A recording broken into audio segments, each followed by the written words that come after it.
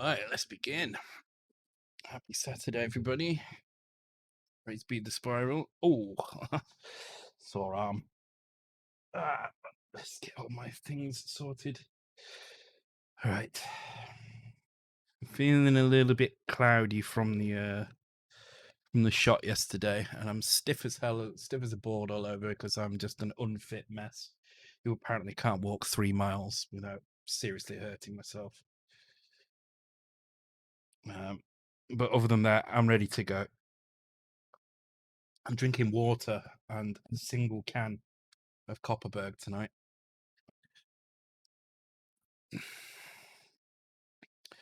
You can see a ghost of starting soon. What? Hang on. Oh, yeah. Wait, no, I don't. I don't see that. Does anyone else see any issues with the overlay or anything? Looks fine to me. No, guys, it's probably some weird shit on your TV, Andy. Probably, I guess. Thank you very much for the bits, whoever that was. I missed who it was. Mega65 tonight. Yeah. Amok. Cheers very much. Yeah, so I'm drinking water and cutting down the alcohol intake. I think for at least the next couple of streams. I'm going to switch over to vodka and soda because it's like super low calories, so I can drink quite a bit of that. Like for every vodka and soda, for every can of this, sorry, I can drink 3 vodka and sodas basically. So just that threatening little doggo, yeah. So yeah, I really do need to get fit. I realized yesterday on that walk that I cannot continue the way I'm going. I have to do something about it, or else I'm going to do myself some serious harm, and potentially, worse. Potentially kind of give myself a heart attack or something. So, I can't. I've got 3 cats. I can't get a dog as well.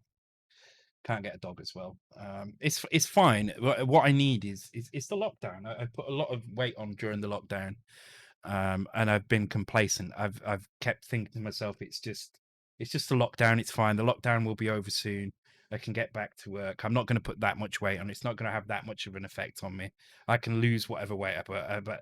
But when I went out, it made me realize just the difference that it's caused that this 1 year. It's absolutely ruined me. So yeah, I'm just gonna kind of I'm just gonna kind of try and kind of fix as much as I can,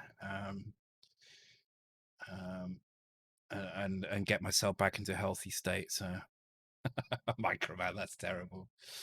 But yeah, welcome guys and gals. Yeah, so tonight we're going to do Mega65. I've got the Mega65 set up on the screen next to me, and it's also on the little mini screen here. Around about just before 12 o'clock, we'll do a quick rundown of the 6 games that have been sent. After 1 year of confinement of diabetes, cholesterol, and I've gained 20 kilograms. Yeah, I'm pretty sure. I mean, I haven't been checked out, so I don't know what else is going on. But I imagine there's some extra stuff happening as well. Yeah. Also, I like how you told me that in French as well first, so I can learn the French for "I am not alone." Tu n'es pas seul. Actually, I kind of quite understand most of that. Actually, that makes kind of sense to me. Cool. I need to shave off some bits and cycles. Yeah. So we've got 6 games tonight, varying states of completion. As I said, it really didn't matter if the game was complete or not, as long as you started and had a go, basically, which everybody has done. There's some games which are fully complete, There's a couple which are kind of somewhere in the middle, and there's a couple that have just been basically just started. So, um, yeah, I mean, it's exactly what I wanted, and the whole point of this competition is not, especially these game challenges, is not to force you to make something fully complete within a month. If you can do it, great. If you can't, it doesn't matter. What the idea of it is, it's to make sure that those people who get entered into the prize draw have at least some kind of desire to actually use the real hardware. So if you want, if you can take the time out to kind of make something, no matter how small, no matter how complete or incomplete, then to me that's an indication that you are willing to kind of spend some time and do these things. And it just makes sure that we don't have people who've never been in the stream before come in and and just randomly win in a random prize draw. It's just forcing the prize draws to be based on a uh, kind of suitable candidates for the Mega 65. So uh, for the next 64 challenge, we can partially succeed. Well, this is the thing on the C64. On the C64 challenge, it's always the one who wins that takes it, assuming that they haven't already won one before. So unfortunately, not. Yeah, it makes for good chatting on Discord as well. Yeah, that's right. So let's try this out. So this is a limited edition mixed tropical fruit Copperberg. It's my only can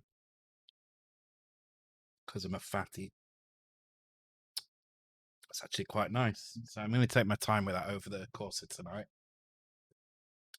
It's better than the cherry one. I had a cherry one yesterday, and it was kind of bland, to be honest, quite watery. It didn't feel amazing. Yeah, regarding the next challenge, I've got a couple of ideas. I'm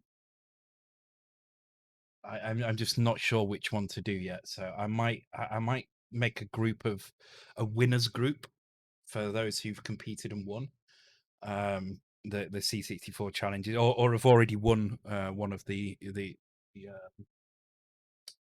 won one of the boards, and just kind of discuss these challenges, because I've got a couple of ideas. I'm just not sure what to go with. But anyway, right. So what we're going to do tonight is we're going to do Toxic Frenzy. So Warlock kindly gave me the source code. Unfortunately, the source code is in CBM PRG Studio, so it's only going to really be useful as a reference when I need to know certain things. I'm not going to work in this because I'm just not used to working in this, and I'm just not set up for doing this. I wouldn't feel comfortable doing it in this anyway.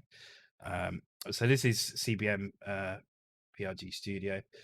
So what I'm going to do is I've already taken the PRG, because I couldn't even get this to build actually. What did I do? I tried to do this build because I have some configurations in. But the thing is I can use this as a reference, which is good. So I can use this to kind of look up addresses where things are, where various things are and stuff. Which is really useful. I think I can get. Can I get a memory map? Memory? Probably not. All right. Anyway, so what we're going to do first of all is we're going to use my disassembler. So I wrote a disassembler in Node. It's pretty good. It will output. Let's get rid of that. I don't need that. It will output a file in kick assembler format. Oh yeah, let me add points. Thanks, Andy.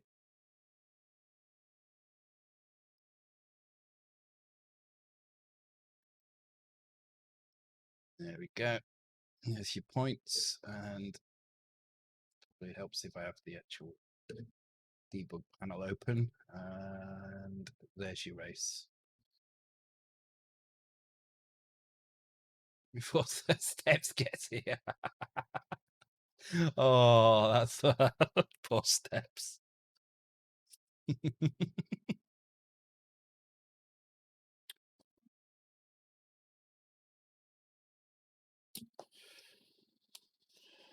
Yeah, I actually put my fitness pal back on my phone, which I've not had on the phone for about 3 years or so.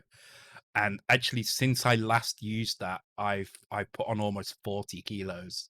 since I last used that. Now, when I last used that, I was on an extreme health kick. I'd lost absolutely. I was doing the keto diet. I'd lost absolutely loads. I was down to a very low weight indeed. Um, and I stopped and I put a lot of the weight I'd lost back on. Um, so which was probably about 15, 20 kilos. And then I put another 20 kilos on since then as well. So it's kind of crazy looking at it and thinking, oh my God, good guess. Good guess. Yeah, the Nomad. Great little machine there. Hey, Proud. Oh, Proud, did you get your board sorted out? Did you manage to reflash it through Vivado?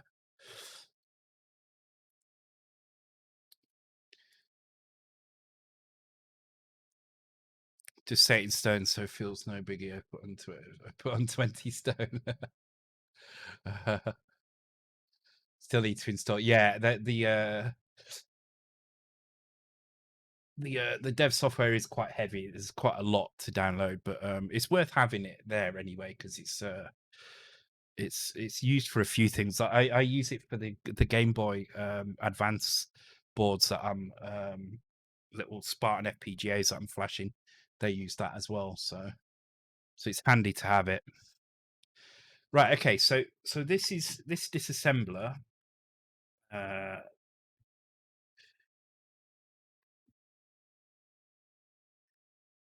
I'm in Windows. I keep forgetting I'm not in Linux, so it's kind of weird when I use. I don't often use command line in Windows.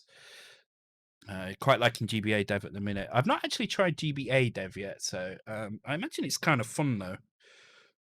GBA is kind of on the border of code that I maybe want to do in C rather than assembly, but the assembly looks interesting. So this screen, yeah, sure, let's try.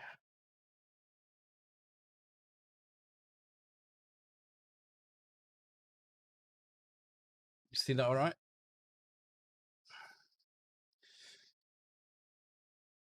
Perfect. Cool. All right. So let me just, because I can't remember how to use this precisely. So let me just go and have a look in my GitHub. So this is, I think this is available in my GitHub. I'll show you quickly how to use it. Yeah, it is available in my GitHub, and it is it public? I believe it is public. I'll put the link in the chat for it. Link there. You do need Node installed to use it, but it's pretty easy itself. The instructions are there to do it. So you need to run the command like this. It's a little bit weird. It needs two of these dashes here because of the way it passes arguments into a Node script.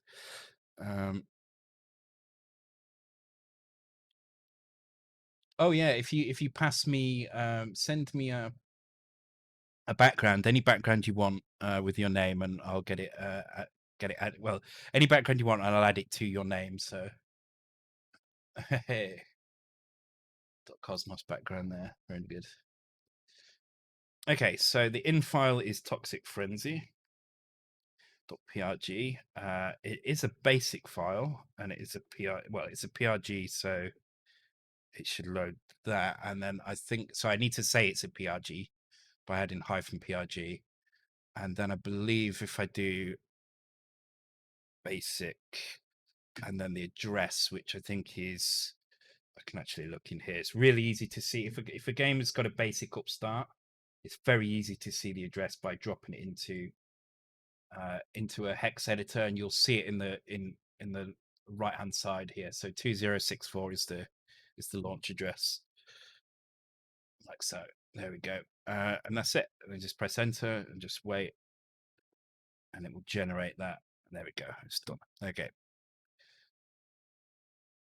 So very simple setup, and then in the output here we should have Toxic Frenzy, and we'll need the sys labels as well. So the system labels is a file that's shared for all the things that are decompiled, disassembled, and just contains all the labels for where's Toxic Frenzy? There it is. Just contains all the labels for various things, and this is just so that even though I don't use these myself normally during code, it's handy to have these in a disassembly because it makes it a little bit easier to spot things that stick out. Um, so that's why that's there. And then here we go, Toxic Frenzy. And you can see it's created a basic cup start that points to this location here, which then points to another one. So it looks pretty good. I believe this is just the basic cup start, so this is just patching over that. So let's quickly just make a change to this and do that, because you can see this is just the original basic cup start. We're not interested in that at all. We're only interested in this one because we're going to put one in here anyway. So with a bit of luck, if I run this, so the other thing this does as well is it tries to identify where screen buffers are being used. So this has identified potentially 3 screen buffers, and this is really useful for us. It might not be the right screen buffers, but it does try and do the best it can with them. So first of all, what we're going to do before we get it running on the Mega65, we're just going to get it running on the C64, which it should just run. It shouldn't be an issue to run. There we go. Cool. And then we'll have a think about what we need to do. So the first thing we're going to need to do is identify where the things are held in memory. So I mean, obviously with this, we just get this entire segment, but you can see we've got quite a lot of room up in the upper area of memory. There's nothing in D0 on 000 onwards, so we can kind of probably move sprites and stuff up there. What we want to try and do is get this running outside on the upside of 2000 onwards. We don't want anything loading below that if we can help it. The reason for that is because the C65 boots into 2000. The screen is the basic address is 2001. The screen starts at 0800, and below that there's lots of kind of setup files and stuff. So let me just check. Hang on, if I've got okay, I've got everything. All right. So the other thing I've got as well, and I'm not gonna put this in yet, but we will need it shortly, is a new background for this game as well. So we've got this background which Warlock did in full color, so there's no no C64 restrictions on it. And we're going to drop this into Sprite and use the export tool that Monsters Go Boom did to create a tile set, which we can then put over the screen. Now, in the original game, Warlock is using a bitmap to do this, and sprites over the top. We'll maintain the sprites, but we'll change the bitmap for just a full color mode, character mode, because we can probably reuse a lot of the tiles in here, which means we can probably get the whole screen to display based on a quite small tile set. So we'll use full color mode, obviously, because we want to keep things like gradients and stuff in there. But we won't do much changes other than that. So the first thing to do is to kind of work out where things are. So to do that, we're going to just open up CBM Studio and take a look. Okay. So I'm assuming that in the middle somewhere. Oh, here we go. This is perfect. Okay, so we've got a character set at 2000. We've got some sprites at 2700. Okay, so really the only thing we really need to do is make sure that this character set is kind of blank in the first couple of characters. So we may need to just shift some characters around. I'm assuming I can look at these characters through this. Okay, so it does have some characters here. Ideally, we need to kind of move some of these characters, or just move the character set a little bit. So we probably end up moving the character set, I think. We've got music here at 1000, which we also need to move. And then I don't think there's anything else below that looking at this. So make the text bigger. Yeah, sorry. I don't know how to do that in here, actually. I don't know how to do that in here. It's not the usual buttons.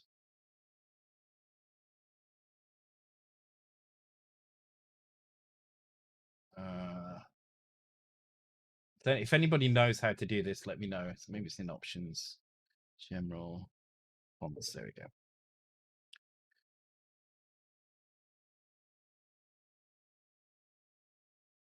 Oh, it's an odd way of doing this.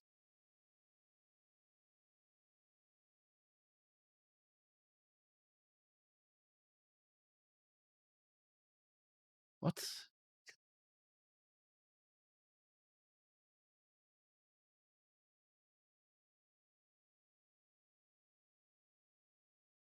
There we go. There we go. Control and mouse. That's what I'm doing. Oh, wait. What? Oh, was I doing? I might be doing shift and mouse wheel. Okay, fair enough. Thank you. So yeah, this is. If we look at this, it looks like the safest place to. So basically, we need to clear this anything below this area. And it looks like the only thing that's below this area is the music. MK points. What for?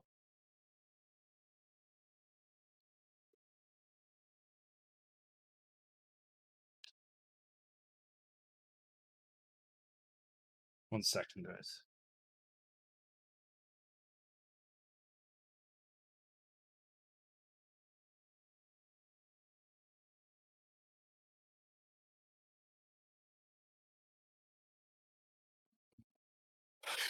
Okay.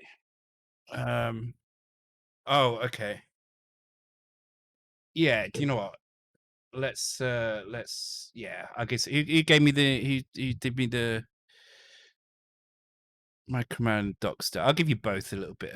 First two that did it. So my command and Dockster. Okay. I mean that's.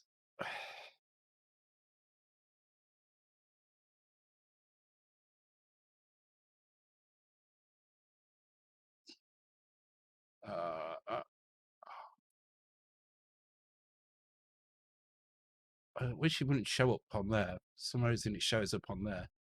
Don't know why. It shows up on the main screen. Okay, cool. All right. So what we need to do is all my things are all over the place now. Is work out if there's anything else below that. I don't think there is, although there is this little note here that says 200 to 9FFF RAM, but I'm assuming that's just things that have been used. I think we can just cancel the music out, so that's going to be the first thing to do. So the music's at 1000, and you can see here this is just a typical goat tracker routine here with jump vectors at the beginning. So ideally, what we need to do is we just need to comment out this music completely. In fact, there might be music in the original file. Let me. Well, we can come back to that anyway. So let me just find where the music ends, which is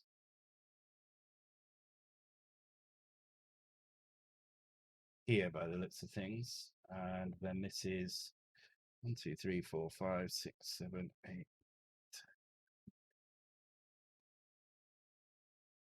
Yeah, okay. So this is 2000 here, and this is the music routine here. So just going to get rid of the music for now.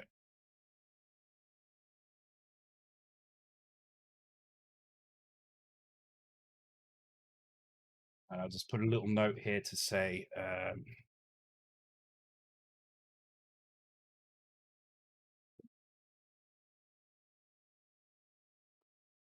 music was here.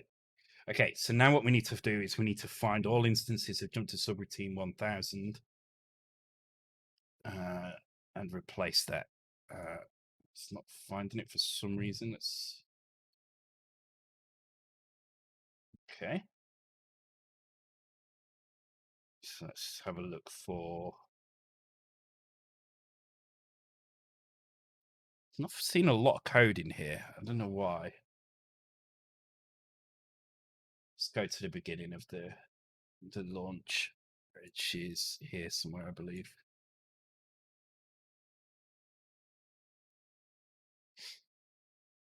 Okay, so here's some setup, some background colors, color ambient cleared.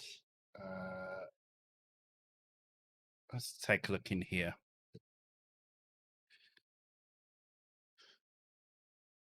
Okay, so there is no jump to subroutine 1000 in here. So let's check 1003. Okay, also not found. That's interesting. Okay, let's check in decimal. Interesting.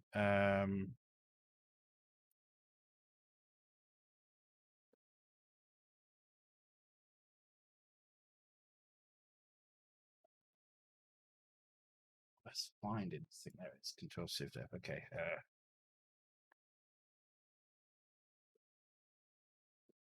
There we go. Title routines 288. Title routines 281. Okay.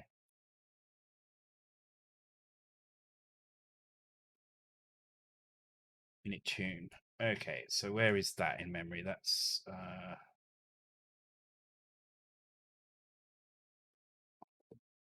init tune, play tune. Okay, so there is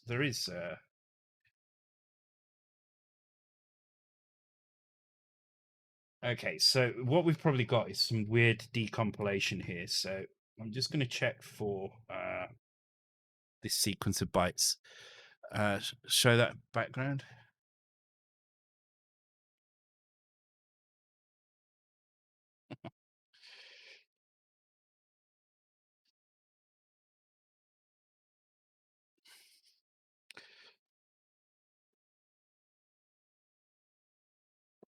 The best side, yeah, I did. I looked at them all and went for the one I thought was the best for it. Okay, I don't know why I'm not able to find this. I wish I could just convert this straight away to kick assembly. It'd be so much easier for me. But it's fine. I just need to find these bytes in memory somewhere. So jump to subroutine is, I believe, 20. So let me just have a look.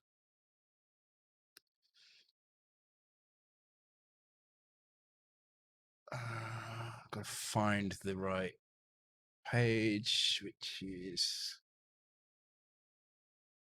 that one.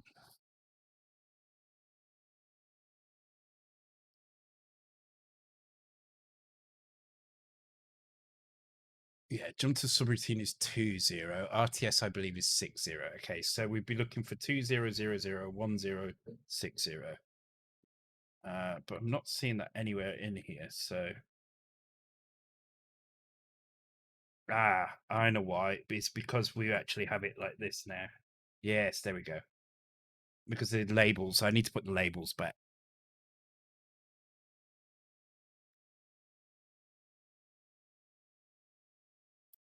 That's why. So they were there already. It's just I didn't have these labels. So I'm going to leave these in.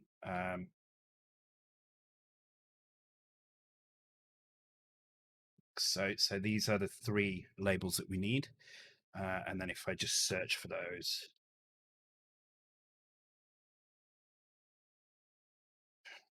Really? Yeah, there we go. So all I need to do is just comment these out. And then I'm going to write new labels for these, which is init music, just because it's easy for me to see then. Play music. Okay, so we've cancelled the music count now. So now we've got a character set at 2000, which is the only thing we really need to shift out of the way. So this is a character set. So what I'm going to do is I'm going to take the original character set file from in here. Oh, actually, I'll tell you what the easiest way to do this would be. To load it into here.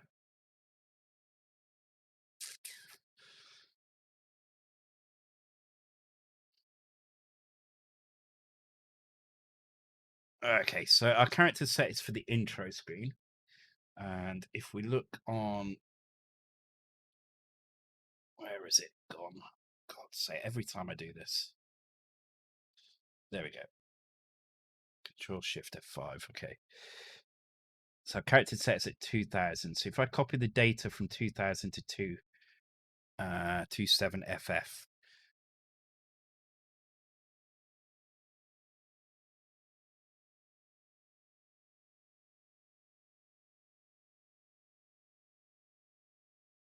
Oh my God.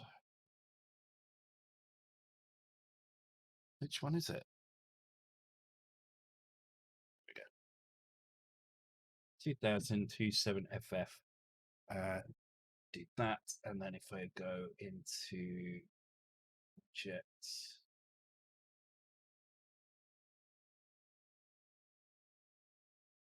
like 65, Toxic Frenzy. Let's call this char set dot bin. There we go. Okay, so now I've got a character set, which means I don't need any of this. The labels won't matter. I don't know why there's labels in here, actually.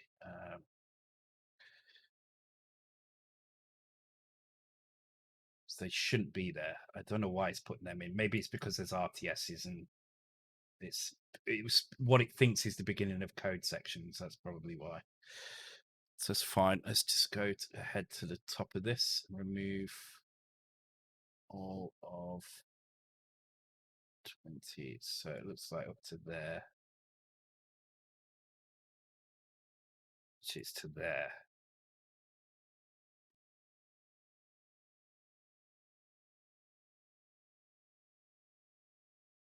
Just double check that.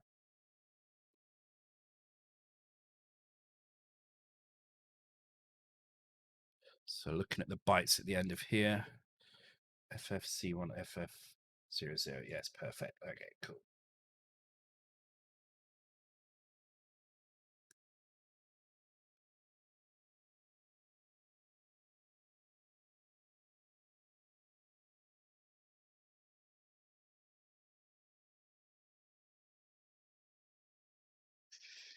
Binary just set top bin. Okay, cool. Right, let's try compiling that again.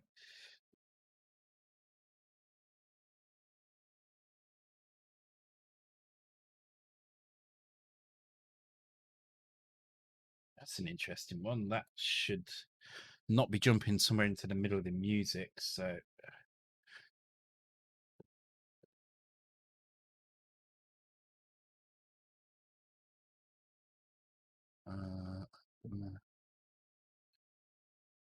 let's take a look what this is actually doing. Maybe it's just, oh no, there is sprite control.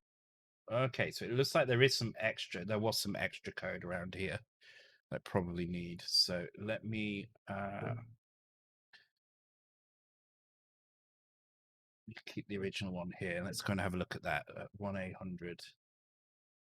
Oh yeah, there's some extra code here. Okay, so it looks like after the music, there was a piece of extra code in here. So let's move that code and put it back, but we're going to move it to somewhere else. So even though the address labels are going to point to or going to indicate that this is somewhere in is that on there? Yeah, there we go.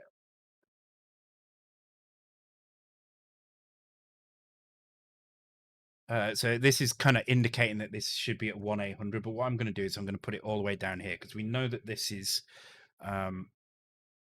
running absolutely fine up to this point. There's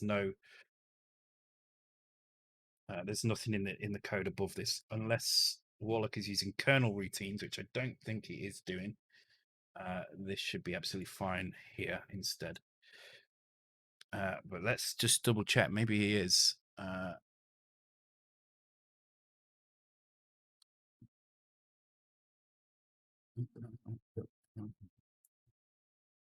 Hopefully not, because if he is using kernel routines, that's going to change. That's a good point, Warlock. Are you using kernel routines? Because if you are, that is going to be a huge problem for us. Because we're going to have to replace certain things. It looks like, looking at this, it looks like you're using the kernel interrupt. But other than that, no.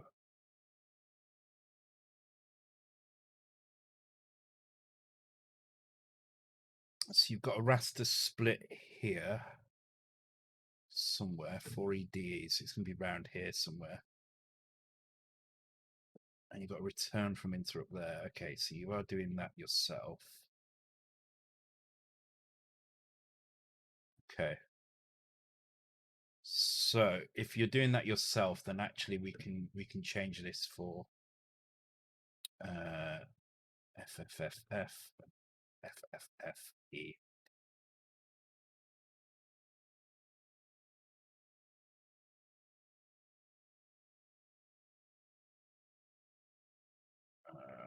Need to figure out where this is being used in memory, if it is being used at all.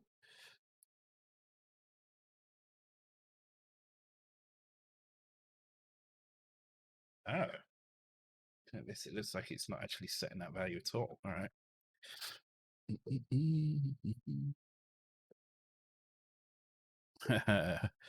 Well, I don't use no kernel routines.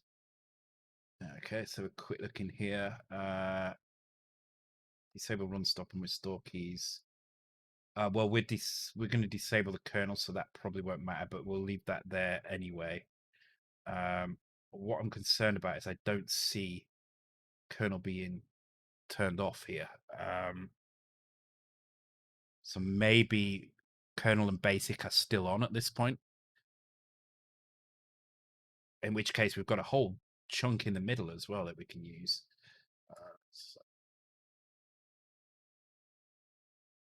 Which is nice, actually. It gives us quite a lot of room to play around with. So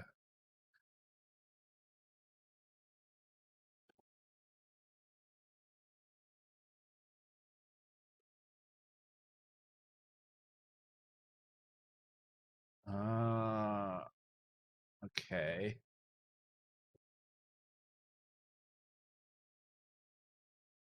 Yeah, okay. It looks like both basic and kernel are not turned off, so we can actually replace a couple of lines of code at the beginning. For that was again, I forgot where it was now. Is it here somewhere? Yeah, here. We're going to replace these pieces of code. What's that there? Is that being jumped to from anywhere? No. Okay. So get rid of that label. Don't need that. I'm just going to make this exactly the same length. Okay, so we've disabled kernel. Let's try running that now. Hopefully that still runs. What?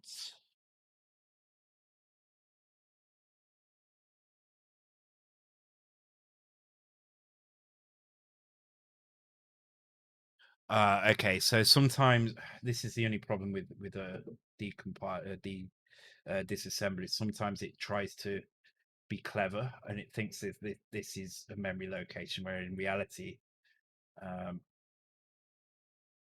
so 1110. Whereas in reality, it's just a load of data. This is just data, but it thinks it's a memory location that we've got some code in, so it's put a label in there, and then kind of turned all this into code. So it does this quite a lot, but it's fine. We'll get this running, and then once it's running, okay. So we've got a jam, but the screen is displayed, and then it's failed. So my suspicion is what's happened here is the CIA interrupts, because we've now turned the kernel and basic off. Wasn't that too many ones? No, no, it was fine.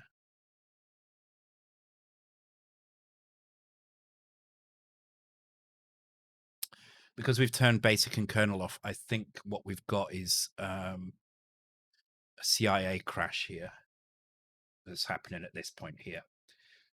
Now, I think it shouldn't matter if we put stuff in here. So I'm gonna start changing some things around in here. So I'm actually gonna put these in.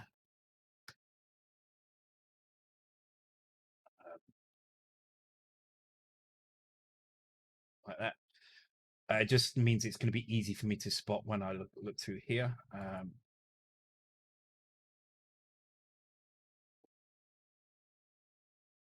Okay, so we have some background color changes, color RAM clear. Just want to see if we've got space at the end of here. It looks like we do have a little bit of space. Some random bytes.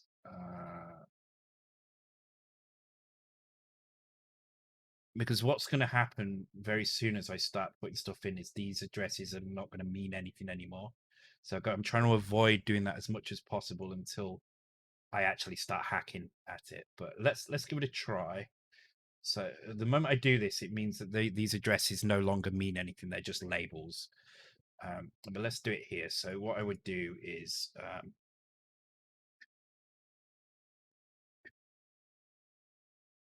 that.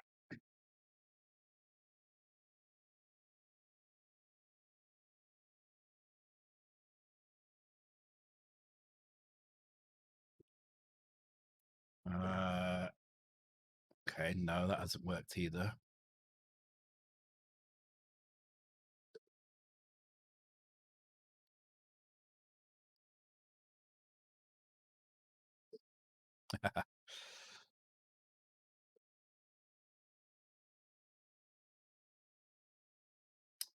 Yeah, something about turning the kernel off was okay. Let's leave the kernel on. Damn, this is the problem when I'm doing stuff and I've not written it really, isn't it? I thought this was going to be a bit easier, but I didn't think about the kernel stuff. Okay. Let me think. Let me think.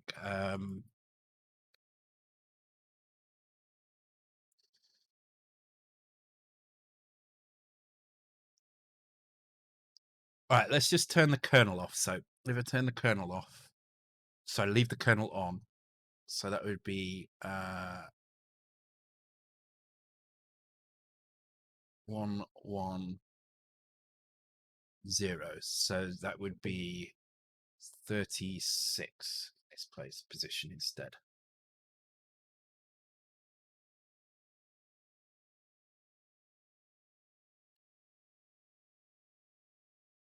Okay.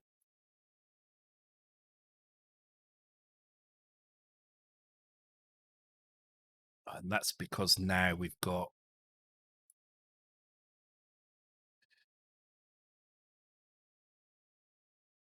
the hell that starts. Don't even know what that is, but I can move it to there.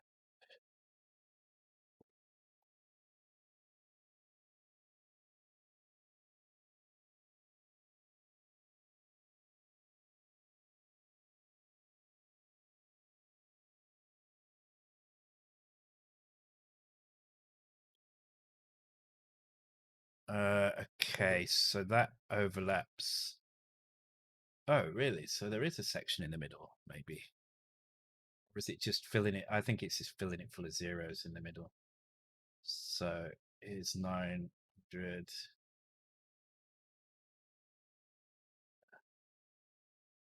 Yeah, look, it's just filling it full of zeros here. So there's actually quite a lot of room all over the place for things. So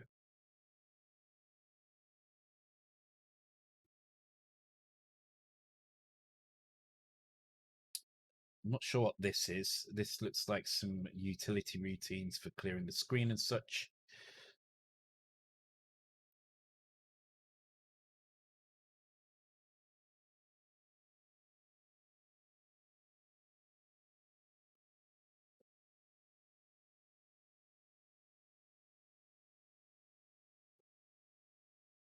What the hell?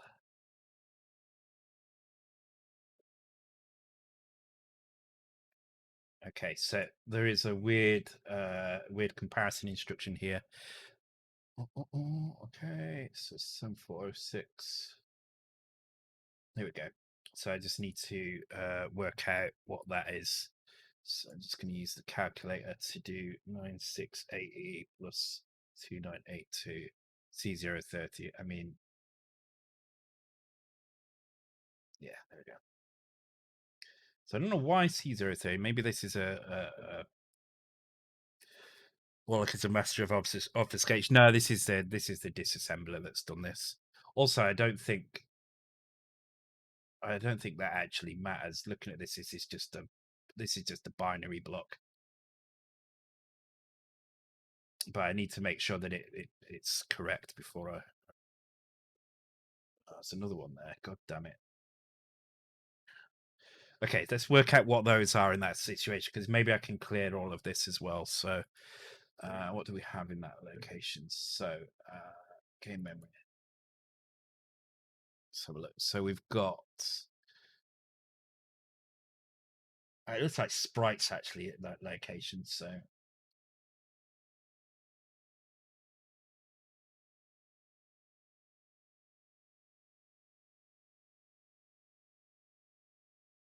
self-modifying code is fine. I just need to work out where sprites and things go. That's all. Just need to get rid of kind of some chunks of data and just leave the code behind. So there's your sprite stuff. Okay.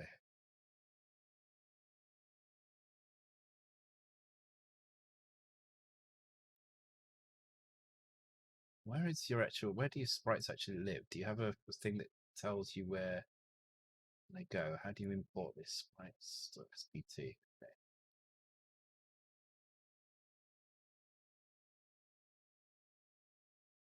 I don't know how you actually. This doesn't know that I don't know how to use this.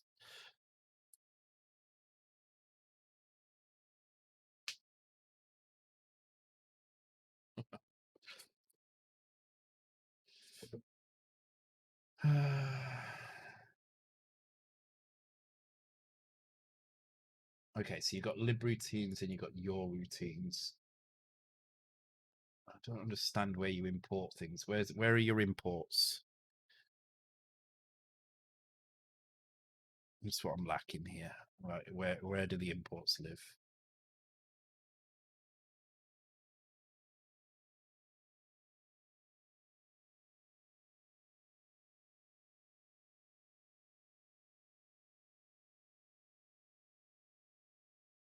Init title sprites. Okay, so that's what this is doing at 1-800. So I'm just going to put that in there actually while I've got that. So because I know what that is, it makes a little bit more sense. So.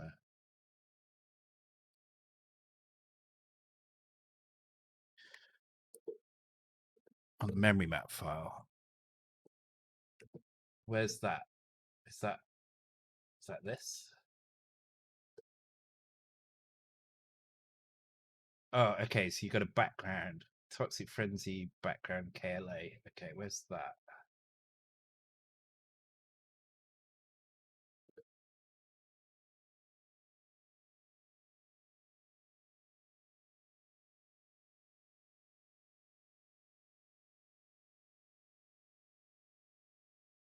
Okay, let's drop that into the file because that's quite big as well. So I think that's probably what most of this is.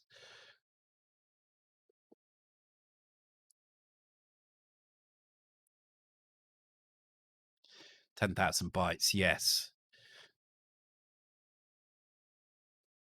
Okay, so that's the background at 6,000. So let's go and find that.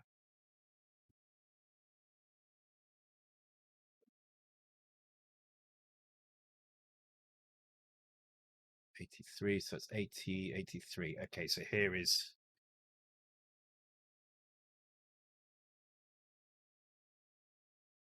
binary. I'm assuming the comma 2 is how many bytes you remove off the beginning.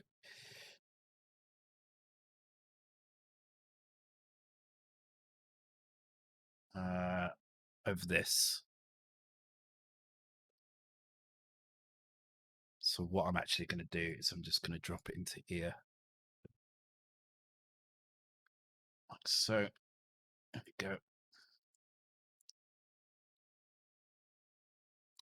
Okay, so that is 10,000 bytes long, basically, which means we need to work out where the end is. So if we're at 6,000,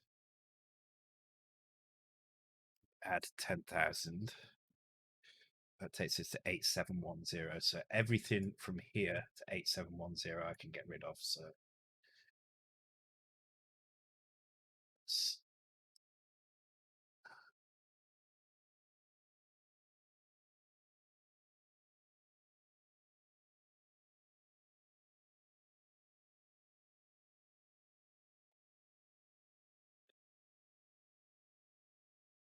that looks to be round about here.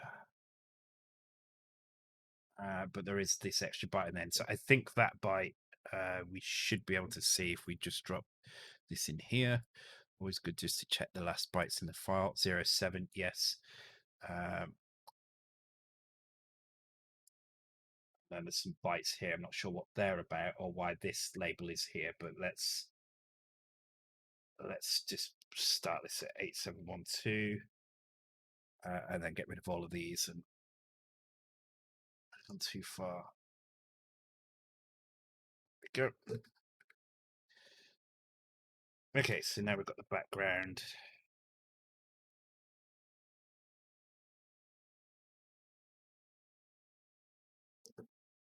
Okay, cool. Let's have a look what else we can strip out maybe. Knowing where the sprites would be good.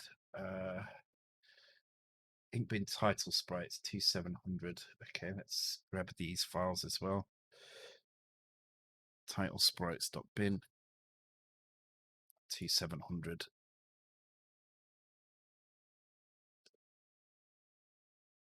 And charset.bin. Okay, let's strip. Actually, is the charset? Maybe the charset's in the file as well. Charset is there. There we go. Oh, and it's quite small.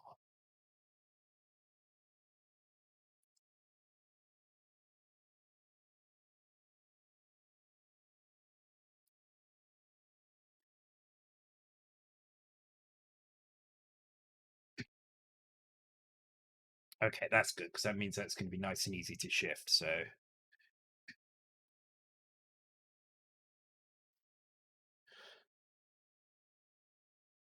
this is 512 bytes. So this actually overtakes this as well. This is actually up to 2900. So it's all of this.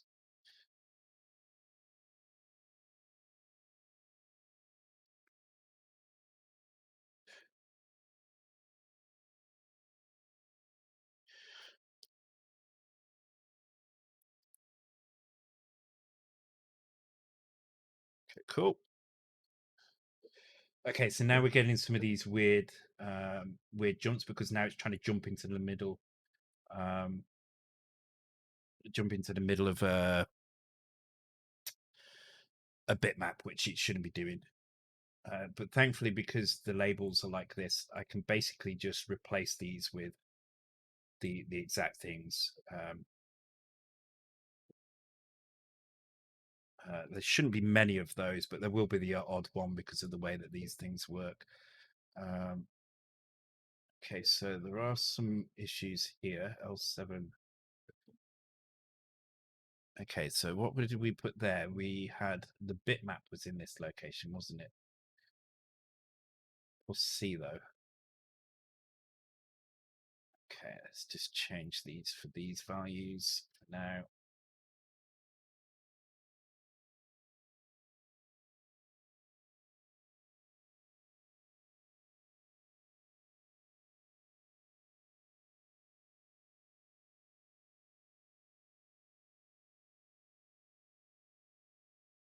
.602F overlaps background.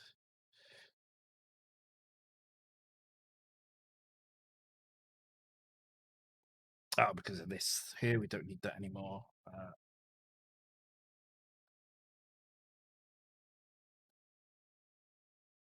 And 2D, there's that. Yeah, see, occasionally it does these weird kind of things. I don't know why it does those. They're a bit frustrating, but It's fine, easy enough to get rid of.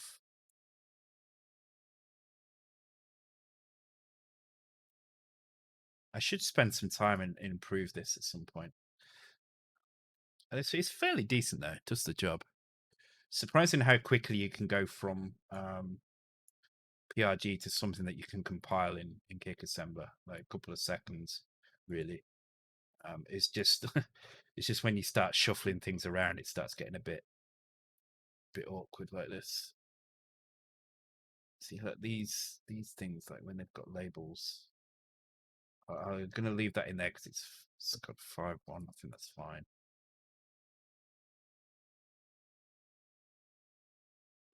Oh my god! All right. Okay, in that case, just going to do search and replace.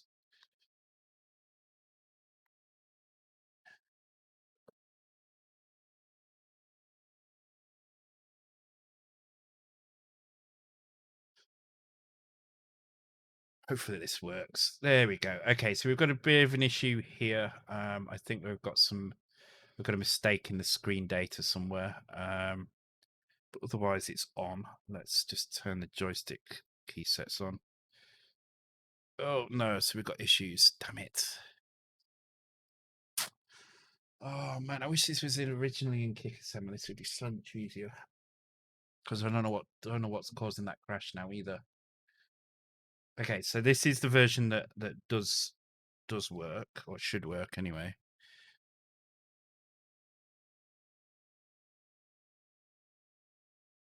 Yeah, you see this version works.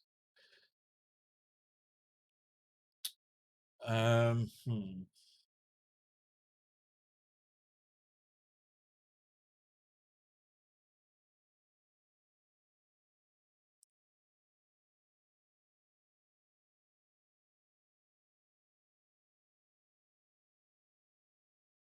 Oh god, I don't know what to do here. My suspicion is that the problems I've got is because the kernel's turned off or the basics turned off. I think if I put that code back, let me just try sticking this code back to where it was.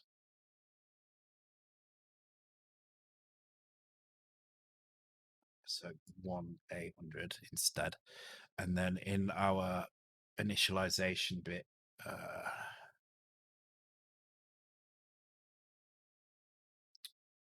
damn it, I was hoping this would be so much easier than this. Let's not change anything in this area.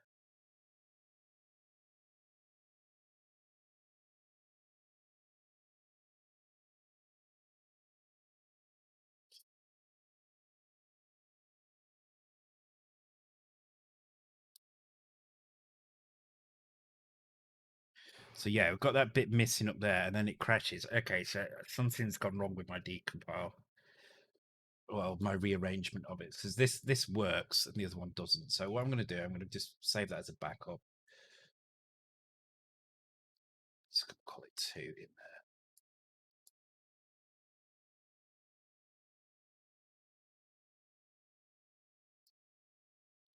Let's have another go. Okay, so I'm going to do byte by byte correct. I'm not going to do anything that changes the number of bytes in a location.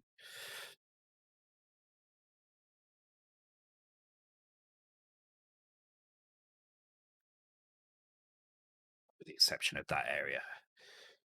Now we know this is music. And we know that there is a section towards the end of the music where it stops being music and it starts being some other code, which I think is this bit here. So I'm going to comment out rather than. God, it is a lot though. Actually, no, I'm going to delete it. I'm going to delete it. I'm going to do it one step at a time and see where we go. Let's do this first, right? Okay.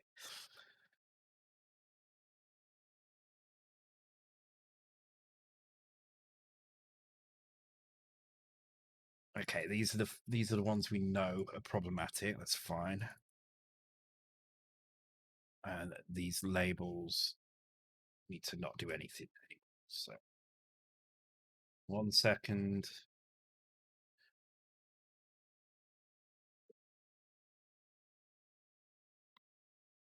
Did I remove the JSR? I did not actually. Thank you. Another 5 points for Doxter there. Well spotted.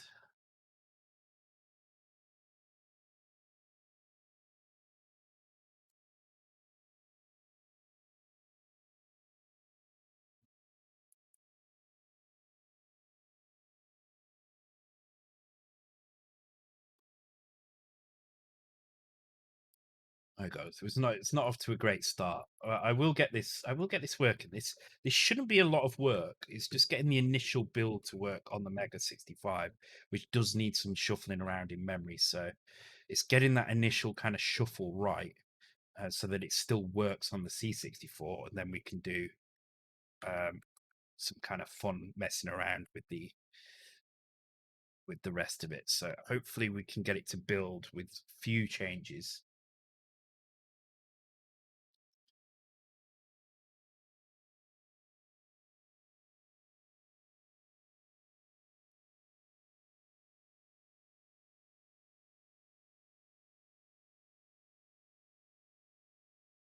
My God, how many of these are there? These are sound effects. There shouldn't be too many there. Which is interesting because we weren't doing this before, so this was one area where it would have failed, which might be why the other one failed. Actually, that's a really good point. Maybe that is why this one failed.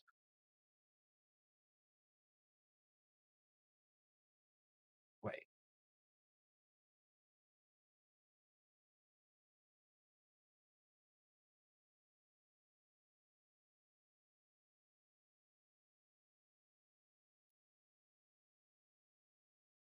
Oh, whatever. I'm not going to look at that now. It's confusing me. I think. Let me split the.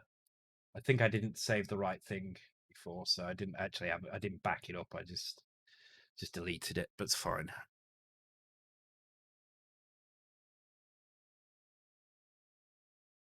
Um, oh my god! All right, let's do a search and replace. So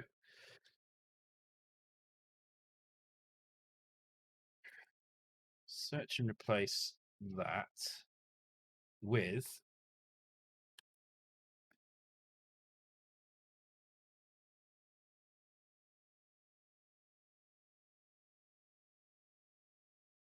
uh,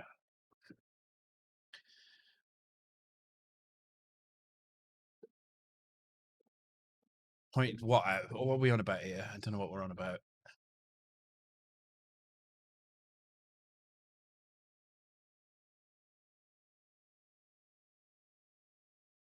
Oh right, okay, yeah. Let me give Warlock some. There we go.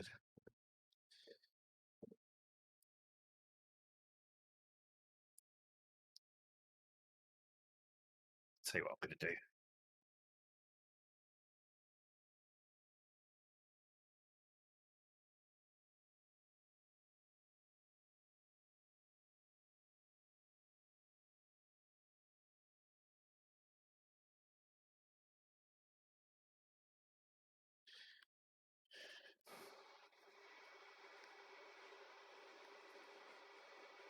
Okay, so we're back and running again. Okay, and the game is working. Okay, cool. So all we need to do then is we just need to move that initial piece here to somewhere else. This doesn't matter. That's just a jump. That's just a jump to our start address, so we can put that straight away in here, like so. So that's actually unnecessary.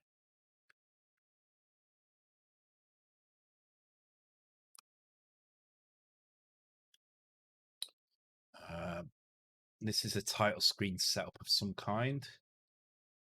This is the character set here. So character set was at this point here. So let's put that in.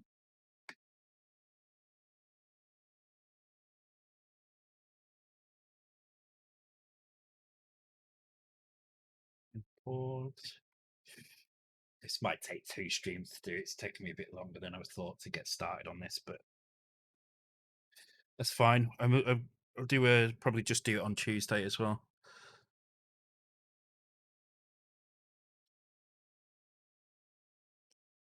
I was just thinking if the directives were easier to handle.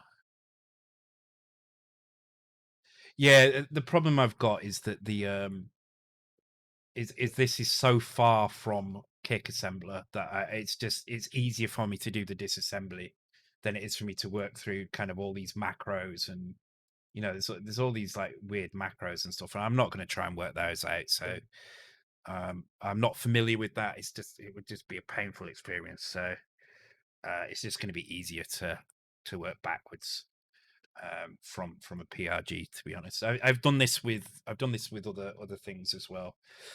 So I have no idea. I've never seen them before. I don't know where they're from, but they're not very helpful to me, unfortunately.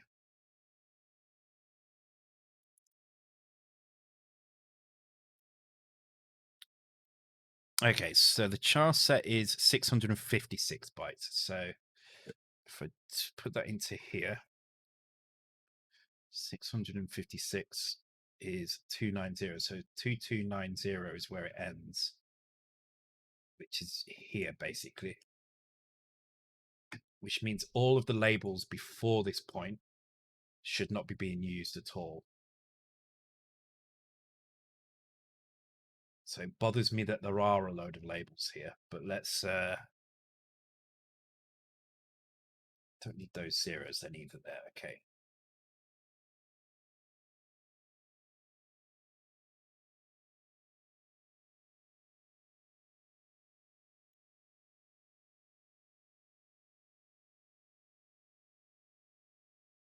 Yeah, there is this one.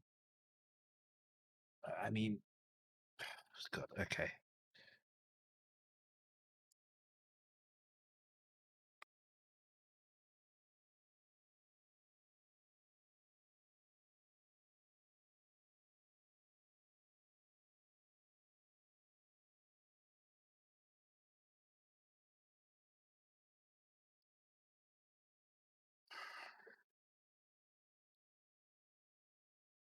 This is so frustrating, so frustrating.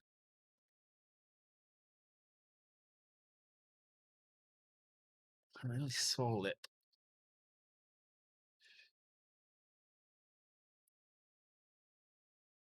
Okay, so 400 is where the code starts, which we know from the boot up. Okay, yeah, so basic ROM, some RAM being used, and IO registers. Okay. Oh, sprites. Okay, so there are some sprites. Quite a lot of sprites actually, and some audio files as well. Okay.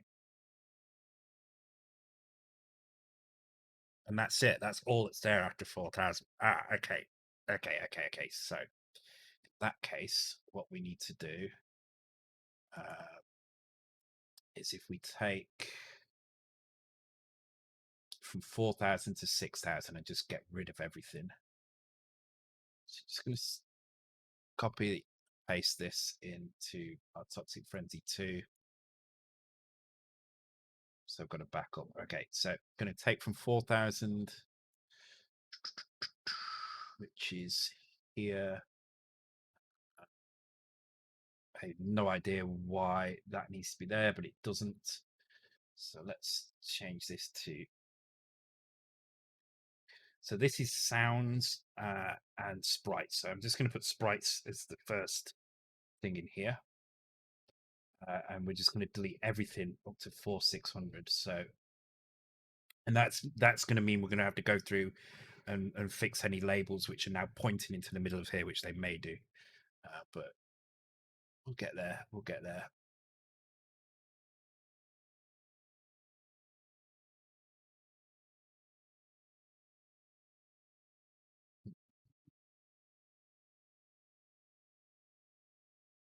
That's easier in it rather than keep rolling the mouse. There we go. 6,000.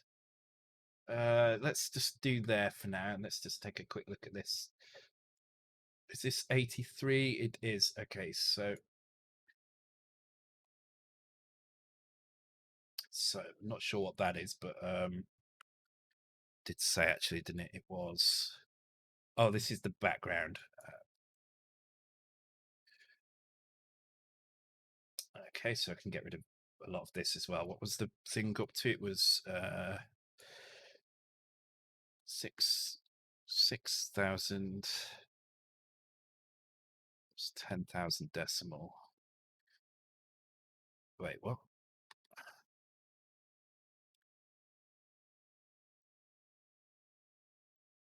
710. Okay.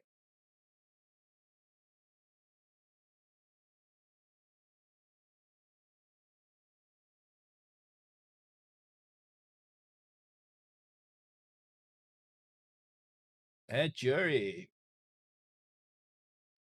710. Which is to. It was that byte there actually, so I can get rid of that as well. So I'm going to put 8716 as our start here. 8712, sorry. 712. Thank you for the radio, Jerry. Welcome along. Hope you're doing well. What have you been up to tonight?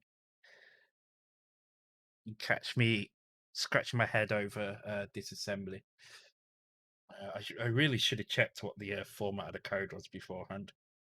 Could have prepared a little bit better, I think.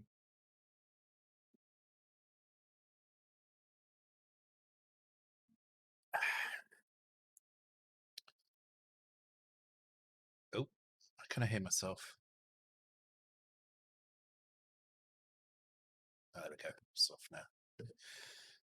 Okay, so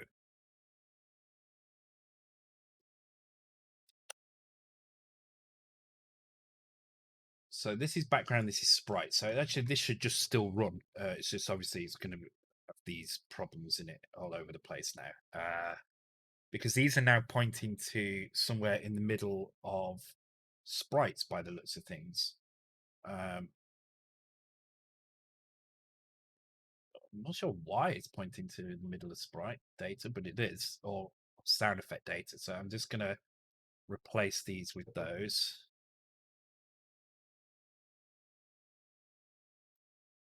Not exactly sure what that value is, but we probably should figure out what it's doing at some point. It's also there. It's also there.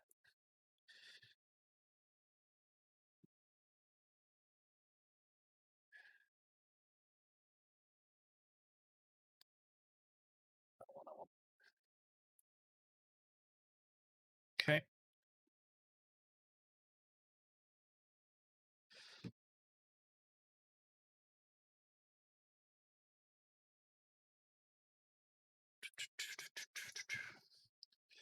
$592D plus 6CB. I mean, why did it do that at all? I don't know. 5 double FA. Okay. Oh, is that looks like a sprite pointer thing, I guess. Yes, that's a sprite pointer.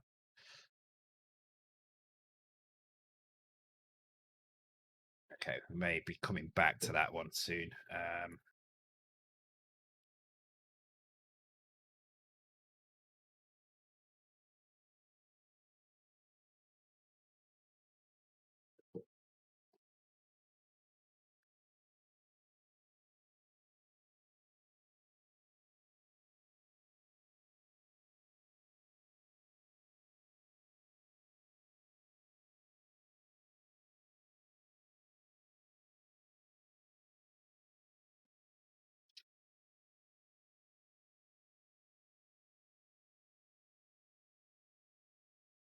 Mm.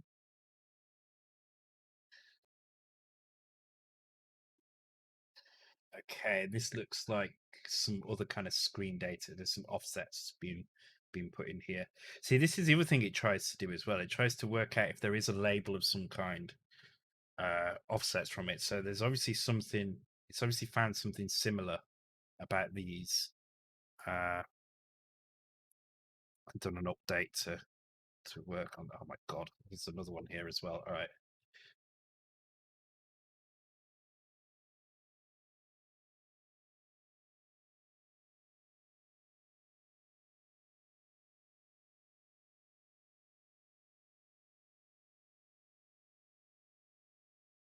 And another one. How many of these are there? Is this an unrolled? It looks like this might be an unrolled loop or something because there's. Oh no, there's only this one here. Okay, maybe. Well, we'll see.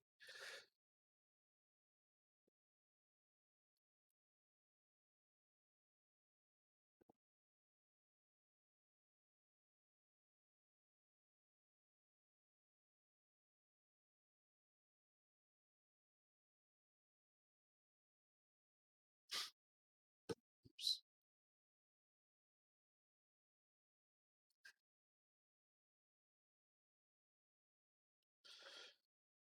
Oh, come on, man.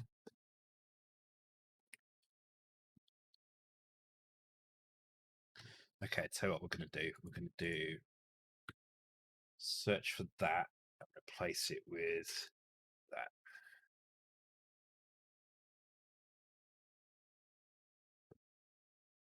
Same with 40. Fine.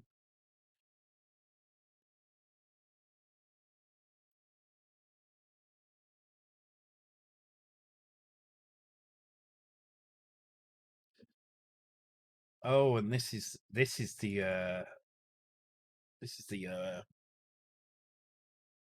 sprite pointers again.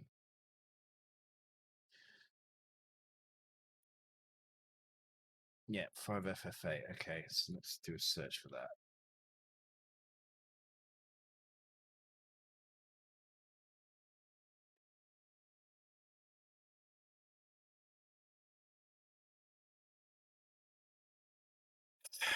Man. Okay, well, we've got a couple here to do, so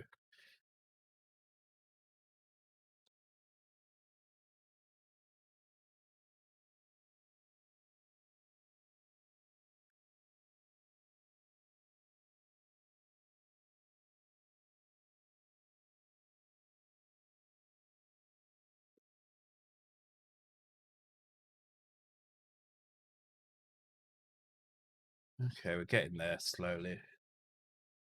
Approaching the bottom end of the code now, actually, so almost there. It's because they've taken such a chunk out of the middle in bytes, and it thinks they're all thinks for some reason they're all labels, but there's obviously uh some stuff going on where I think Warlock's checking. Looks like some sprite data in the middle, or I'm not entirely sure. We can look it up when we're done, but I think that might be it there. No, not quite.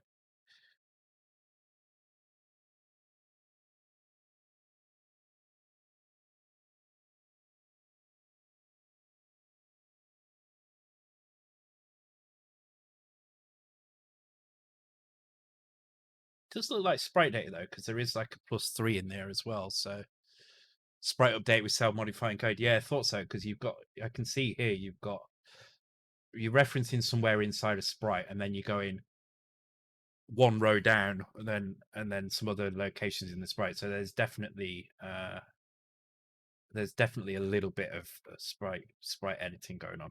Thought so, looking at it.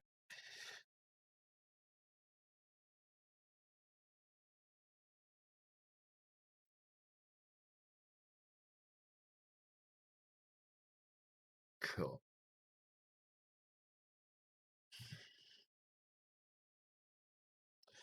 Why is it failing already?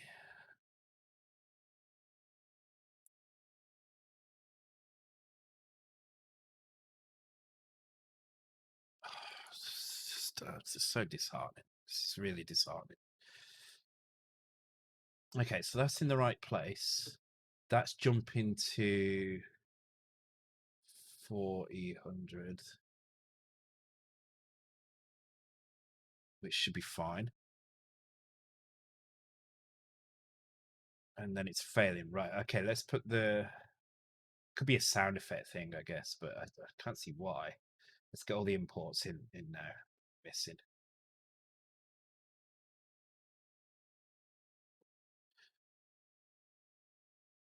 Okay, so let's have a look. Let's just copy these imports from here. Yeah.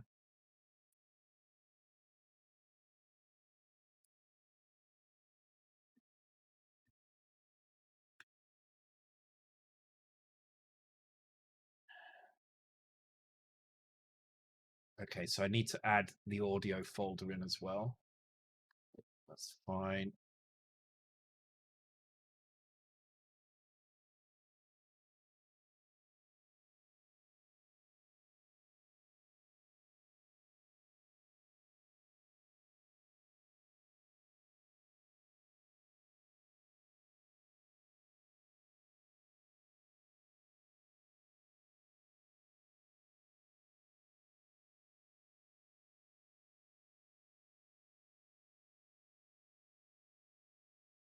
Of course, Windows being weird.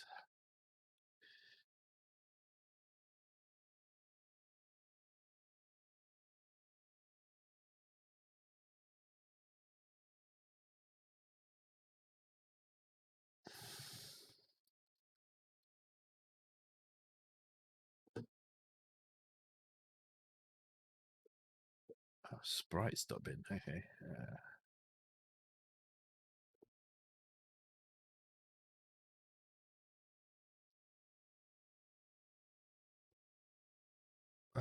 Yeah, good point. It doesn't really matter though. It doesn't cause an issue. Why is it failing though? What's for some reason it's. Oh wait a minute.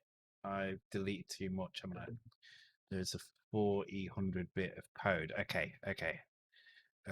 So I've deleted a bit too much. That's all. It's because of this bit here. So what have I deleted? I deleted all the way up to 6,000, and I shouldn't have done. I should have left this bit in. Which is annoying because I've just deleted all the freaking labels for this. So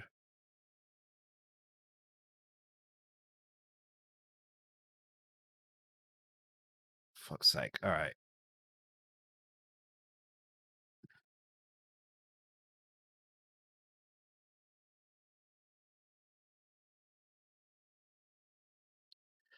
So I don't, because the thing is, I don't want to move anything once I get to, uh, oops, once I get to the end, and I've got everything kind of in place. I don't want to move anything. So as long as this is all in the correct place, it's fine. It's only the bits of code at the beginning that are in the kind of awkward place that I want to move. The stuff that's in the way of kind of the boot up from. Um, yeah, so stuff like that is kind of obviously needs to be. Wait, why is there a jump to subroutine in the middle of the? Wait, how? Wait. This doesn't make any sense because.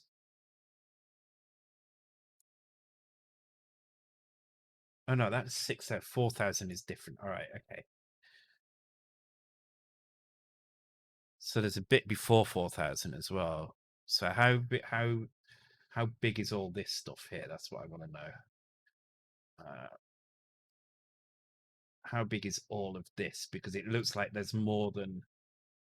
Uh, okay, let's work it out. So 3264.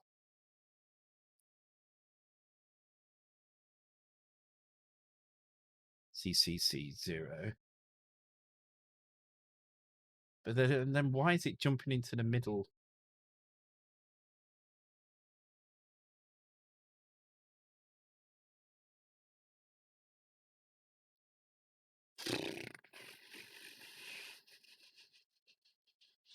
Okay.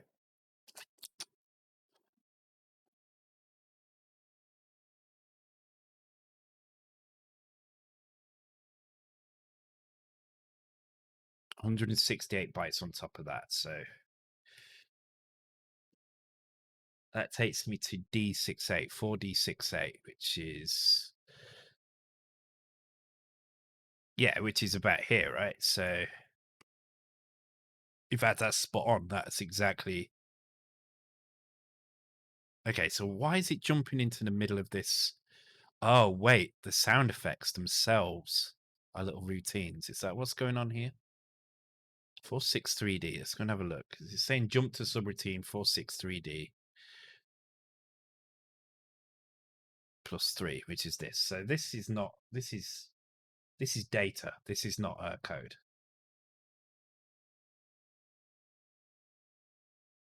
Yeah, this is data, not code. So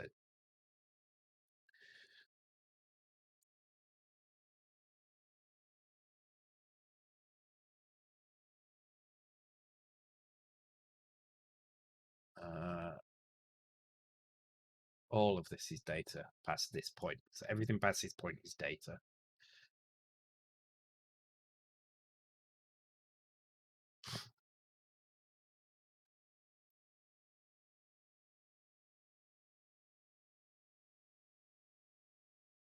Just going to do this for now.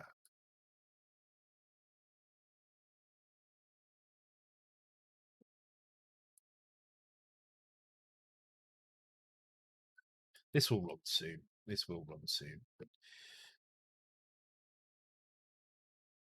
Just got to get through these bits. And then as long as I'm careful about where I put things and do backups as I go, I should be able to easily kind of move some of the code around.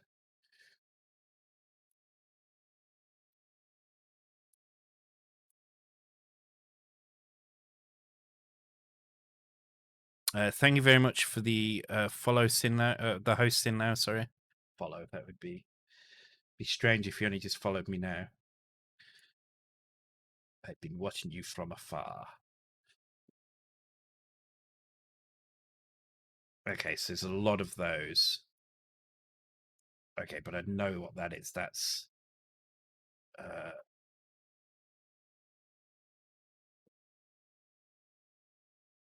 let's just double check that.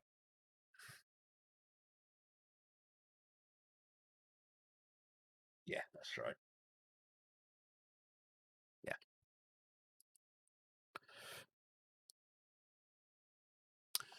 Yeah.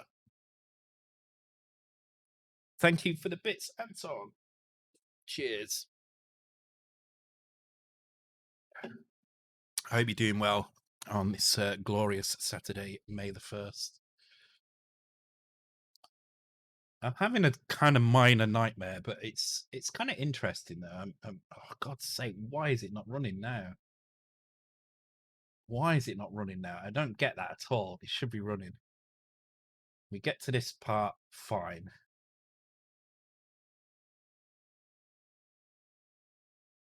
Okay, let's put a breakpoint. Let's see if we get to where we're failing.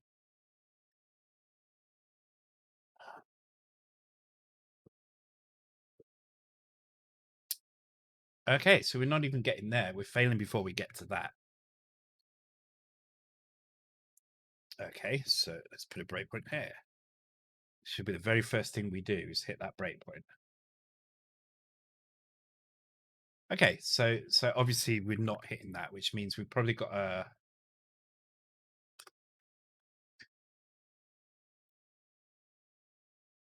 it's probably to do with this, I would say. Or we are still missing that chunk of code somewhere. Hey, there we go. Okay. Did you import? No, I haven't imported it yet, so it's going to be junk in the background here, but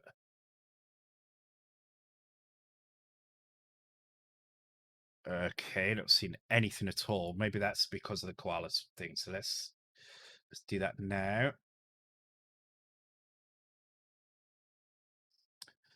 Okay, so this hasn't gone as smoothly as I was hoping, but it's still interesting. I'm still kind of I'm still enjoying myself. Weirdly, sadistically. um,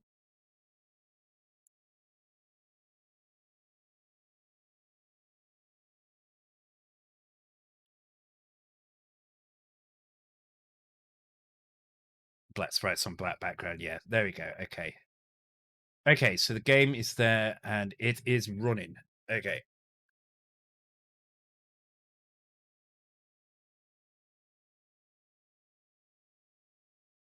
Okay, cool. So let's take all of that, put it into this, and save. So Toxic Frenzy 2 now is a working file for the C64. Though for some reason it didn't compile in for some reason. What happened then? There we go.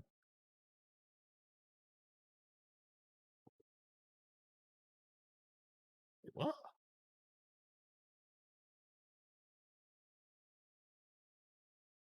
So that one works, but this one doesn't for some reason.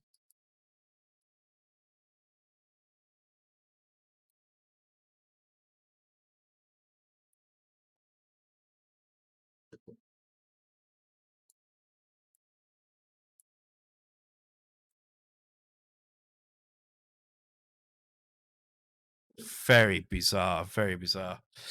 Thanks, Skunk Monkey, for the bits. Very much appreciated. We'll go through some of the things soon. I don't know why that's not working from that file. Yeah, I'll give it about another. Actually, no, we'll do it at midnight. We'll do it at midnight. I've got the wheels set up as well, so hopefully it will be a more in the middle kind of a segment win this time instead of 1 pixel over. Poor Acmafin lost out by 1 pixel on the last one. Okay.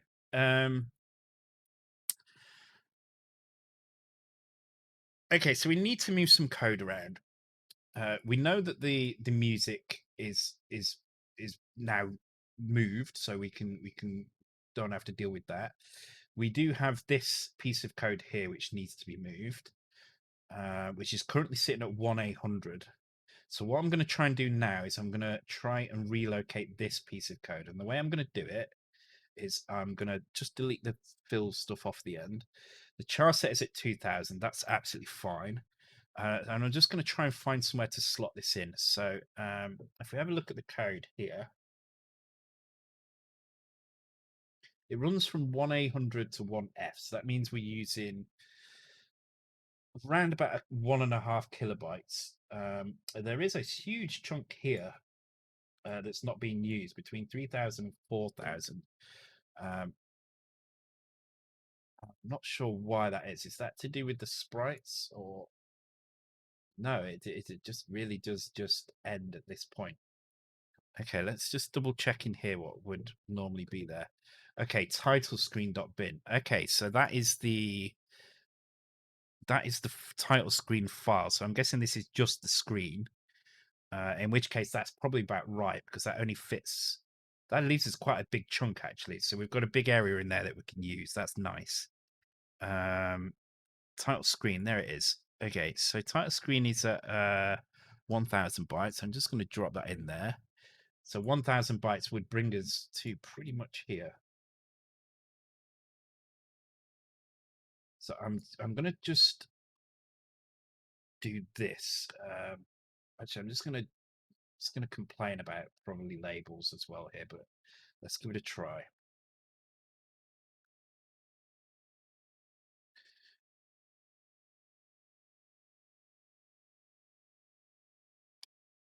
Okay, so now we've got the title screen in this location, and we're going to import that as a binary file. Hopefully there's no label. Yeah, there were some labels. Of course there was. Okay, so this is actually copying some stuff from our title screen in. So this is good. This is kind of what we'd expect to see in normal code when we're copying the code from a location to the screen RAM. So this is exactly what we'd expect to see. I mean, it's worked out the calculations very oddly, but we can just put these in for now, and we can worry about the actual labels later if we need them. We probably won't need them though. I think we'll be fine. Okay, cool. So we're still working. So the next step then is to relocate this bit here. So that ran from 3000 to 3800, 3400 roughly. So just less than that. So if I put this at 3400, this should now hopefully give us a piece of code that is no longer in that lowest. See, now our lowest address is at 2000. Oops. And the game is,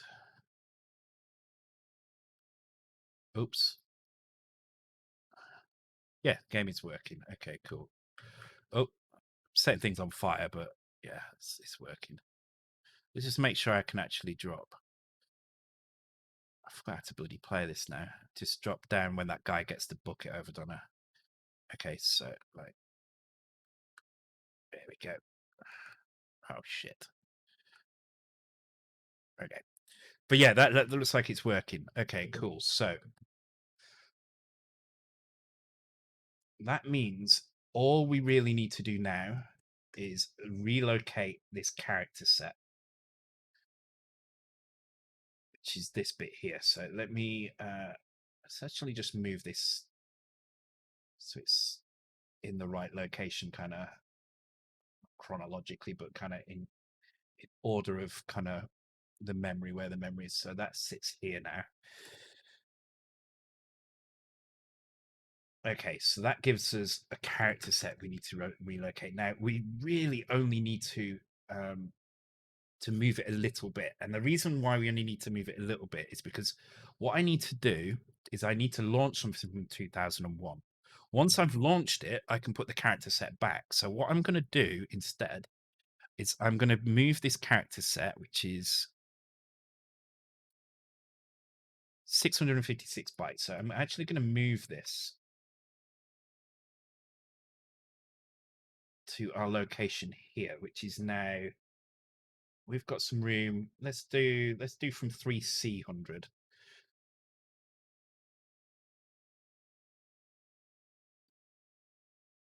Okay, so we've moved the character set, but that now means that this is not going to work straight away. So the reason this is not going to work is because now it's going to jump. Well, you'll see what will happen. Actually, it will. The code's just gonna. There's going to be no characters on the title screen, so it's going to look like this. So all we can see is the sprites and the raster splits. So instead, what we're going to do is we're going to jump into a location here, which is going to set us up neatly for our. Hang on, I need to remember what that was for. See, there we go. This is going to set us up neatly for our Mega65. So at the very end of whatever we do, we need to jump to here, and we've got. Actually, no. If we jump to, we leave that alone, and we jump straight into this location here. 656. So if we put this character set in here, and then we do 3F100 char copy code, and then the very end of that we jump to 4E100. So now we do our start at 3F100 up here.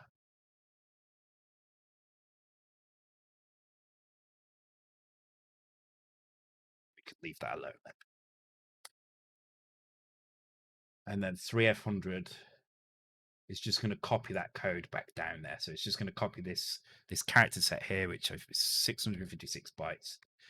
So if we actually split that in hex 656,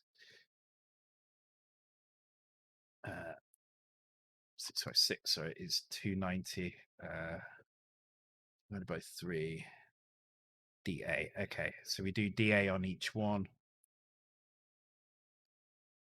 No, it's not quite enough. Okay, it's fine.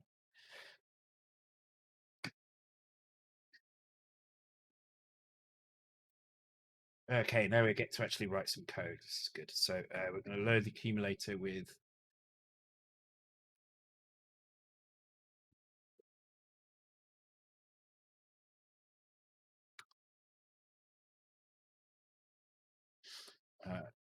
char set, x.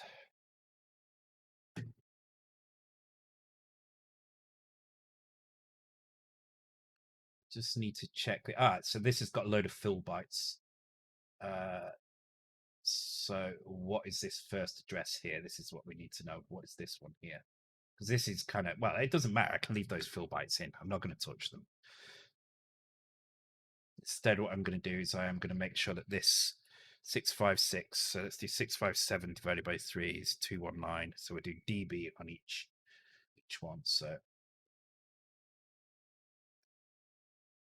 I'm putting this in, even though it's times 0, just so we can see that it's doing each one.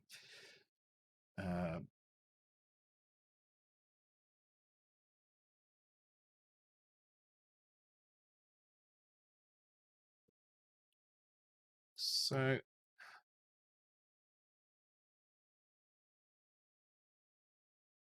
I hope this makes sense. So all I'm really doing here is just copying those bytes back to where they were before.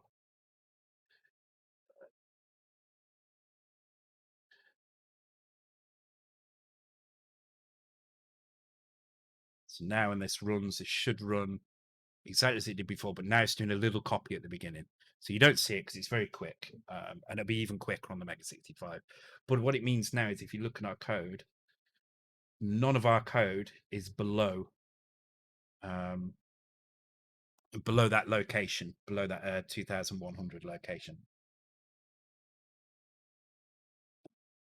which means we can have a lot of fun now because this will now, let me copy that, save that there. Okay. This will now work on the Mega65, even though it won't work quite as you would expect. It's going to do some odd stuff. It should run on the Mega65. So what we're doing here is we're putting a basic upstart in for the Mega65. I need to create a batch file, so I'm just going to go and grab one from something else. It's a good example. Actually, Luma's all right. Let's just grab the Luma one. Just save as back. Right, let's strip this down. So we currently don't need any disk stuff, so we'll leave that. Our main file is just called Toxic Frenzy. We also need to change that in there. I don't need any of that yet, but we'll be making use of the ASA Sprite scripts in a minute. And let's just see. Hopefully, what's this going to do? This is going to jump to that location. Jump to so.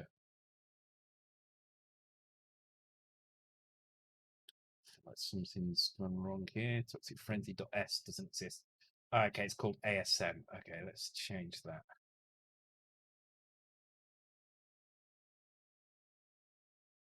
Oops.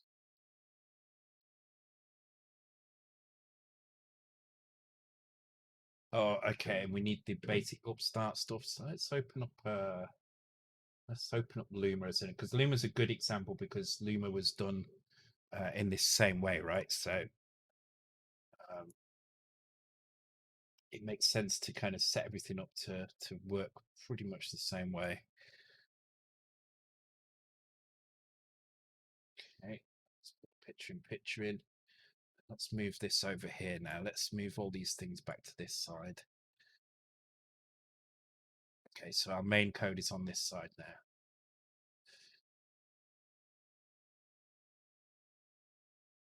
Okay, so we're not seeing anything on the screen at the moment, but this could just be due to the modes that are being set up. If I press fire, still not seeing anything. Okay, so we need to work out what's going on through the code here. So first thing to do is to remove any code that would be changing. Oops, that we'd be changing kind of graphics modes and things. So let's put this back in here with this so I can switch between them just to check. So first of all, let's just check this is actually working.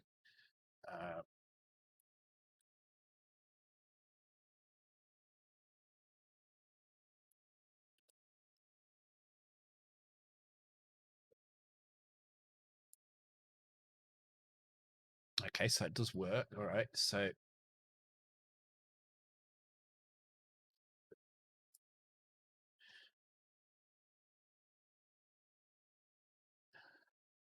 okay, so the code works, but obviously the something is going wrong when it goes to run for some reason. So let's take a look. It's probably to do with the ROM stuff. So let's start by doing that. Let's have a look at the Luma codes. Let me just go back into this so you can see. So in Luma, in this code, there's a load of setup at the beginning. So there's all this kind of stuff at the beginning. So we need to do that as well. So what I'm going to do is I'm going to do all the setup at this location here. I'm going to call it Vic. Well, actually, I'm going to call it Mega65 setup. And then at the very end of this, we're going to jump to 3F100. So that gives us a fair bit of space down here where we can do some stuff before it overrides all this kind of setup. Because once this is set up, we don't need this code. We only need to do this once.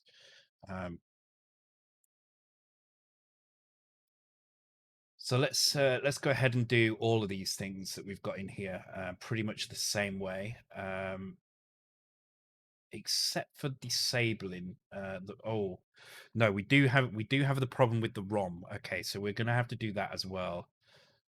Let's start by doing this first. I don't know why. Oh, it's because it's let me save this as .s and then I get the actual syntax properly. There we go, and change my batch file to use s. There we go. So this is set in full color character mode up, and then everything else is kind of okay. So I'm gonna copy up to this point.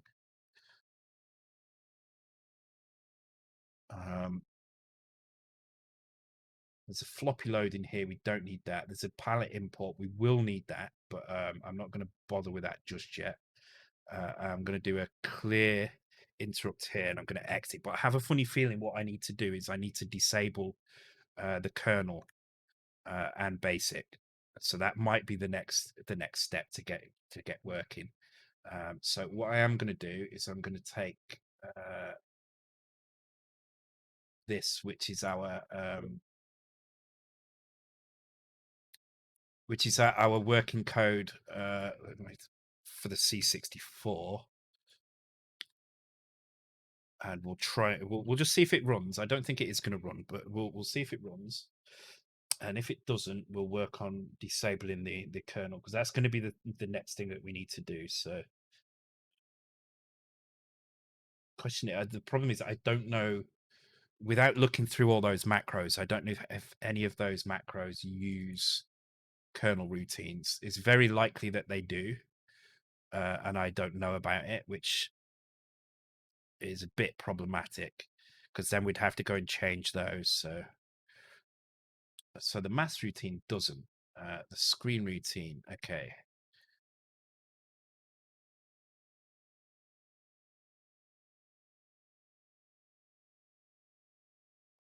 So see, I don't know, because there's labels everywhere as well. I don't know. It's frustrating because I don't actually know what to trust in here now.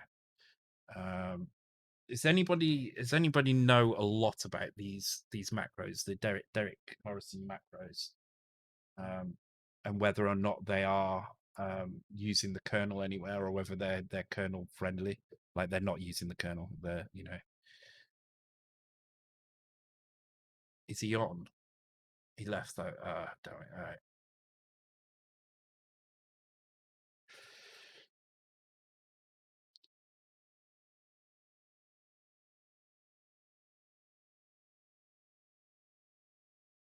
Yeah, we've got the macros here, but I don't know what they are. This is my problem with using labels for things like this.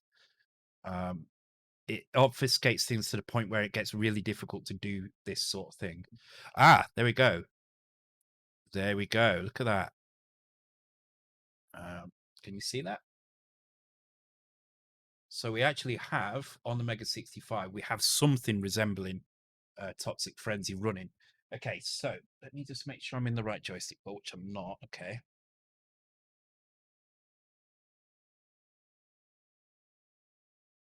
So what we're seeing here is a full color character mode screen with 16-bit char indices,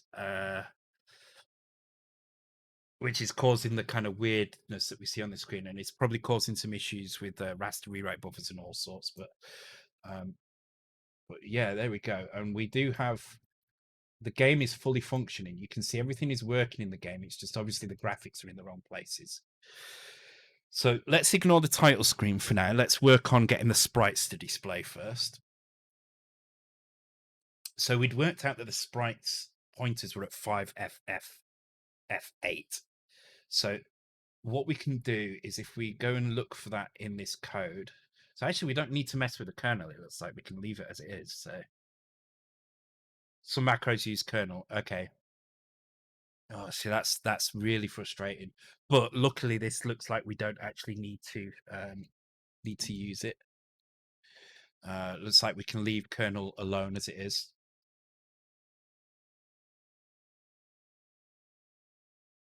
Although how it's using the C64 kernel stuff, or maybe it's not using it. Well, we'll do some tests anyway when it's done. So in that case, what I'm going to do now is I'm going to create. Do I have a thing for this? I do not. I'll tell you what. For now, I'm just going to do the cheap backup. Just going to zip things up. Why have I got so many files open?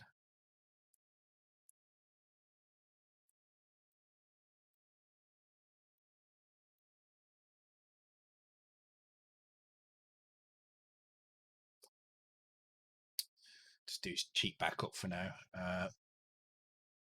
What's that? Is that Die Hard? Yeah.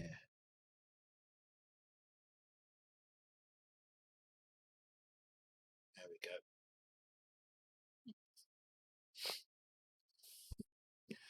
go. Okay, so we have moving stuff. So we know we can get into the game and we can see the game there. So I guess actually the next easiest thing to do would be to change this from being a bitmap into being into being the actual full color character thing. So what we're going to do is we're going to take a quick look and see if there's somewhere where we can sneak that data in. But in order to know if we can, we need to load it into as a sprite. So I'm going to take the file, which is this file here, and we're going to save that image, and we're going to go and put it in the Toxic Frenzy folder somewhere.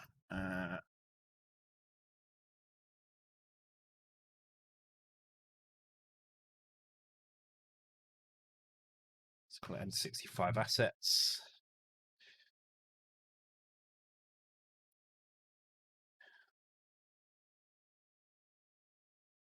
Okay, and then hopefully I should just be able to open them directly in here. There we go. Okay, so the first thing to notice is that there's a lot of transparency on here, and we can't use transparency. So we have to, first of all, go to color mode, indexed. Wait, it didn't give me an option. It should give me an option.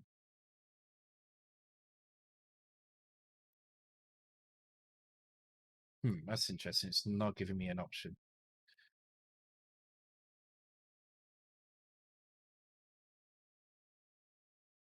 Oh, it's because I know why. I know why. Okay, so there's the bitmap. What I need to do is go into options, and I need to go. Is it that one? New palette from Sprite. There we go.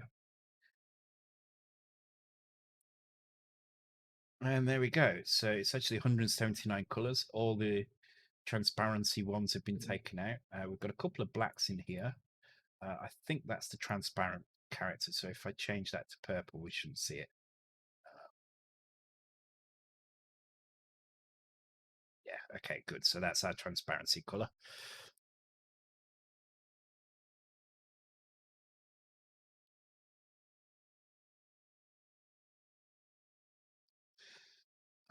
Yeah, and you can see there's a little bit of banding on the stuff in the background because of the transparency, but it looks pretty decent. Obviously, this can be redone because what we're going to do is we're just going to export it from here using a plugin which is the Tile Miser. I think it's this one. Mega65. I'm not bothered about the offset yet. I just want to see how big things are. So we're going to do the chars. We want to see how big these chars are. So I'm just going to store that into.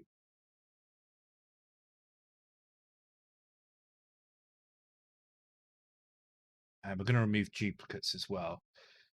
So it's only made of 481 tiles. So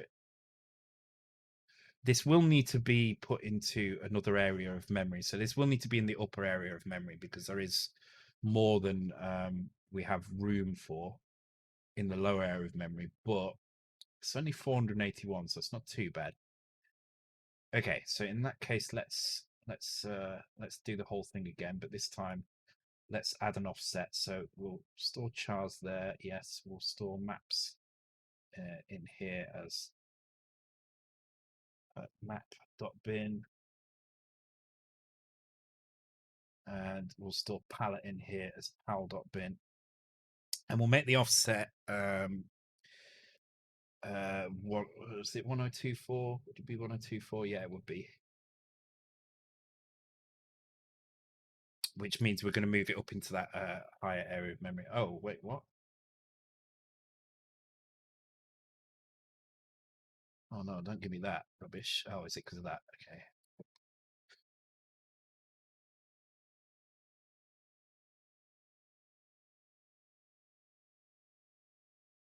Oh, I know why. I know why it's a problem.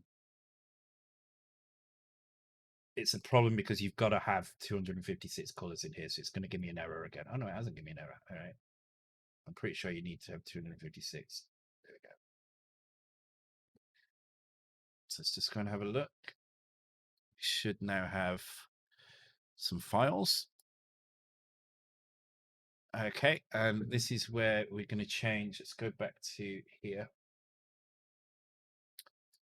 We're going to change the thing now to actually create files on the disk. Now, for now, what I'm going to do is I'm going to create the files on the disk, but I'm actually going to import them into upper memory because I can do that fairly easily, and there'll only be a little bit of corruption, but it's enough for me to test.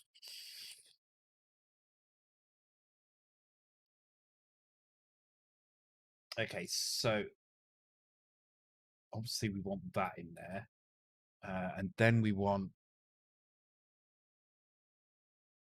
M65 assets, chars. And then I think map and bin can probably go down somewhere else. They don't need to be up in that upper memory.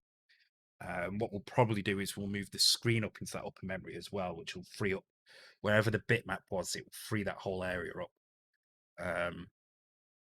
which I think was like 6,000, wasn't it? So that's where we can put some more code, and not have to worry about relocating that either. So one of the things we'll be doing with the code is we can relocate the music. So what we'll do is we'll put the music in at 6,000, and then we'll in the startup again we'll copy it back down to 1,000, so it gets copied into the right locations.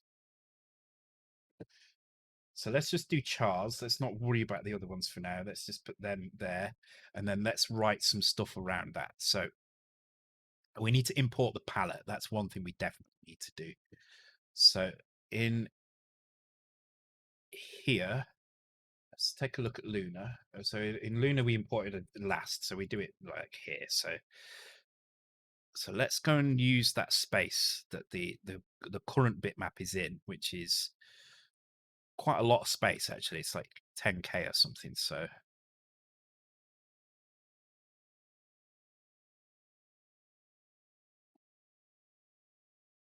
wherever the hell it was, I forgot where it was now. Yeah, here. So what I'm going to do is I'm actually going to move this, even though it's at 6,000, I'm just going to move it up here because it's just going to be a bit easier to work with. So this is going to be our import palette. We can actually import the actual palette itself here. So this will be M65 assets, pal.bin. And then we just need a routine that's going to copy the data from this location here, which is palette, into the actual palette in memory. So I'm just going to use the routine that I've got in here because it's pretty decent. This also does the HUD as well. So I'm just going to copy the whole thing and then we'll strip out the bit that we don't need. So for now, that's going to be these bits I don't think we need. And I'll call that palette data here.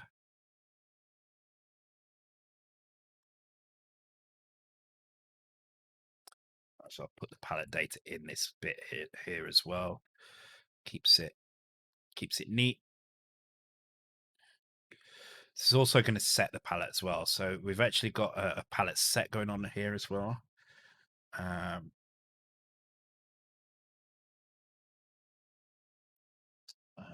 Okay. So that's a palette setup. That's pretty simple. So that's going to give us some different colors on the screen, but it's not going to give us an actual screen. So let's create one called setup screen here. Now that's probably being done at the moment by just changing D018. So let's see if we can find D018, which we probably won't. It's probably going to be labeled something because the sys labels. It's going to be called vmem control. So let's go and find out where that's being used. Okay, so we've got this one here, which is doing. Let's take a look. What's the actual memory map for D018 say? So zoom in on this.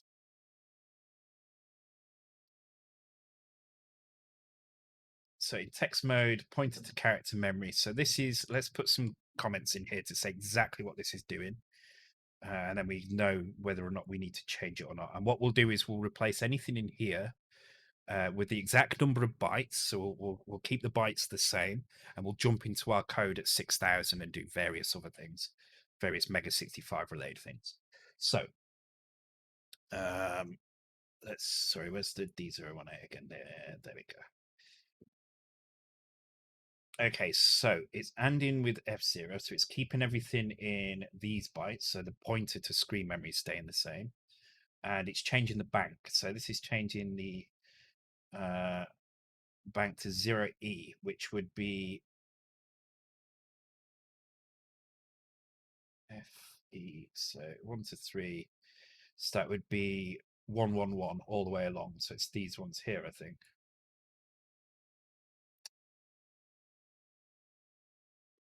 So this is set screen RAM bank.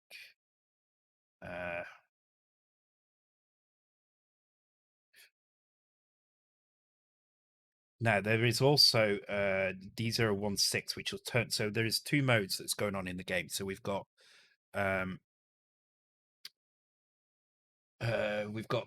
multi character mode and multicolor bitmap mode. So we need to find out where the multicolor bitmap mode is being set. So I think that's D016, is it? I think multicolor mode. No, D011. Okay, so D011, which is called V screen control 1.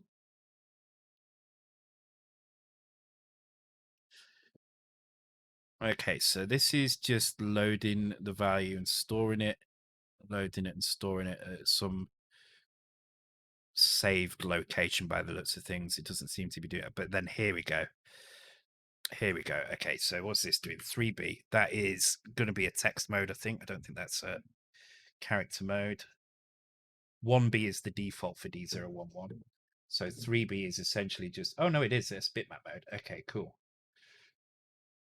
Okay, so this is turn on bitmap mode.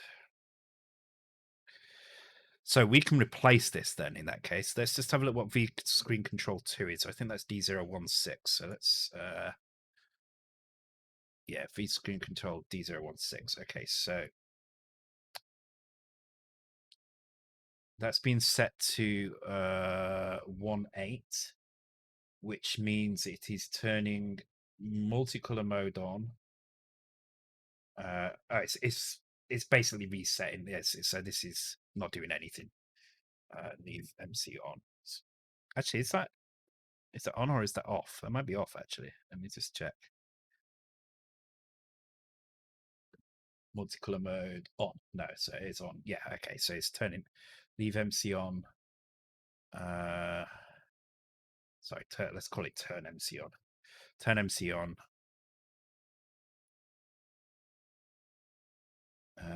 40 columns.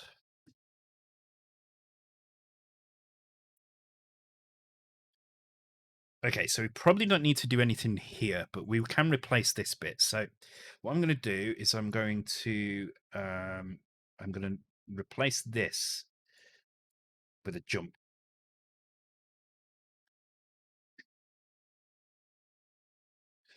I'm going to call it setup game screen, and then that's going to be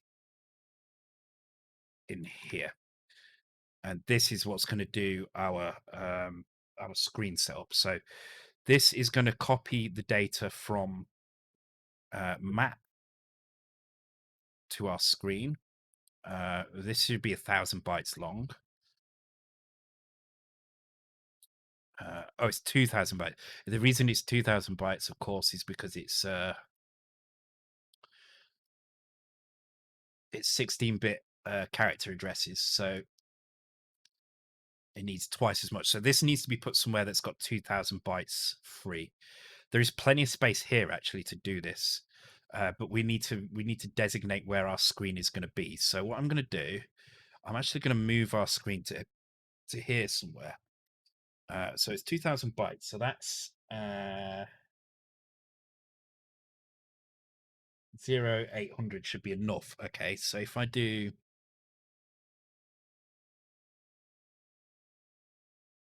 how big was that originally? That bitmap, I forgot now. Oh, quite big indeed, actually.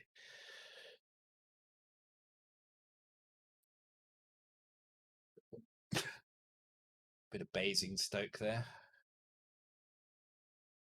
Is that Debenhams? Basingstoke Debenhams. Okay, so 182 chars. What are you on about? I'm not sure what you're on about there.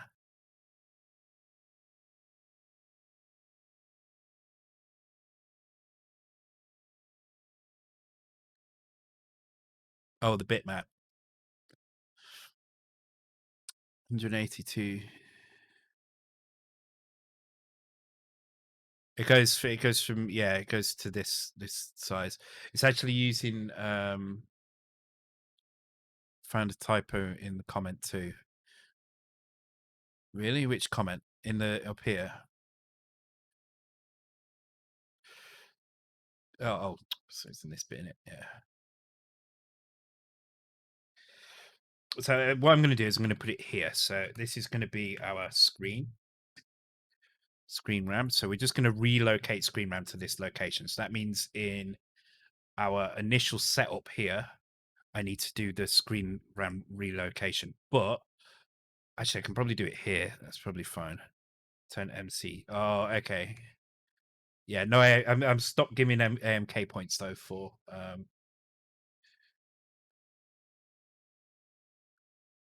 comments because they don't stop the code from working. It has to stop the code from working. And yeah, this is how I'm so old that I speak in ye olde English. Okay, so I need to set the screen RAM location. So we'll look through the Luna because Luna. I've already done all this, right? So this is just a matter of kind of finding the right things in here that match with what I'm doing in Luna. I don't see where the screen is. Around a 16-bit pointer. Yep. Import palette. Yep. Okay. Let me just have to go and look it up then. I was just hoping I could copy it, but screen RAM, screen pointer, precise screen RAM is at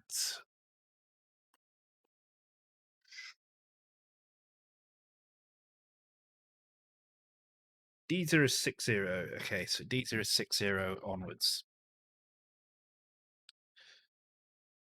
So set screen RAM.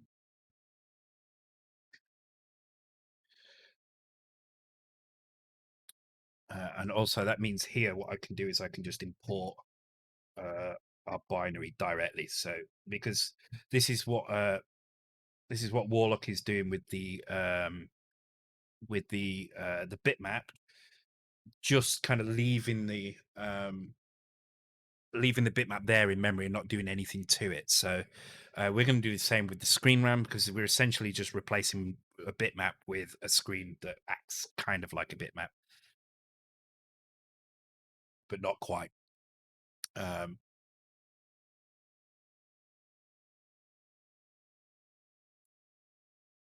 but it does mean we can just copy the kind of the code directly in here, and it should fit neatly here. It should be kind of plenty of room around that. Okay, so uh,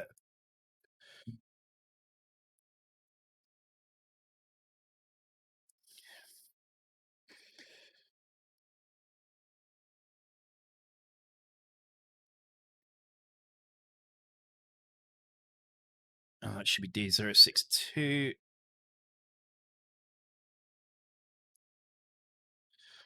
Okay, so that should set our RAM up. And then what I'm going to do is I'm going to just temporarily here, I'm just going to import um,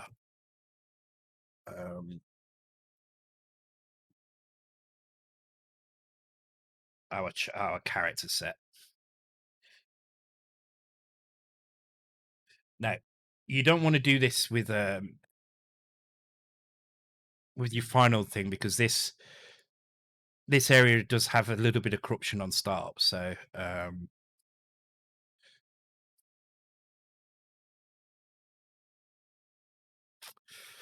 yeah, my 3090 is worth a fortune now. It's like it's over £3,000.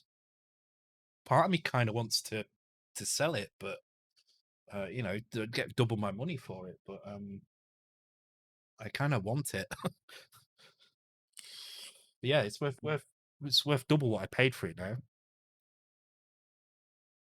I can't bring myself to sell it. I really really like how good it is at doing stuff. And the thing is, as well, I've got custom water cooling on mine as well, so I could probably get more than 3,000. Probably get a little bit extra, because it has got a custom water block. Well, not a custom water block.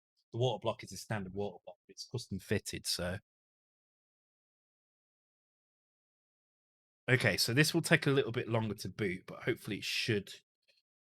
Um,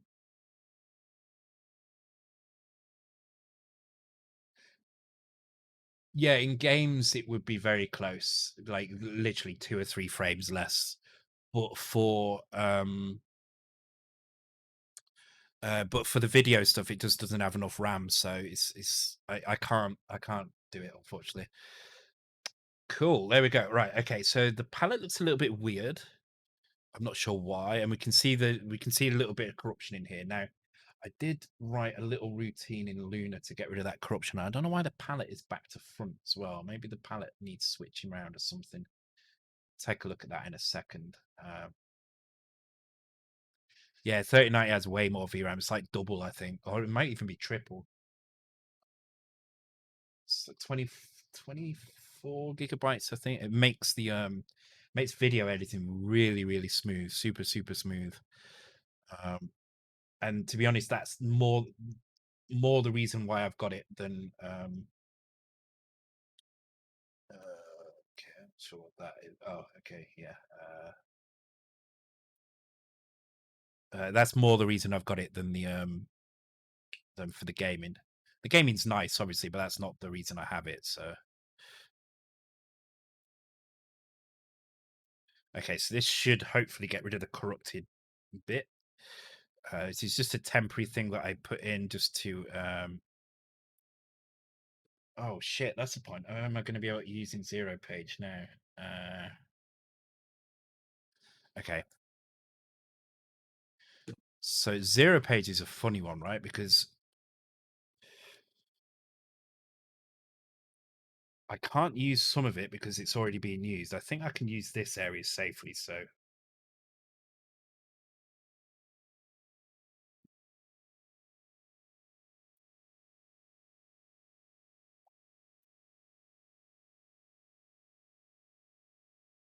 double word, yeah.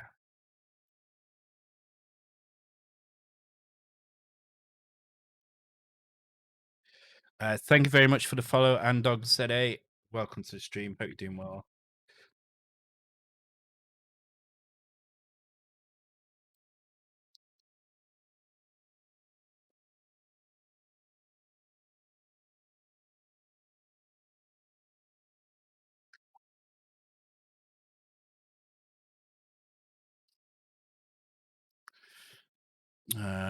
Yeah, 12. Oh, what's that? Device not present. Is that something's failed? Something's failed here. It's probably to do with the zero page stuff. Actually, it looks like nothing has failed.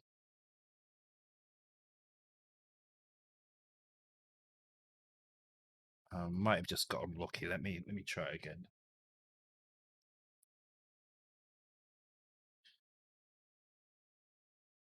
Oh yeah, that's it. Thank you. Skunk monkey, that's a definite. It's a definite pointer, yeah.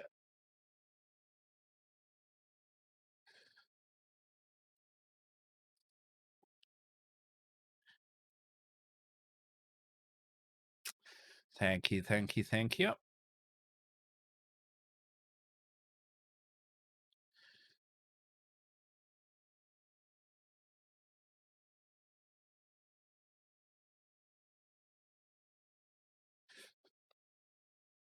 Cool. So we got rid of the corruption now. So we can see sprites, but the sprites are obviously white. The colors are all kind of messed up for some reason. So let's take a look at that next. Let's go back into here, and let's just export once more. Now I've got 200. I don't think it copied all 256, so there might have been an issue with that. Because I think actually what Monster's script does is it will just copy however many colors you have and just put them all together. So if you don't have 256, um, it will split up the palette. It will sorry, it won't pad the palette out to 256. It will just display the colors all combined. So I think this should fix it.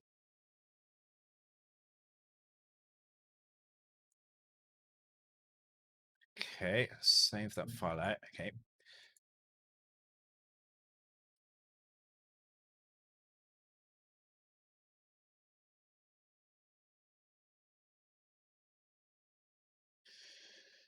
And then if this palette's good, we'll do the games. So I'm going to just quickly run through the games. Let's say there's a mix of games. Oh, okay. So the palette's definitely different, but it's still not right.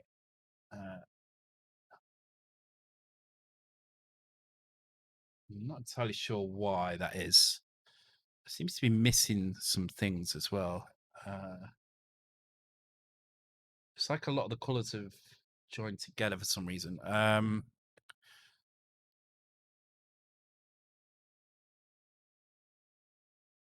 Wait, it's like it hasn't actually imported the palettes at all. Hang on. No, it has imported the palette. It must have imported the palette. But if you look, all those colors are all standard C64 colors. Oh no, there's some weird pinks in the background. Okay. All right, we'll come back to this in a minute anyway. Let's just close that for now. I'm going to do my cheap backup, which is basically just creating a RAR file of everything, except the actual RAR file.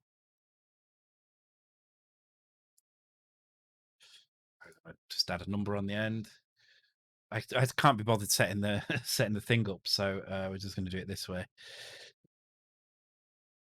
Okay, April challenge. Here we go. Okay, so there are 6 games of varying levels of completion. I will show them on the emulator because that's what they've all been written on. And then I think what I'll do is I will try them out on the real device as well. So it's probably worth seeing it on both. So um, let's load up the emulator just to see where they are. So as I say, some of these are complete, some of these are not so complete, some have only just been started. but I wanted everybody to have a chance to enter this, because I know it was a difficult thing. I know that the amount of stuff you had to learn in order to do something this month was quite a lot. You had to learn how to do um, 45 GSO2, so you had to learn a slightly new instruction set. You had to learn the hardware itself. So, unlike the basic, where you just had some basic commands which did the kind of grunt of the work for you, um, you actually had to know what the different addresses did. And then you had to work with XEMU as well, which was another kind of layer of difficulty. So, um, I appreciate that not everybody could do everything, but I'm going to go through the games in the order they were sent to me, I think, more or less. Uh, yes, I think I can remember which order they came in. Actually, I think I've got them here in order. Hang on.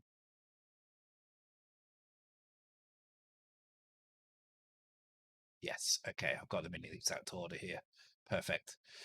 Okay, so first up is Enduring with Hit Block. This is a complete game. Um,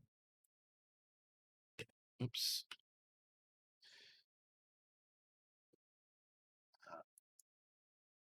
Need to get my joystick ready for this. I just haven't plugged it in time, so probably going to have to restart.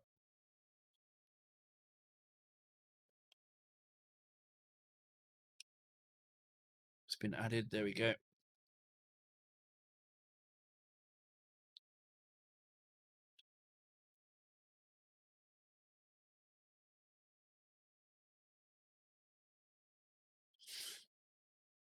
Cool. So this is Hit Block. I think uh correct me if I'm wrong, Enduring, but I think this you did this for the C64 before, haven't you? Which is um and you've just done a massive revamp of it for this.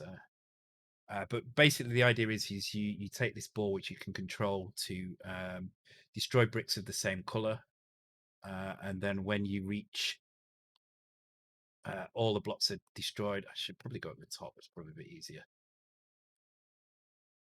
When the blocks have been destroyed, then you move on to the next level. So the first level is super simple, um, and then you have to change color as well. So you have to hit these star blocks here to change your block in order to be able to clear the other ones. So at first it's nice and simple, and then it gets a lot harder.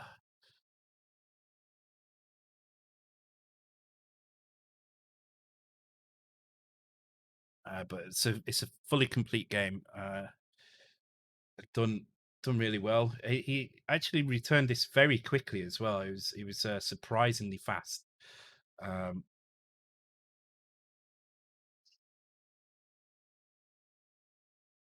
so this bit's like a maze, but yeah, it's a very cool game. And obviously, when you get to the end, you get the blue, and then you have to clear all the blue out as well. Um, and you got a time limit to do it in as well. So you're not just doing this until you complete. You actually do have a time limit to complete it in as well.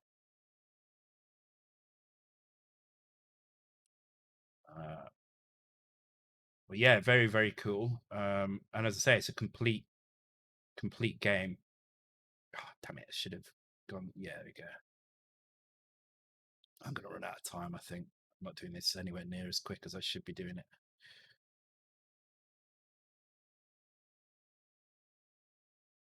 Oh, I just realized you can press fire to speed up.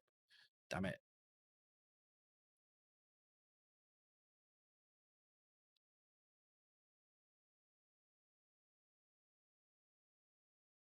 Thing is, if you go the wrong way, you end up going. Oh, ran out of time. Wait. Oh, I ran out of time, but I haven't actually lost. I think the time affects your score, maybe.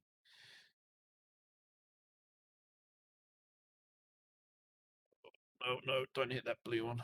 No,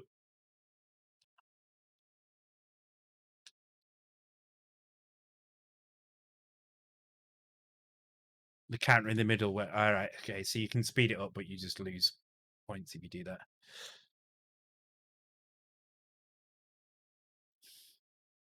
Yeah, see now. Yeah, see if I'd have hit that blue, I wouldn't have been able to get the green. I would have screwed up because there's no green. there's no green counter, so no green kind of change thing. So, but there are sound effects with this as well. Let me give a bit of volume.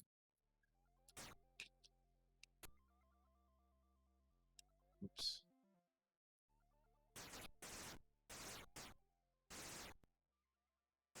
But yeah, really cool little game. I want to finish this level though before I go on to the next game.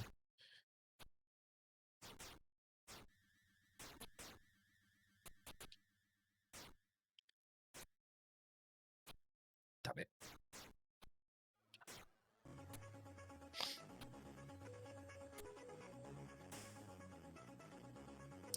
Cool. Oh, Jakiv.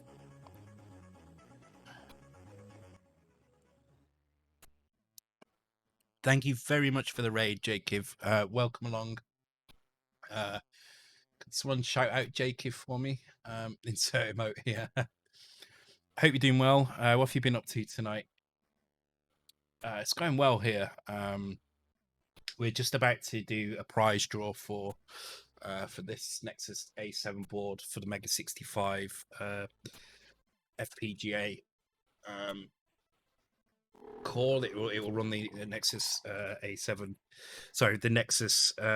Sorry, the Mega65 core. It will run. And so people have been writing games this month. It's been a tricky month, and not everybody's managed to create something, but yeah, it's been good. Thank you very much for the follow, USD DCBD21. Welcome to the stream. Hope you're doing well. So, for those who don't know, I'm Shalom50K. I do C64 coding. I do Game Boy Color code. I know we're finished with that now. I do Mega65 coding, which is what we've been doing tonight, trying to port one of the viewers' C64 games to Mega65. This is Mega65 emulator that we're on now. And I'll be doing Mega Drive shortly soon as well, once I get my head around what exactly I want to make. I'm not entirely sure yet, so once I figure out what I want to do, then I'll be doing Mega Drive coding as well. First 16-bit coding actually that I've done on stream, so that should be interesting. You're doing some leak code problems for interview practice. Okay, cool. I always found the interview coding questions kind of awkward, right? They're never good real world examples, but it's just how it is, isn't it? Okay, so next up is Doxter's game. So again, this is a complete game, I think, pretty much. There's only really, I think there were two which weren't quite, you know, were just kind of starts really. But as I said, nobody who enters the competition has to enter a full game. You can I perfectly accept a game that's just been started or that's kind of a concept, an idea or whatever. This isn't about making a complete game. There isn't a competition to see who can make the best game. It's about just showing that you're interested in developing for the Mega65, so I can make sure I give this to the people who are going to make the most of it, basically. The people who are going to turn this dev kit kind of thing into some amazing stuff for the Mega65. And we've already given away 3, 4, 5 of these already, I believe. So this will be the 6th one that we've given away, and there'll be another 6 at least to come this year. So, okay, so oh, this is the toilet paper game. Okay, so basically, what you have to do is you have to stop these. Okay, yeah, sorry. Oh yeah, there we go. Oh yeah, this one has music. There we go. Your community seem like you know your old games. So maybe I'm trying to remember the name of a 2D 90s game where you control space that has to drag a radioactive ball out of a maze. Sounds like Thrust, yeah. It's kind of 80s game as well, but check out Thrust. Sounds like it. Okay, so what you have to do is stop these Why is that not? To stop these in a way that you can get through them, which is probably not perfect. Damn it! All right. Which on the first level is nice and simple, but then it gets a bit more difficult. So now you get toilet papers. So now you've got to try and stop it so you can grab the toilet papers.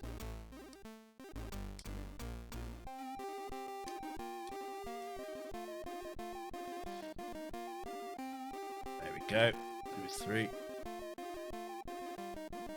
And the thrust tune was playing. It was as well. Yeah, that's cool.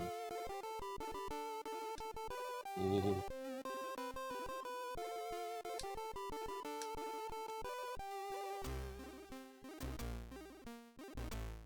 Hopefully it's not too hard yet.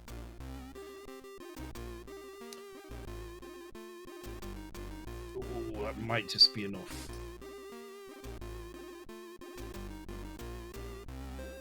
Yeah, cool. It's very apt for this time of the world, isn't it? Oh shit, is that enough? Yeah, it might be.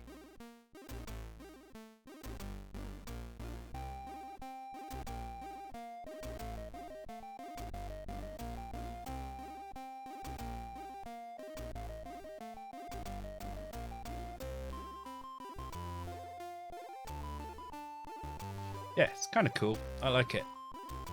Interesting idea. But yeah, very very cool. So yeah, that's who's that? That's Doxter's game. Okay, so the next one is kind of an early concept from Skunk Monkey. Oh. So I think I can put the music back on. I don't believe there's any music in this one. Yeah, so you start the music.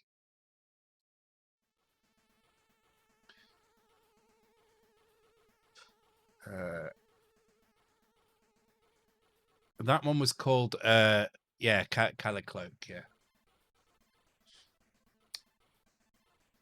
So I like this one. I mean, it's a very very early idea, but it shows Skunk Monkey's kind of got the hang of the graphics modes. It's got some nice sprites going on.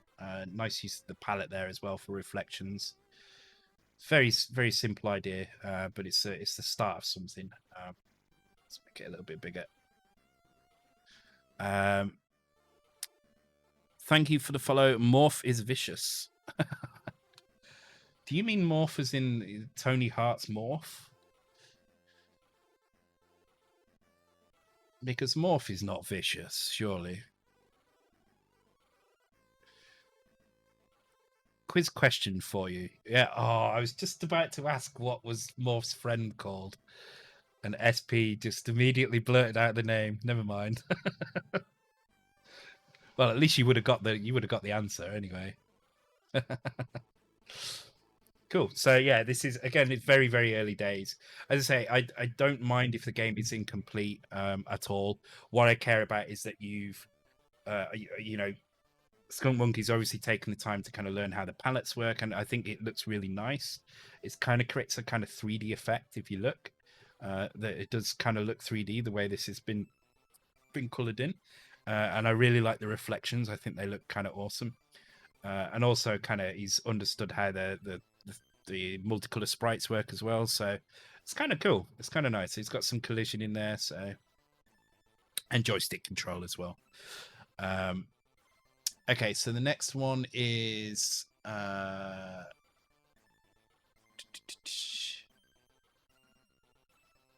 on, these times are all wrong.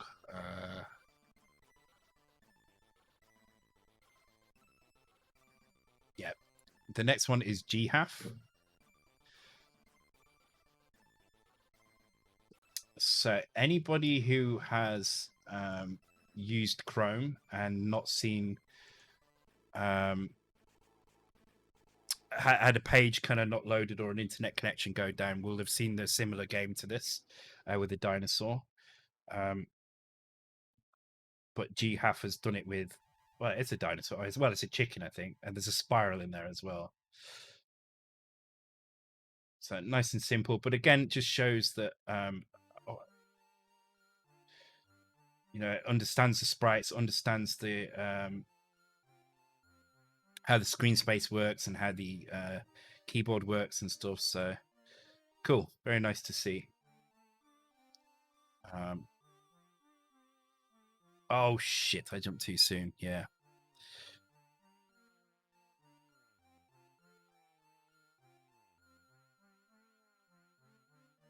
Oh yeah, you put 2020 on it.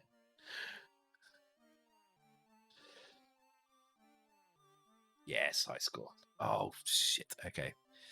But yeah, very cool. I think this is done with sprites, if I'm right on there, and the rest of it is done with Petsy. But yeah, very very cool. Nice to see. Next one is Phase. So Phase, again, it's a game that's just the start of an idea. Not really a lot to it at the moment, but again, it just shows that he's taken the time. Unfortunately, the joystick doesn't work as well. It was commented out in the code. Phase said he was having some issues with it, so I can't really do much. But this is quite simple. It's kind of like Breakout, but you've got to catch the balls instead of deflecting them. But unfortunately, the joystick doesn't work because it was disabled. But he started the code, and it's something he may complete at some point. So yeah, not really a lot to show on this one, unfortunately. But very cool. Thank you very much, FaZe. And the last one is, let me just check. Which one have I missed? 2, 3. Done that one. Done that one. Done that one. Oh, James. Okay.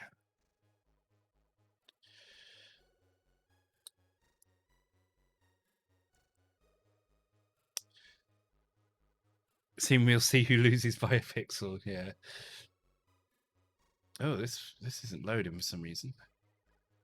Let's try again. Yep. I'm not sure. What?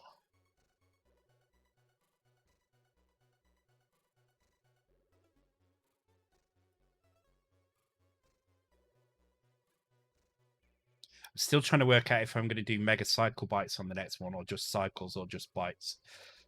I'm still undecided. I'm not sure if this has got music or not. No, just sound effects. Okay, cool. So this is for those who saw. I think it was a 4K challenge. I think it was. Was it the Craptastic 4K challenge? I think. James did a game called Dots, and he's done a conversion of it for Mega65, and it's really cool. Actually, I was playing it for a little bit today. The idea is you've got to collect the yellow dots and get through the door, and all you can do is run, jump, and dash. So you can dash if you jump in the air and then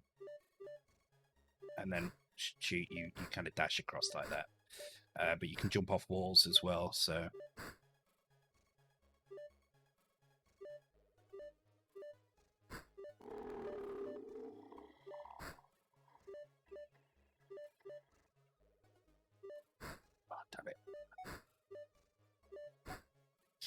Thank you very much for the follow, StewMac2502. Welcome to the stream.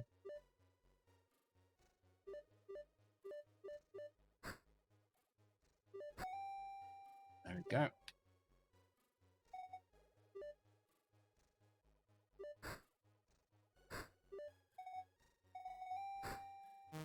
Oh, damn it.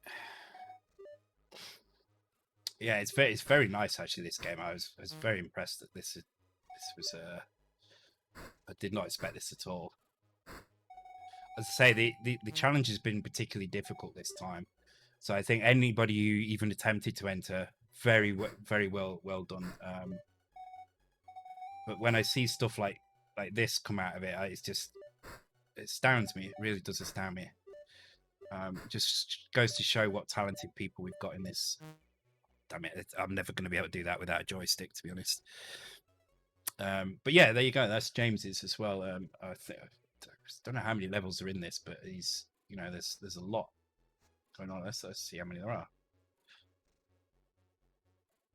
Yeah, there's a lot to this, right? So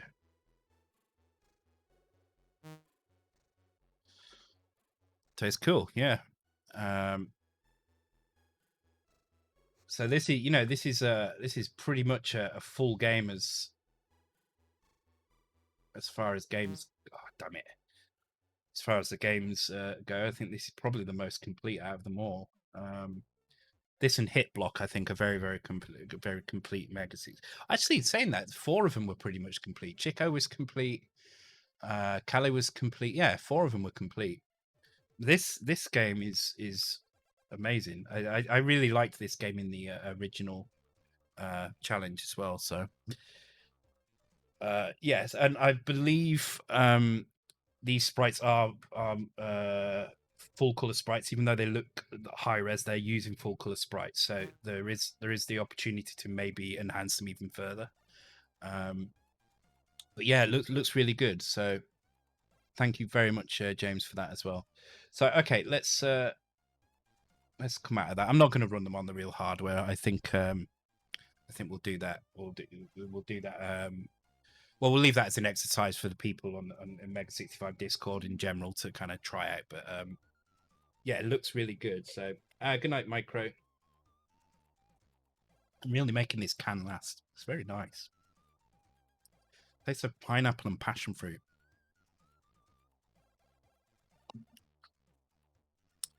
Okay, so same as last time. Everybody who's entered has got their name on a wheel.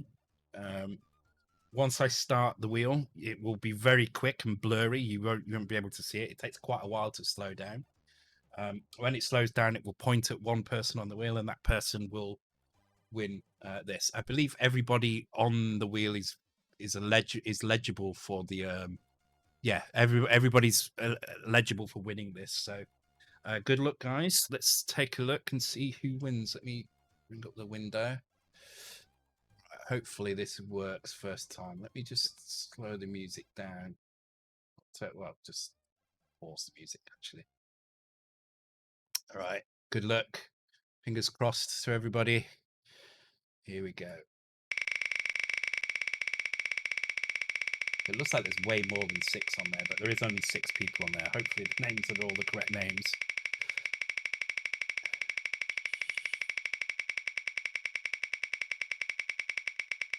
Should be, I think. I did do a quick test spin before the stream, so I believe that's the right people that are on there.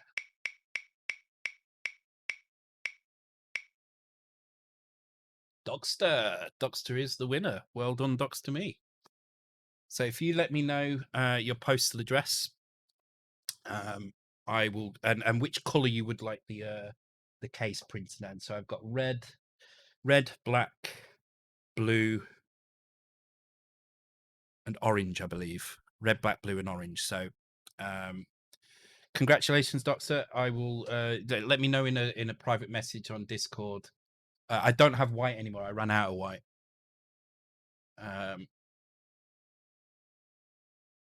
Yeah, let me know in a private message on Discord where to send this to and what color you want, and I shall get that printed for you. Give me about 2 weeks to get it printed because I do have to play around with it. It should be a little bit quicker this time, though. I think the last couple of times has been a bit of a pain, but I think I should be all right this time. But yeah, well done. Very well deserved. I look forward to seeing what you can come up with on it. Remember, you will need a cheap USB keyboard for this. I use this thing, the HP K1500. But if you ever look in the Discord, there are some links to other keyboards as well. If you've got a Keyra, you can plug your Keyra into it and then use a C64 keyboard and joysticks as well. But yeah, well done. I don't even know if you're there, Doctor. Actually, I don't see. Oh yeah, you are. There you are. I wasn't sure if you were there. So yeah, cool. I shall get that sorted out for you as soon as possible. And I look forward to seeing what you do with it. Cool. Yeah, I just spotted your message as well. So thank you very much, Doxter. And that's another A7 going out. I'm really pleased to be sending these out. I love doing these. It's the best thing about the stream at the moment. Really enjoy it. Next month we're going to do a C64 challenge. As I said, I'm not entirely sure what I'm going to do yet. It's a toss up between about 3 ideas that I've got at the moment. I may grab some people from previous winners and just ask what they think would be a good kind of a good thing to attempt to do, because one idea in particular I really like, but I'm worried it's a bit too complex. So I'm not sure there. So uh, no problem, Anton. It's an amazing machine. I absolutely love the machine. So um, I think it's absolutely not a problem for me to. So what just to let you guys know how this works, right? So every single sub, every single cheer, every single Patreon sub goes towards paying for these. It also pays for alcohol as well. I will, full disclaimer, it does pay for my alcohol as well, but um the majority, I would say a good 90% of the money goes towards paying for these, and the shipping and the printing costs and stuff. So this is why I'm happy to do this. I basically I'm basically giving my stream revenue away this year completely to get more people on board with the C65, because I think it's a worthy cause.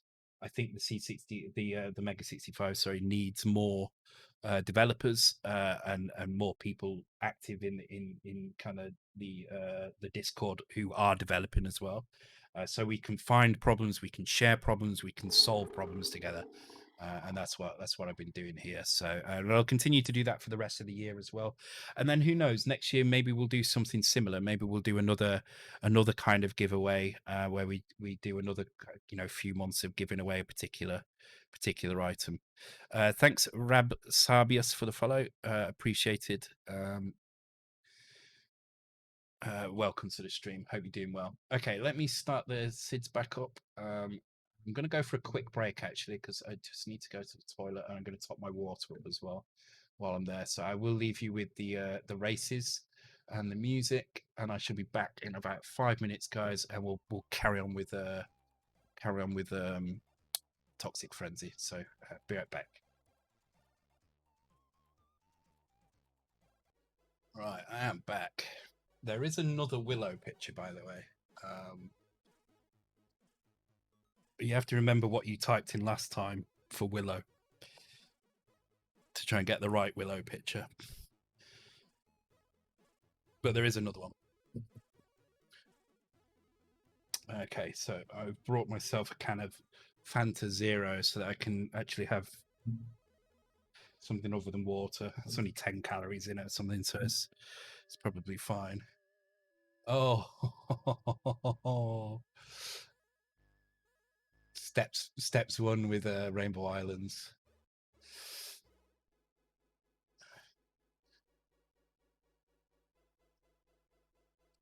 But yeah, there is a Willow picture, and I think somebody might be getting it soon. So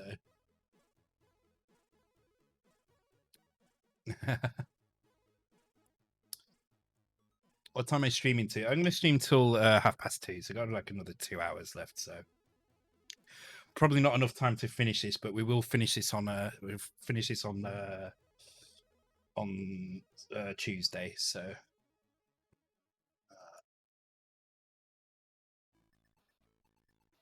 cool. I've got Warlock's background image as well now. Cool. I shall add that for the next stream. Warlock, thank you.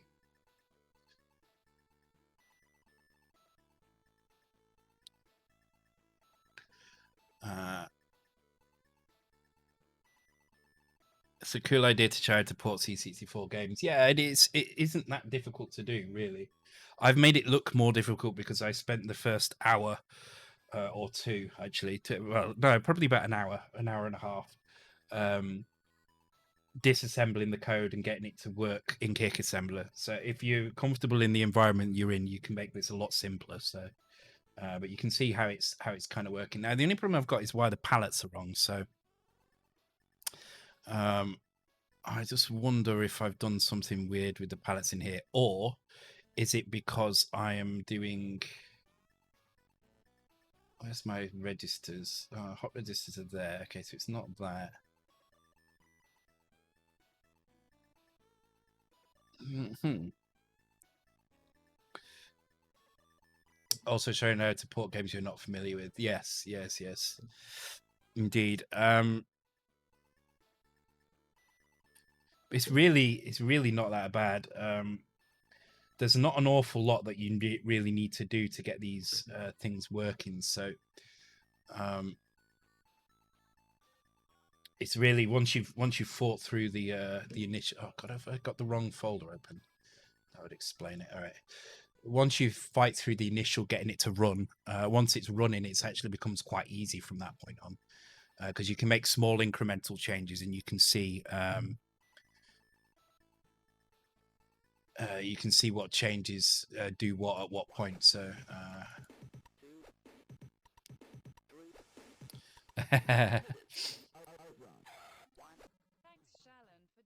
oh, I'm nearly out of cider. I can't have another one.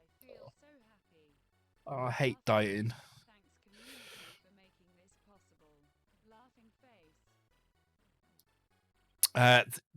Thank you very much, Doctor, for the bits. Very much appreciated. As I say, all the bits, all the cheers, everything that the stream makes, everything that the it's actually everything that I make in total. So everything I make from the stream, everything I make from Payoneer, everything I make from YouTube, which is not a lot at all, to be fair.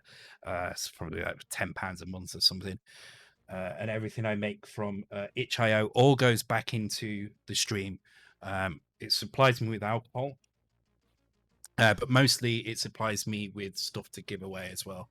I really enjoy doing the giveaways. I think it's the best thing. I don't feel like I deserve to just have money from doing all these things. You need to stop YouTube. It adds £10 a month. Yeah, it's not great, to be fair. There we go. So who got it then? Eldritch. So I picked this one because I really liked this episode. I thought it was really cool. And you got to see her play somebody slightly different as well. So it was kind of cool. So okay, sit there for 3 minutes.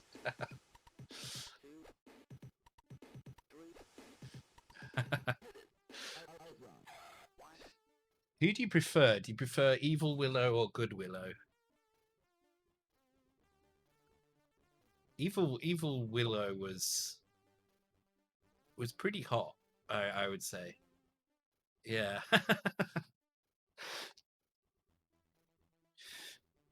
Anyway, we recently got a new Gravity Cinemaga, so now there will be a big releases. Oh, awesome! Doc still won the draw steps. Doc still won. Bored now, yes. That's really cool. That's really cool. I kind of wish I had a an artist. I'm trying my hardest to learn. So I've been doing. I don't even have it, do I? I've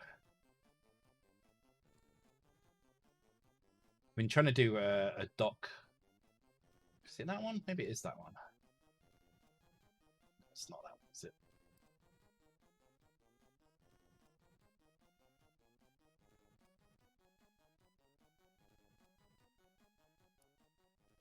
I will find this quickly.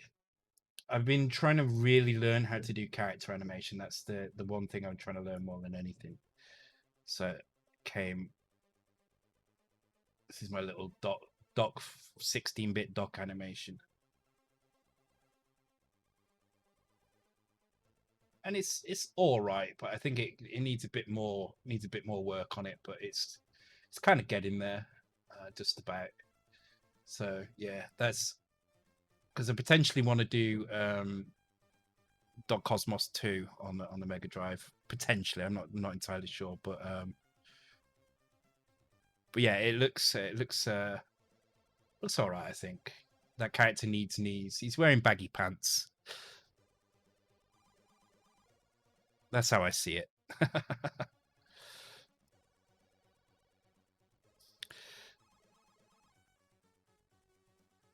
There we go. Right, okay, let's crack back on with this. So why is the palette wrong? Okay, so well, let's start by taking a look at the actual palette data and see if we can not figure out what's going on with it. So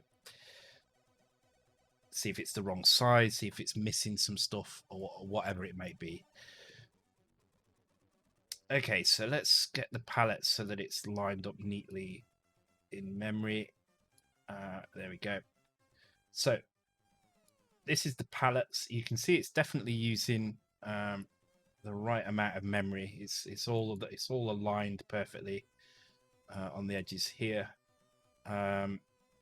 Let's take a look at Sprite and figure out if the palette is right in these cases. So here we've got FF00E2. Now remember the bytes are switched around. So what we should see is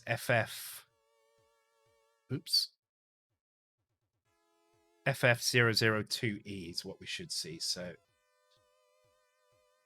still not going up to the top. FF002E. Okay, so it looks like it's probably fine. So let's just try the next one. So this is FFF241. So it'd be FF2F14. We've got 14, 2F.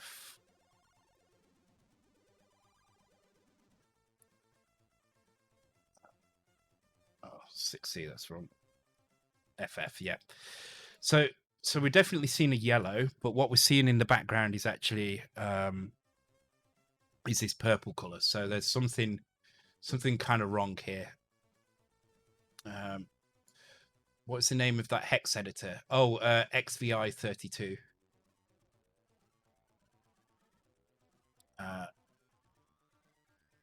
I've used it for years. I love it. It's super simple, but does everything I need it to do. So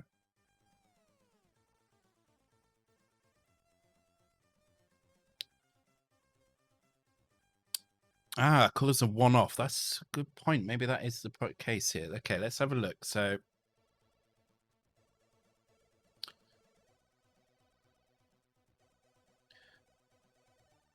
but we're getting transparency where we shouldn't be getting transparency here. Is that what I was seeing, or is it?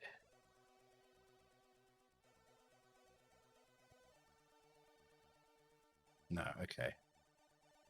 The problem is these grays down here. These are completely different on the screen. Part of me thinks it's not using.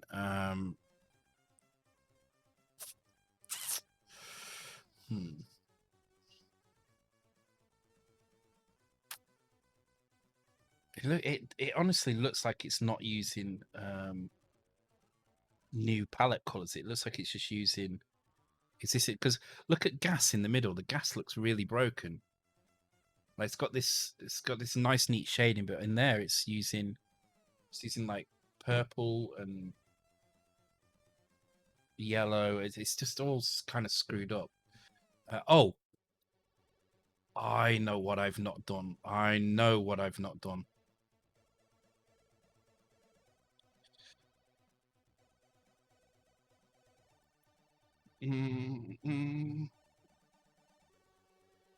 I haven't cleared color ramp.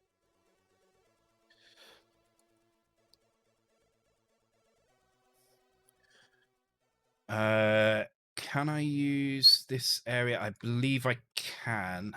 Actually, no, I'm not going to do. No, I'm not going to do that. Instead, what I'm going to do, I'm going to use. I'm going to use this value here. So.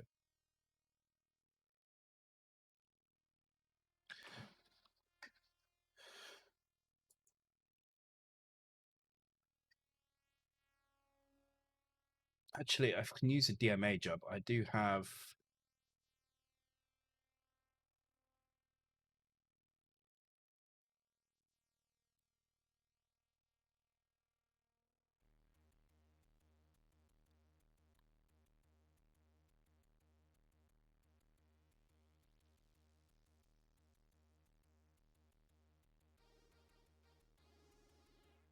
If I set these up like this, then I can actually just use DMA to do the clearing for me.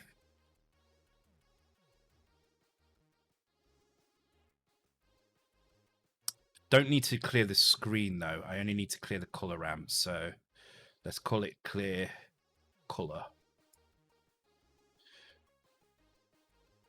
I'll leave that the same. Okay, so I just need that bottom one. I don't need any of that top stuff up there. That's fine. 40 times 25 times 2. That's fine as well.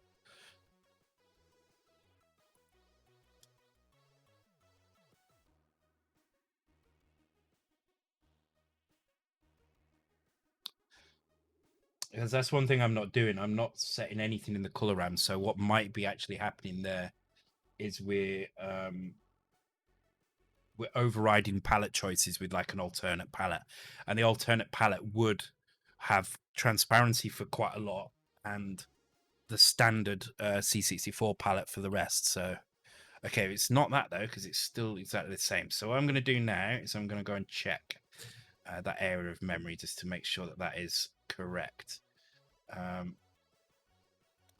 So what I can do in here, hopefully you guys can see this. I can't remember how big this comes out. We will shall see. Okay, yeah, so color RAM is completely clear. You can see that there.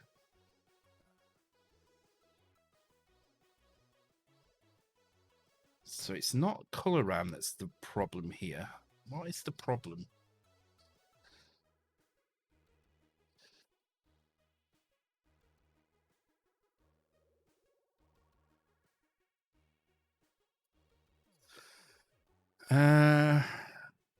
What I don't understand is I've used this to do palettes before in Raiden. Let's go and have a look at the Raiden code.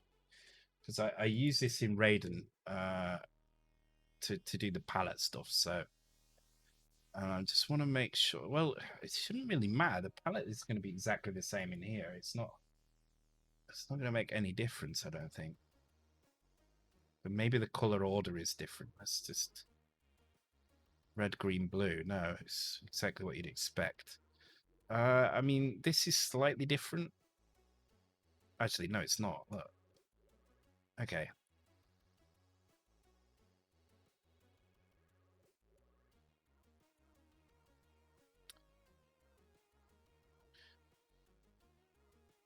Yellow as background. Yeah, I did see that the yellow was stored. Where was it? For just down here somewhere.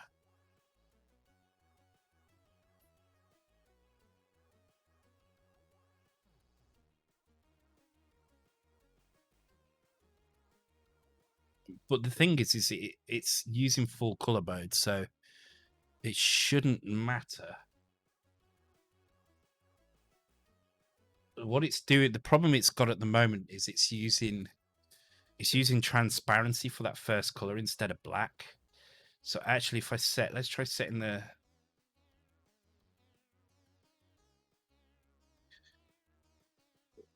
And that will fix like text and stuff, but it's not going to be right. So yeah, the palette bank is correct, or it should be correct anyway. I can try setting it again, but it's the only time it's ever been set is in that function.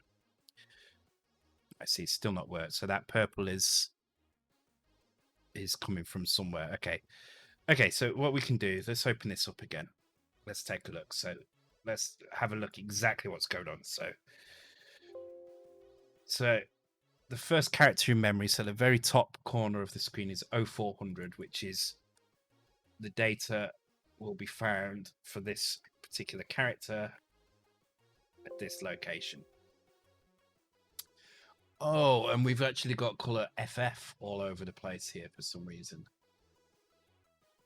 Interesting. So that's these 3 rows, which is FF, but 1 0 in there as well. Now, color FF is this one here.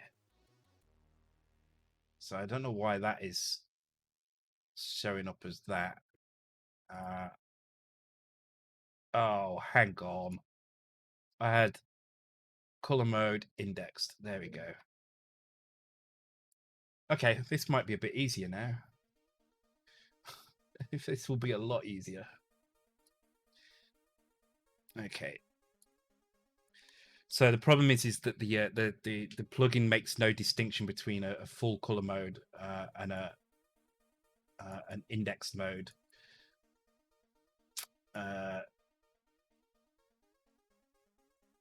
Image. So when it reads the colors, it's going to read 3 bytes for RGB rather than an index value from the list on over here. So hopefully now this should work a lot better, which is why we're getting kind of random colors all over the screen.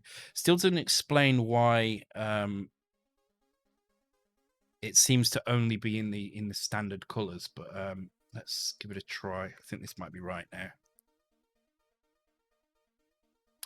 So it explains why it's working. Oh, thanks for the bits as well, Steps. I think I missed that.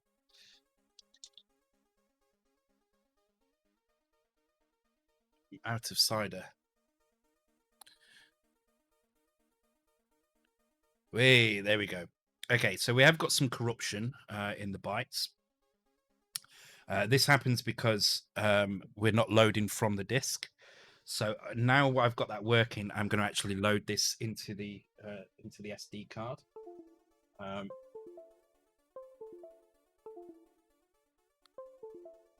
Oh my god! Let's turn that off. That went crazy. Okay, so what we need to do is we need to build it with without that piece on here, and that would be Toxic Frenzy anyway. And that will build as a disk that just has chars on it. So let's do that quickly now. And then if we go and have a look in the Toxic Frenzy folder, we do indeed have a disk. I can grab that disk and put that onto here. So I just need to rename the disk that's already in here, which is Perseus.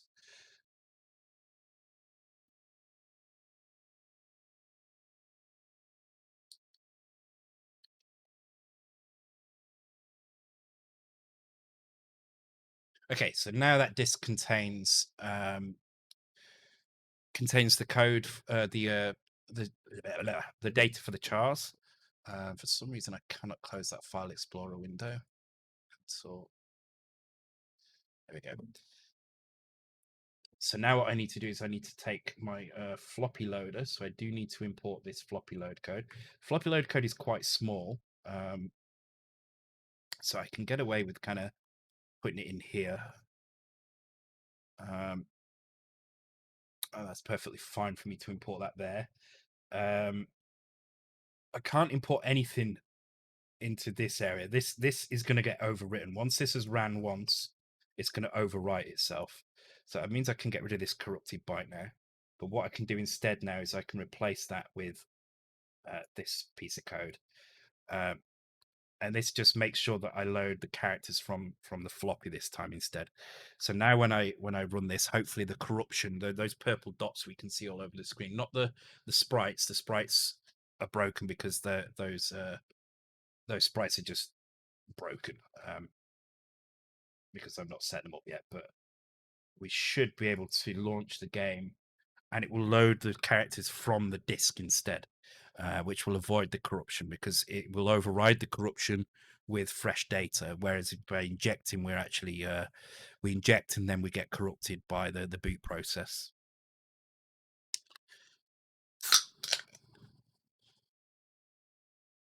Oh, now it's behaving differently, which is very interesting. Let me get rid of that.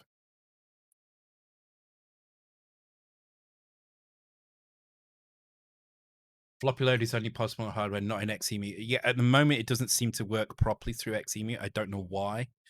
Um, I'm hoping that's something LGB can sort out soon, because the problem with the okay, that's not having that floppy load at all.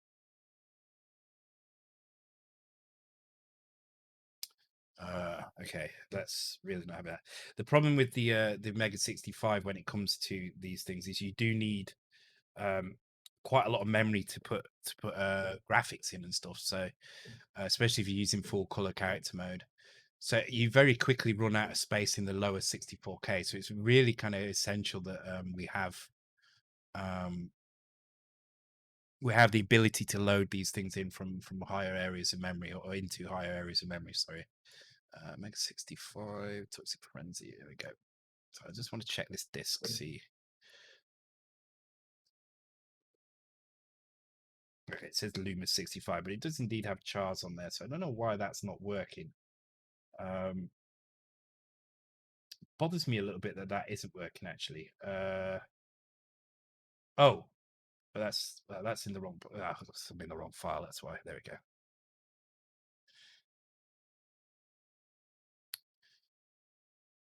Huh. So if I put that back in and get rid of the floppy load,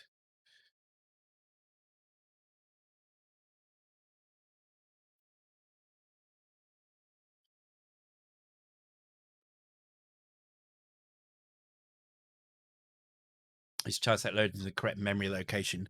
It should be, but I think.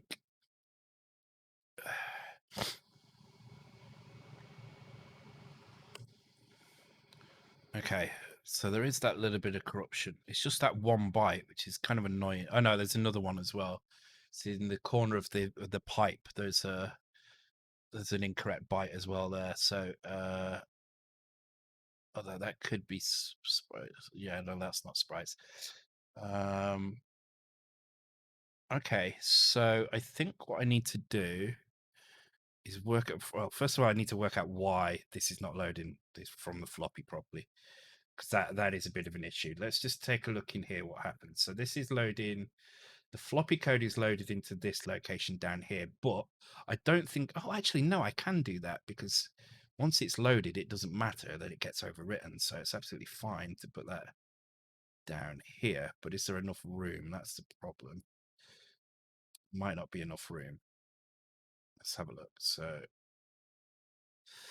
yeah, maybe just.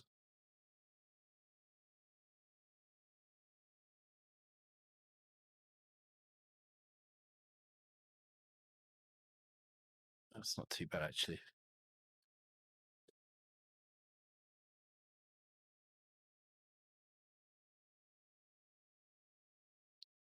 No, something weird is going on when I do this.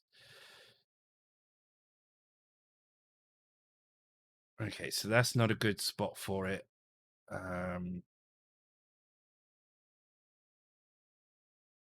When is it actually happening? It's happening. Set the sprite pointers.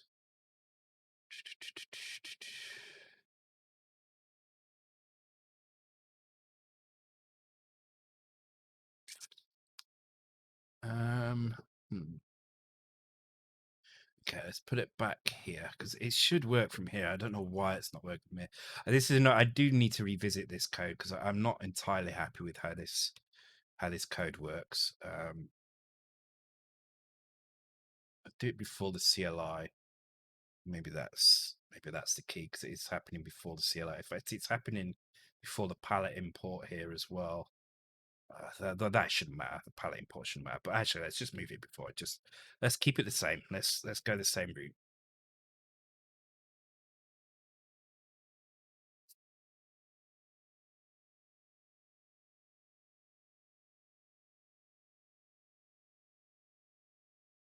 Buffy background there.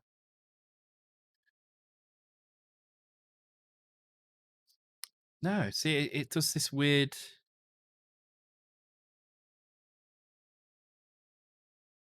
It goes very strange when I do that for some reason. What about if I try and load it into a different place? What if I try and load it there? Let's just get rid of that for a second. So if I just load it like somewhere completely like different.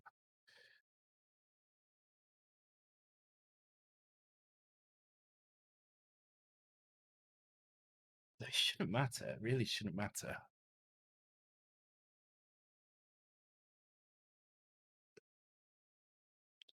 No, it is something. Something is breaking in the floppy load. It's like it can't find that file or something. So I'll tell you what I'm going to do.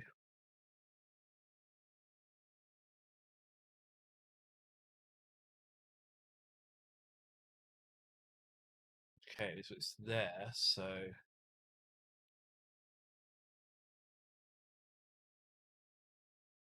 huh.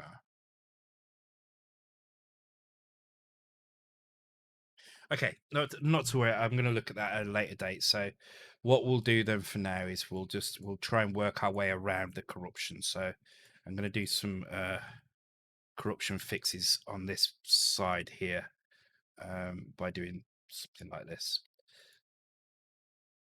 Um, I just need to work out what value should be in that location. So, if I take my character set and go and have a look at 1011.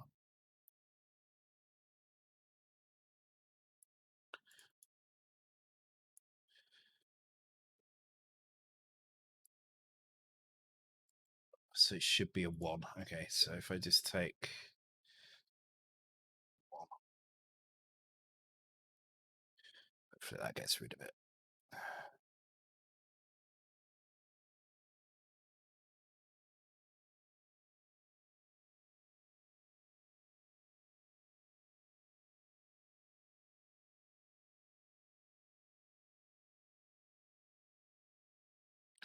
Okay, yeah, so that's got rid of that corruption. There is one other little piece of corruption which looks to be um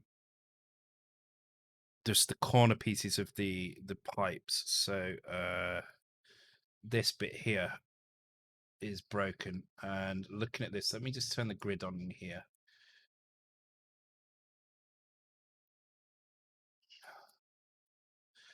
Yeah, so it's in this. So this will be the second piece. So this will be 0401.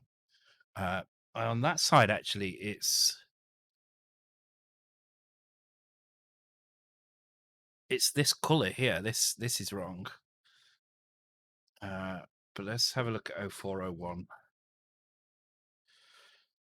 Yeah, so the reason you're seeing that is because what I'm doing is I'm overriding data in the memory above 64K, right? So what's happening is some of the stuff that um should be doing like disk operating system stuff is being overridden.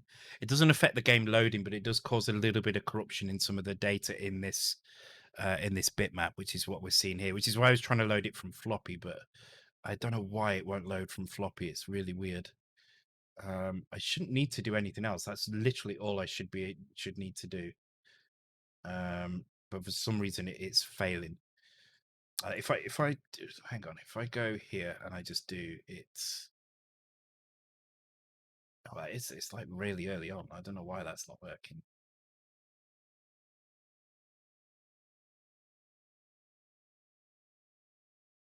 Oh, it might be to do with this though as well. Because we've got kernel. It could be because we've got kernel routines.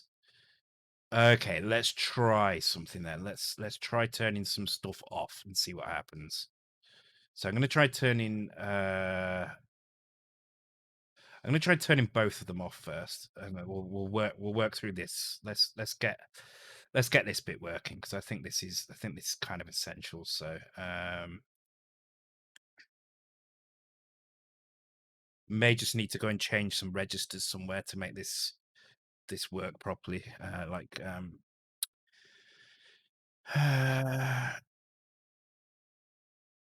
What are you using for loader, etc. that it's happening? I'm just using my own floppy code, which works fine on Luma, it works fine on Perseus, works fine on Turrican as well. I think the problem is that because this game uses yeah, see, look, it's got further this time. Um, because this game uses the kernel. on the C64 and I haven't turned it off.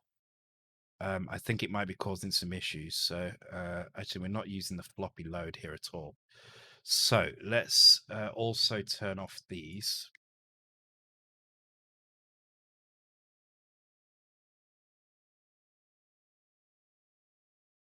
But I think the problem with this is we're gonna need to change these here as well. So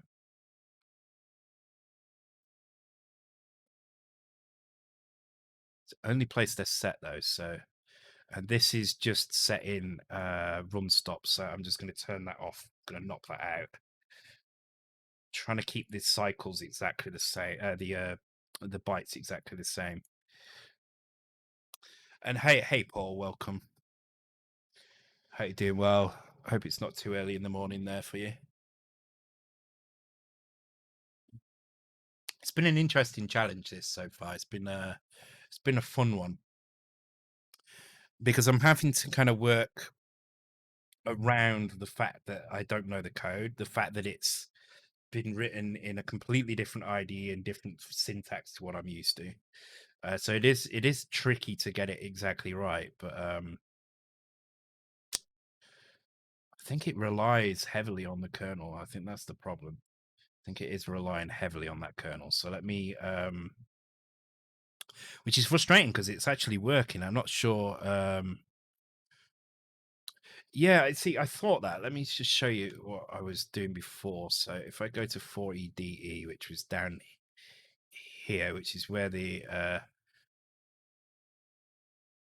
somewhere around here. It's going to be like here or something, but you can see there are there are some PLA. So this is a typical exit from an IRQ function.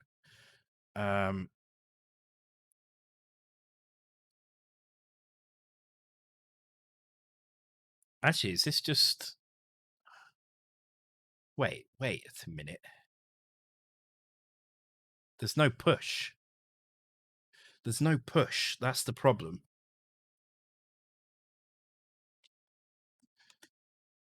There is no push.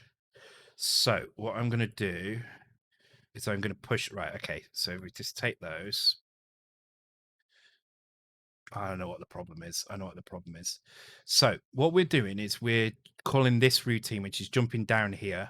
And because it's using the kernel to do it, the kernel is pushing these values onto the stack. And then the exit from the function is, instead of jumping to EA31 like you normally do with the kernel, it's jumping to this section, which is then pulling these values off the stack. But obviously, we haven't pushed anything onto the stack if we do it this way. So what we need to do instead is we need to take these values. We're going to put these. Actually, I'm just going to copy that for now.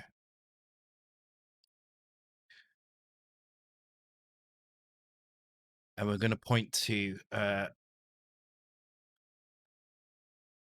non-kernel IRQ.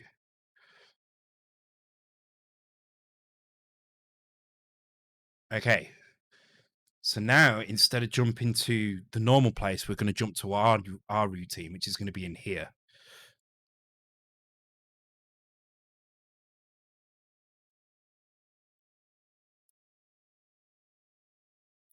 And then at the end of this routine, we're going to jump to our. Oh God, did I already delete it? Yeah, jump to 4EDE. Jump to 4EDE. Right.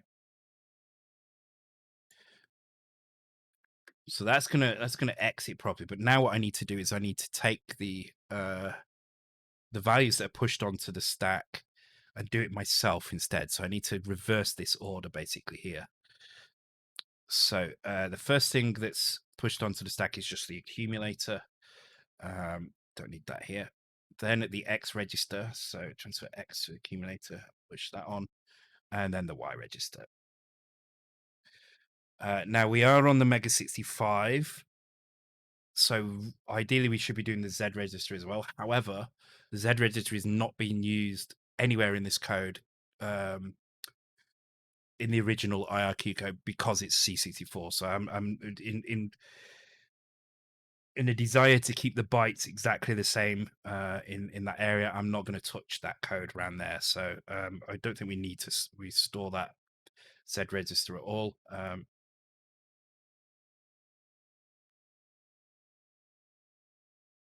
bit of Deadpool there, very good.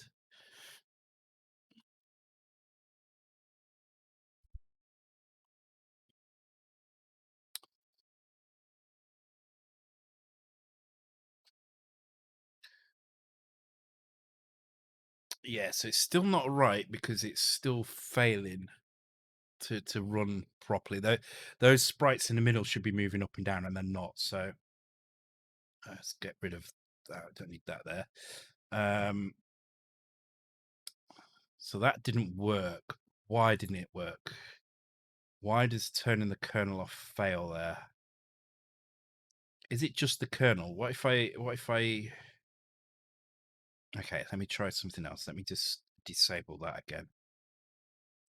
Put this back to oh, hang on.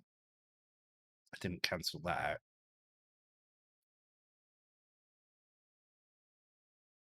Got to keep the bytes the same. Got to keep the bytes exactly the same. If I knock something out, I need to turn it off elsewhere. It's probably not going to work, but I just want to make sure before I go on down another route somewhere. Oh, it is working. So now we're working with kernel routines. Excellent. Okay, so we've actually turned off everything. So we've got even more memory now. So we've got more room for stuff. Fortunately, not quite enough room for the character set though. 30 kilobytes. No, so it's not going to fit in. It could probably be edited to reduce it down, but not quite. All right, well, actually, how much memory is that? That means we've got BC8 16K. No, it's not enough, is it?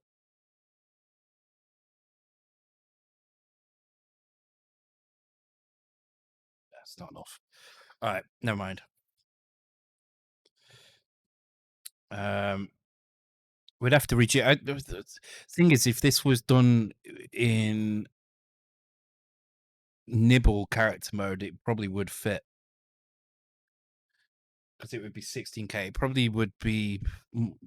I don't know. I don't know how it would work. Unfortunately, my scripts aren't set up to do this kind of duplicate tile removal stuff from this on a 16 color nibble mode. So I'll just try and get the floppy working again. So let's try again. So we're going to import it here. We're going to call the setup code here, which will. Wait, did I turn up? Where's the floppy code gone?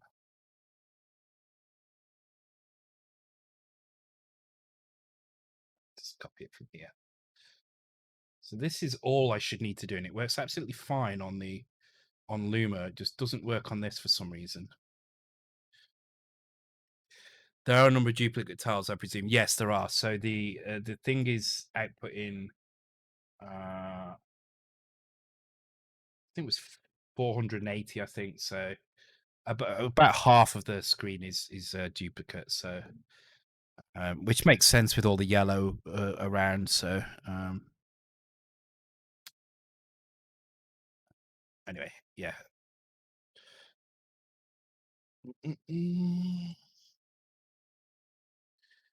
I really would like to fit this into 64K. It would be good if it did, but I think that would need somebody to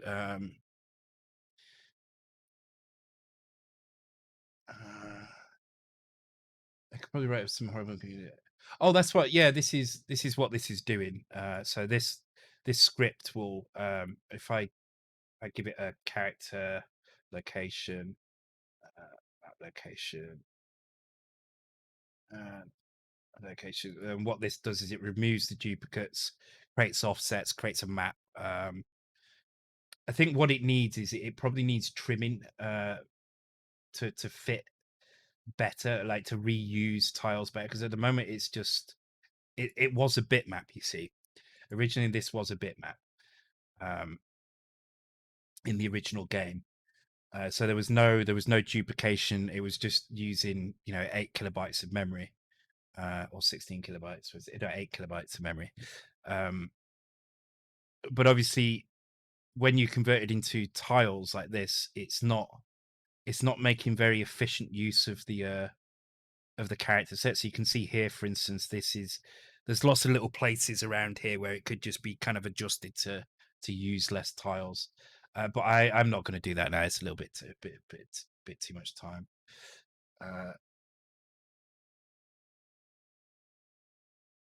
I misunderstood a comment. My tool will dedupe the tiles, but it won't create a non. Um, it would have to be done with a tile map, like a meta tile map, not straight characters. So my nibble mode thing does everything in 1 by 2 tiles, so two stacked characters high, so it's 16 by 16 pixels. Um, and that wouldn't. I mean, I'd have to change a lot about how this worked for it to work with this. I'm trying. Well, I mean, I'm trying, but I'm failing to get this done in one stream. But that's absolutely fine. I can do a bit more on Tuesday. Uh, let's see why this is not loading though. Maybe it does load this time. Who knows? We've got the kernel turned off now, so maybe it will behave differently.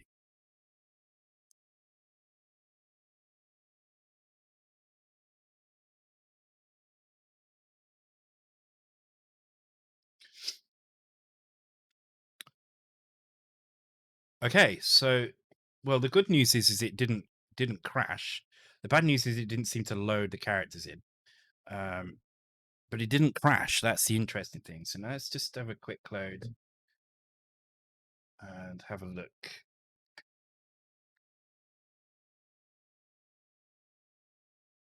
Uh oh, interesting. The characters seem to be there. So why is it showing like that on the screen? Have I done something? What have I done?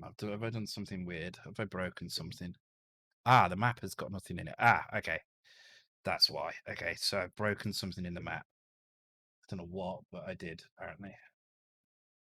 Swips. Tileizer. Okay.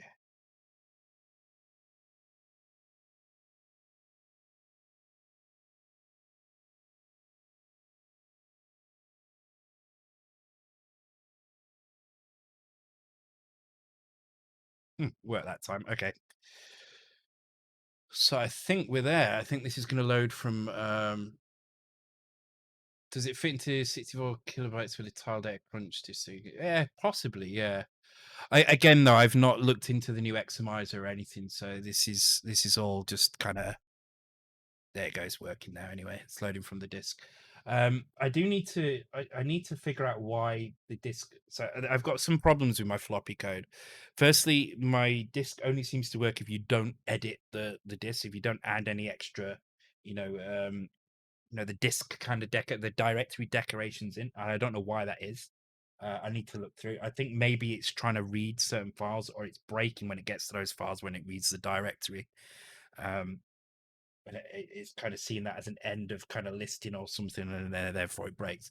The second thing is I want to add SD card support in, so you don't need to load from D81. You can load from an SD card. And third, we need to figure out why it doesn't work on Xemu, because at the moment, a lot of my stuff would probably work all right on Xemu, um, except it won't load things from the disk. So it seems to fail at that point. So, but anyway, that's fine. Okay, so this is kind of working. It's uh, it's getting stuck in the bitmap mode, but that's fine. We're not switching back. Um, so what we need to do now is get the sprites to work. So we do know where the sprites are actually. So we did find that there was 5FF8, which was our sprite pointers, and this showed up quite a lot throughout the code. So what I'm going to do is I'm going to search and replace and call it sprite pointers like so. And then I'm going to go up here and I'm going to set our sprite pointers. So I'm going to use this area here to set these things up. Um, So the moment our sprite pointers are pointing to 5FF8, but we want to move that because that's not really a good place for us, because what that's going to cause us a problem with is the fact that we're using 16-bit sprite pointers. So if I just set that to FF0 like that, and if I go and grab the code from Luma, so this bit here, like so. Actually, we're not using 16-bit sprite pointers, but we will be using 16-bit sprite pointers in a minute, so that's fine. Which is what I want.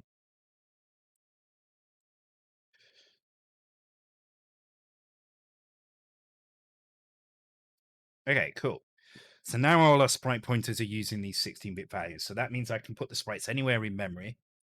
And as long as I set the sprite pointers to load the information,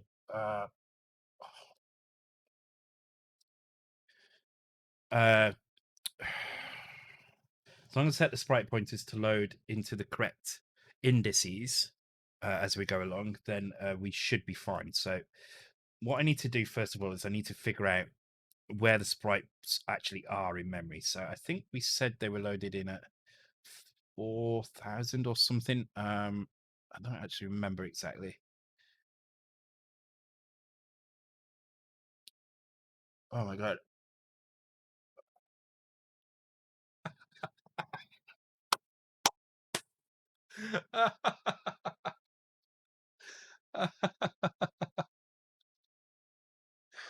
Oh god, I'm so happy. I'm so happy you tried that. You get what you asked for. You get what you asked for.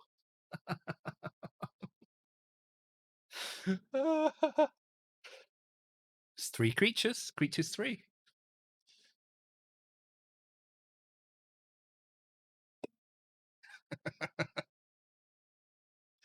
Yeah, that's all it is. That's the entire game is just that. I think that's hilarious. I knew someone was going to type it again, because it's one of those things that's typed almost every single stream, and you went ahead and did it again. So okay, so before I continue, I know I should be using source control, but I'm just being super lazy. Source control is for people in the future. Actually, I don't know what that did then, but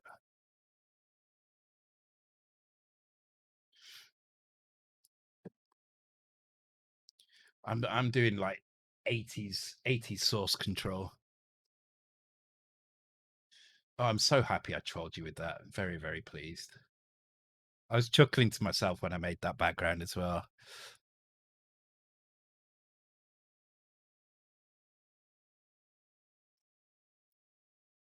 So I'm really glad you found it.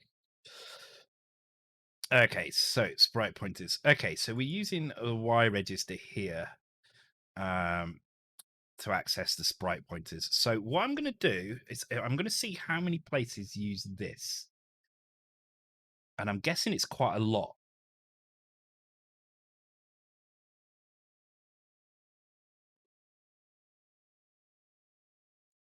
Yeah, it is quite a lot. So I think if I do this,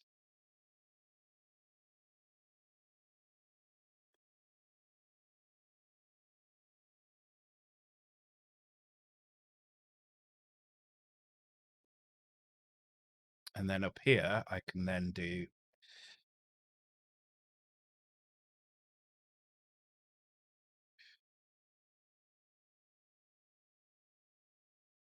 okay, so that would do exactly the same thing. Nothing would break if I did this. But now I want to see just how many other places the sprite pointers are set. So okay, so there's a comma X here, and that's it. That's the only one. So I'm gonna change that to X there.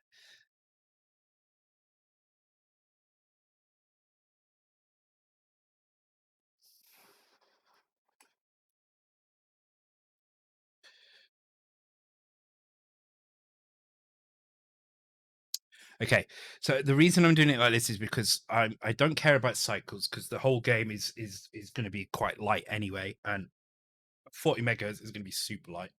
But what I do care about is that all the existing code is in exactly the same place. It probably doesn't matter, but write it on graph paper. That was 80 source control. Yeah. Oh, I am so happy with that background. It's so good. I like the fact that when you saw it, you had to do listen just to Wallach did a listen to let me know. Thank you for letting me know. It's made my night. Yeah, so the reason I want to keep all the bytes in the same place is because what I don't want to do is accidentally I as much as I trust the disassembler, I'm doing so much shuffling around and some of the labels kind of point into weird places. I don't want to mess around too much with it. So I'm just reducing all chance of any code moving causing a break by repeating these things. So by jumping out, sorry, and hooking into these things instead. So what am I going to do? I need to store the accumulator somewhere, comma y. So what I really need to do is I need to store the y somewhere, which I'm going to store here. So I've got restore y. And I'm going to do the same on here. And this is just a bit of self-mod code that's just going to make sure that I can mess around with Y register and get it back when I'm done. And same with the X register. So it's not going to break anything if I change this value. And then what I can do is I can transfer that. Oh, okay. So I need the accumulator as well. So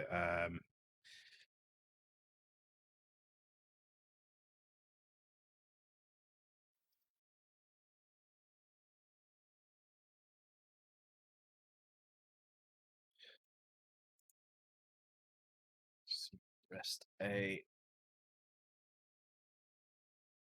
Okay, cool. Right. Now I can mess around with things.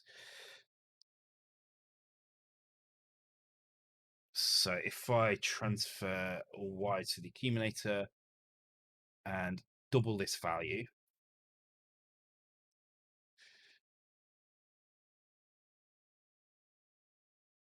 and then transfer it back to the Y register again, that's going to give us a different sprite point. So the sprite points are then going to go 0, 2, 4, 6, 8, which is exactly what we want because it's 16-bit sprite pointers. So I need to do the same thing here.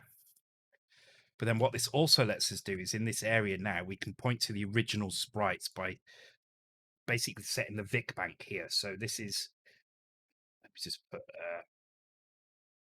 Vic bank. And that's because what this now does is allows us to do +1 to get our upper byte of the 16-bit sprite register. Sprite pointer, sorry. So we just need to figure out what the Vic bank is for these, and this should work with the proper sprites. Colors will be wrong, but the sprites should be fine. So let's figure out where the sprites are. They're at 4,000. Okay, nice and simple. I think there was some sprites in the initial title screen as well, but we'll worry about the title screen there. That's probably one we'll do on Tuesday, I think.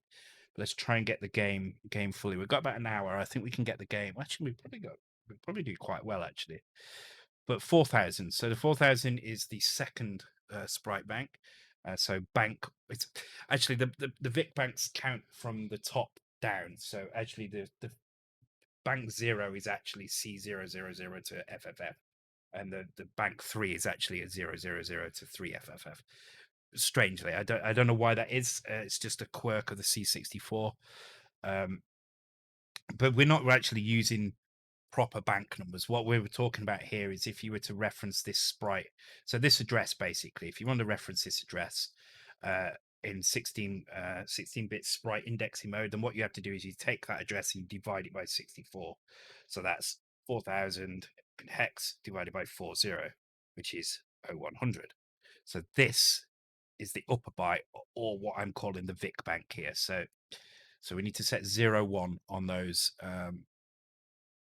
sprite pointers. So that is here. Okay, let's give that a load.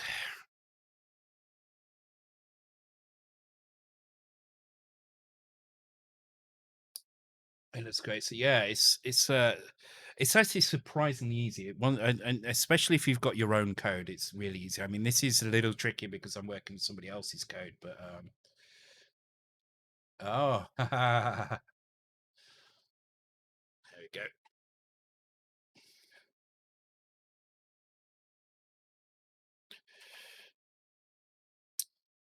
Okay, so it looks like some of the sprites are off because that's flashing incorrectly, and this, yeah. So some of the sprites are a bit wrong for some reason, uh, but we're kind of getting there. Okay, so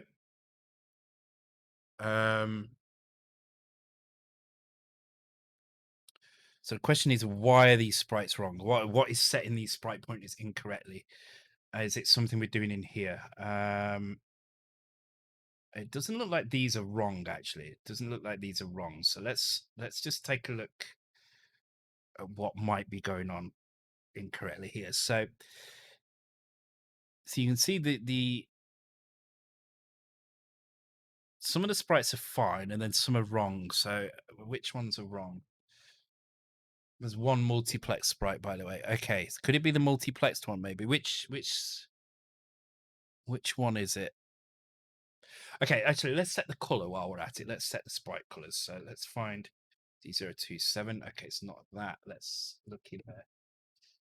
Sys labels, sprite, color 0. Okay,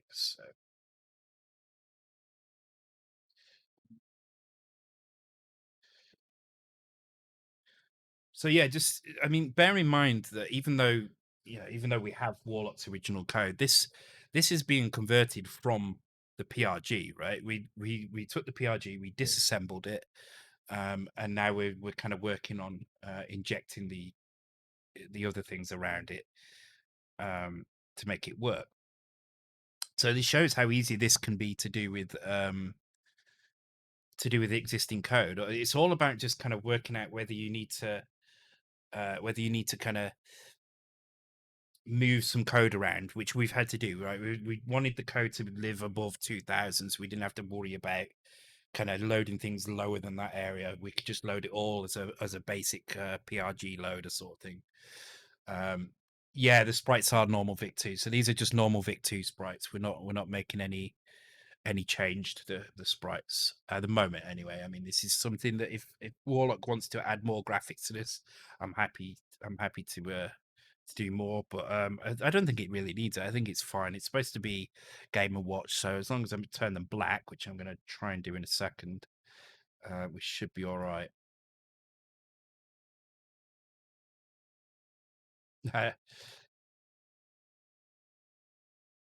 As you're all going for all the backgrounds now. This is what I like. You see, is once I put some backgrounds in that I've got themes. So you found one of the themes is a Harry Potter theme, right?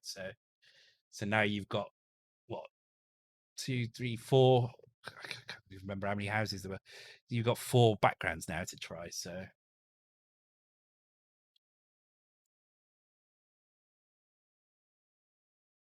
okay, so here we go. We've got this section here. It's set in the colors, and it's set in a black color, and it's using an index. So my guess is that it's using this. Uh, 6C. It's my guess is it's using it to kind of set all of them the same color, but I wonder.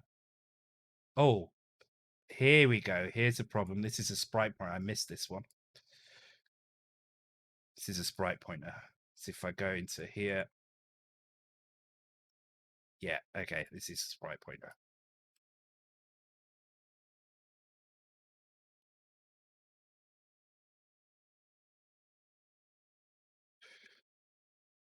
I should probably check if there's any more of those. Yes, look, there's a few.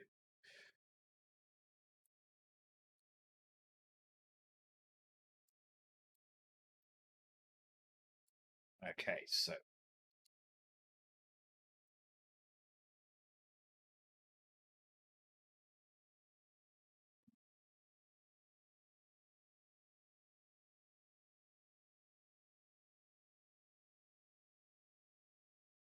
awesome. There we go. Right.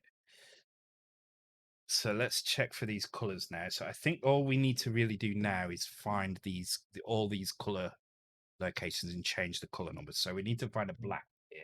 So the moment it's using a transparent color, which is it happens to be purple, um, but it won't show as purple because it's not transparent for the sprite. So what we need to do is change it to this value here, which is 9. So that use it. Oh, actually, well, it must be using this. Yeah, it's using the same palette. Okay, so 9. Okay, so we change all the color changes to to be 9 instead. So if I do 9 there, let's see how many there are. So 1554. See how long it is before it repeats. As for the multiplex should work because it is using the same registers, the same IO registers for sorry, I have to concentrate. Same IO registers for raster interrupts. So as long as your interrupts are working, it should work exactly the same. It shouldn't need any changes. Okay, so there's a color set to blue somewhere. So there's a blue sprite. Let's might as well set that as well. Well, right. Okay, so blue. There's a blue here, which I guess is close enough for this one. Let's go with this one here. So that would be 0F. Color RAM is being shifted here. I'm not sure. This looks like this might be color fade on the intro, so I'm not too fussed about this. This is going to need to be changed, or we're going to have to set for the intro. What we might do is just set the mode into normal mode, and so that we do use color RAM, so the stuff can remain, and we'll just change the raster interrupts to do some fun stuff with the power of the Mega65, maybe some stuff behind the characters or something. I don't know, but I would suspect color RAM is not going to do very much there. This is why this is on the intro, though. I know with these labels of this that it's to do with the title screen, so I don't care about that at the moment. I care about these ones.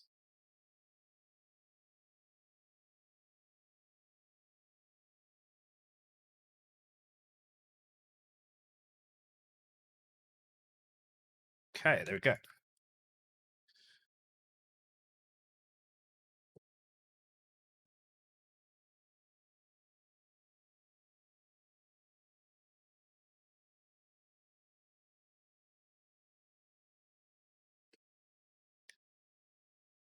Okay, let's have a look. There we go. Okay, so we've still got a little bug in the middle there. I'm not sure why that is. It's definitely to do with sprite pointers, though, because everything else looks fine. The guy at the bottom's moving fine. The missing hits are working. It's just one frame of him doing something weird. So, I'm gonna look for 5FF8 directly. No, okay, that doesn't show up. Uh,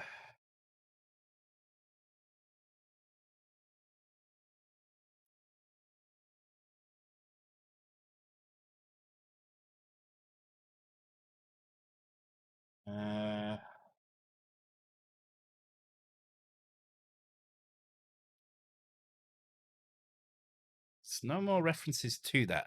So there is. Let's take a look. There is one frame of the sprite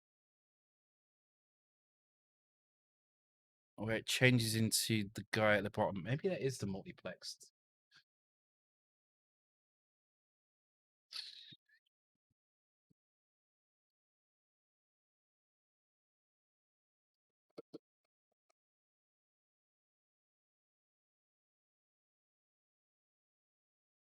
Trying to think what could cause that. Where is the multiplex happening?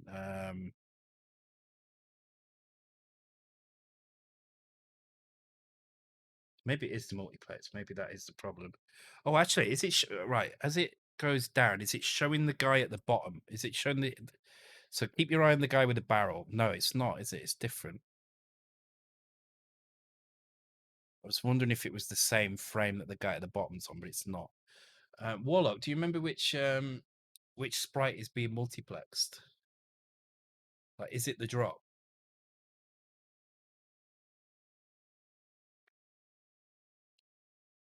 It's very, very close. We're getting really, really close to this now. Also, let me set the background. Do you set the background to yellow? I can't remember. Let's take a look on the original game. Let's run this on the C64. No, it's not the C64 one, is it?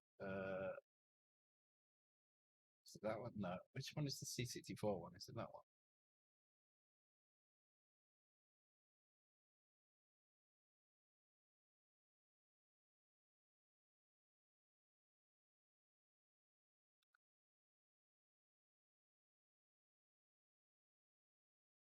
The top and bottom misses his multiplex. The bottom one is the same because you don't miss. Okay. Yeah, I think we're doing all right with that. So but if you look, the sprite doesn't change. This sprite doesn't change. The drop stays the same. Okay. Okay. So let's go and find BG Cole first of all. I wanted to set that background color to black. I must be setting up somewhere in here.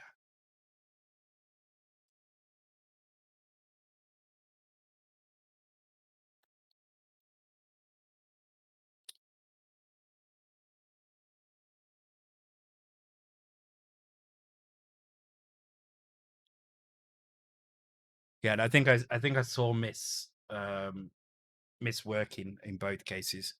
So it's something to do with the okay, I didn't set the background to black at all, did it? Oh, because I did 0, it should have been 9. There we go.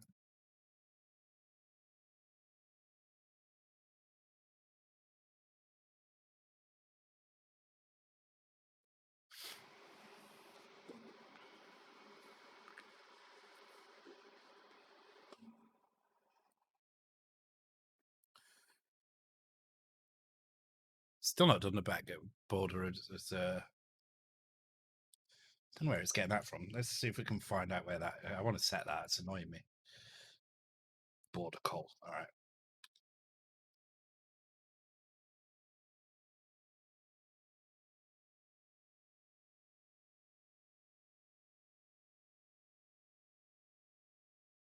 Okay. I don't know it's blue, but okay.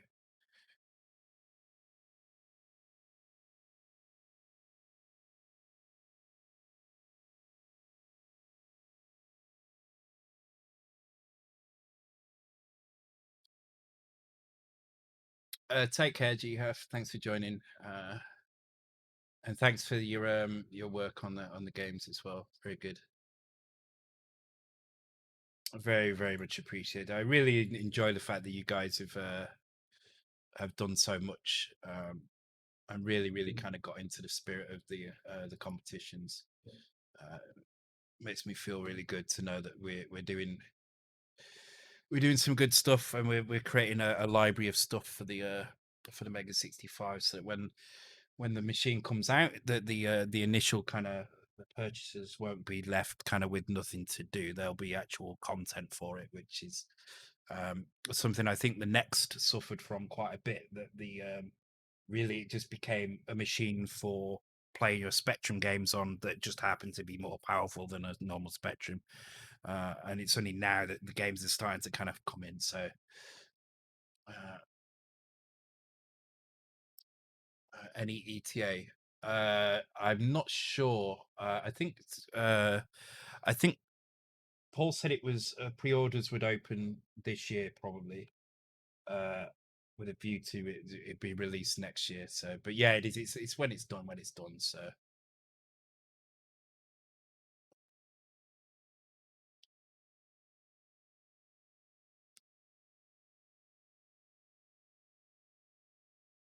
I think it makes sense to do do it this way. When it's ready, it's ready. That's the way it's the way I treat my coding with games, and it's the way all good things should be done. Good things come to those who wait, as they say. If you rush things, then that's when you end up kind of making mistakes and taking shortcuts or compromises, and that's not a good thing. Compromise is never a good thing. So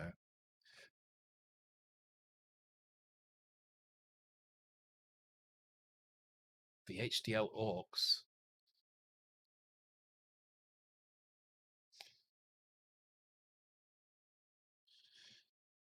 Uh, I tell you what, I wish I might start looking into VHDL because I really would like to help out with that a little bit. You know, there's little things that I would love to kind of try and have a go at implementing. I mean, I don't know how useful that would be, but or how easy it is to do is either. But I'd love to give it a shot.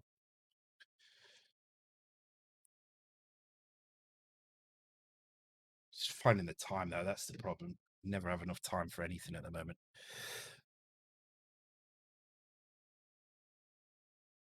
Yeah, it's quite a learning curve. Yeah, I mean, one thing I have found really useful is the VHDL stuff is really useful if I'm trying to work something out that I haven't seen in the documentation, or I'm struggling to find the exact piece of information I want. I can go and look at that, and I can usually work out what bits in which registers do what by reading that. So that's kind of really useful. I like it in that respect.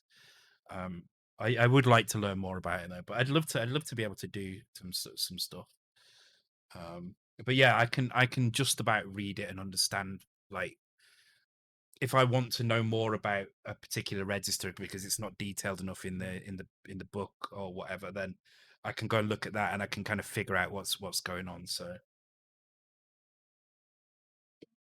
it's kind of the anti-Pearl, much easier to read than write.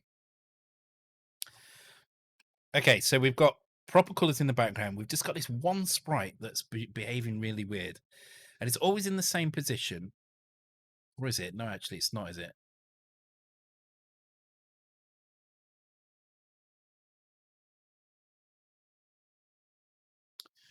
Okay, let's have a look, see if there's anything else pointing to those locations. So, um,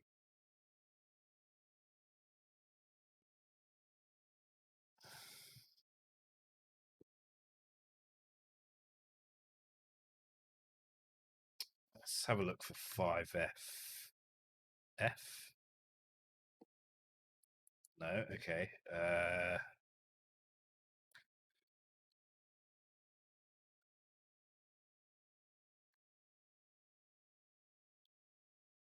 Okay, so let's just take a look at where these are being set. So, see if we can see any other locations where that seem obvious as places where these might be being set.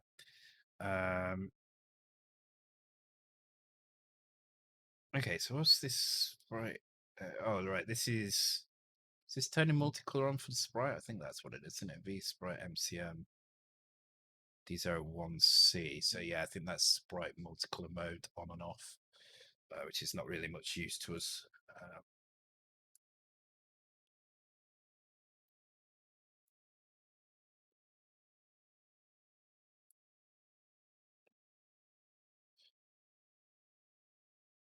Yeah, sprite multicolor red. Okay, so we don't. Yeah, I thought it was. I just don't know why I had to go and check that. Really, it's kind of obvious. So we've got sprite 0, X and Y, that's fine. Sprite priority, that's fine. What I'm looking for is weird. Remember how the sprite pointer was a really weird kind of composite number? That's what I'm looking for, is another weird one like that. Um I'm not seeing anything obvious at the moment. I'm just gonna skim through until something potentially jumps out. So there's a few. So this is the I think this is what's setting the scores and stuff. That's fine.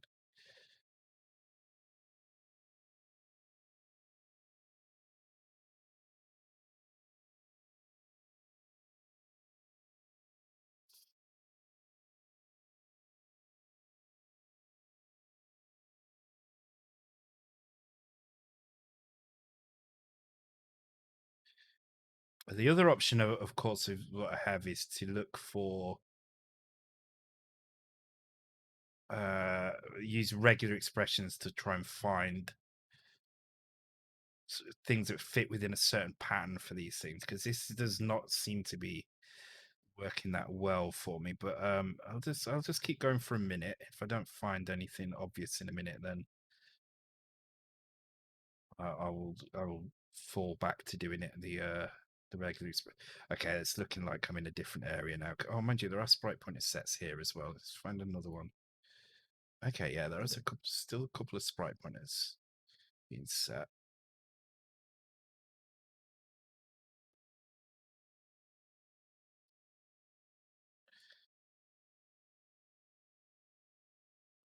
Thing is, when I'm seeing these, I'm not seeing any other area around them that looks like it would need that. But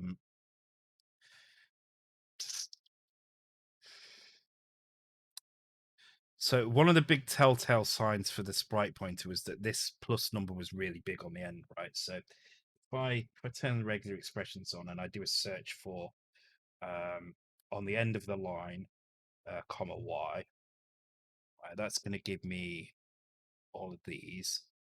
And then if I do any number of spaces, so 0 1 more spaces, but then uh,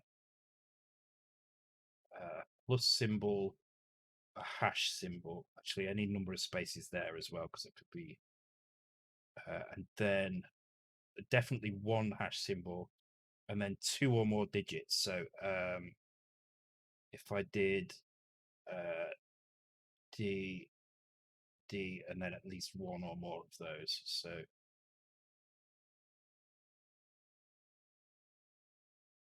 that's not finding any. All right, so if I did one, yeah, it's finding that one. Okay, so there are no more with 2 digits or more. So that would imply then that there's let me just try that with 2. Yeah, so it's okay, 1 but not 2. All right.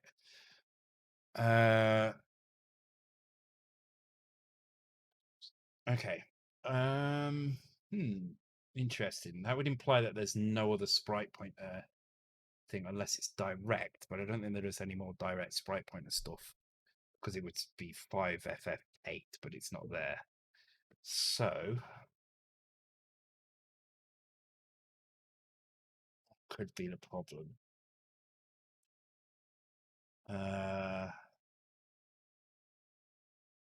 Okay, tell you what I'm gonna do now. I'm gonna resort this code to be the original code. I'm not gonna do any changes. So I'm just gonna do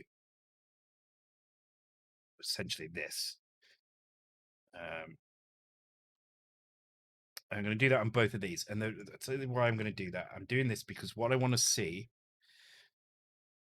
is, does the sprite change? Is there something going on in the sprite changing as we go down the screen? Or does it remain the same? Or is it something we're doing in here that's breaking it? I can't imagine it's something we're doing in here, but it might be.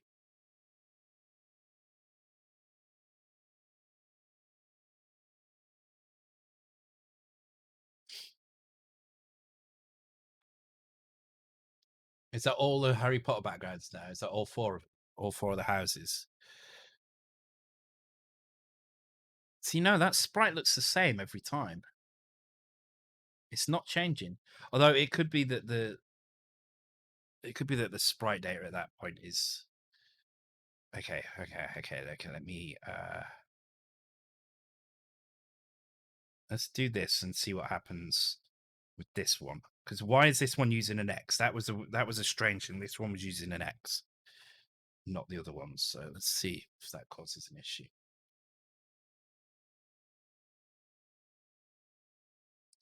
Yeah, after this pipe, the sprite, yeah, it does. I checked that on the C64, but on obviously something is changing it on the Mega65, and I'm just trying to work out why.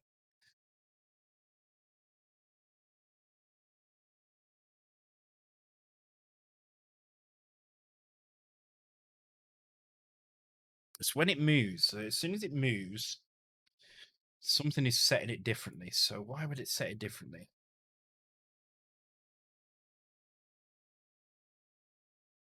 Well, I'll tell you what we can also do here. We can see if the sprite pointers are the issue by setting values like this, like hard coding these values in here. So now the sprite's always going to be the same thing. So every sprite should be exactly the same. So if we see a sprite that's different, then we know something else is setting that sprite pointer somewhere.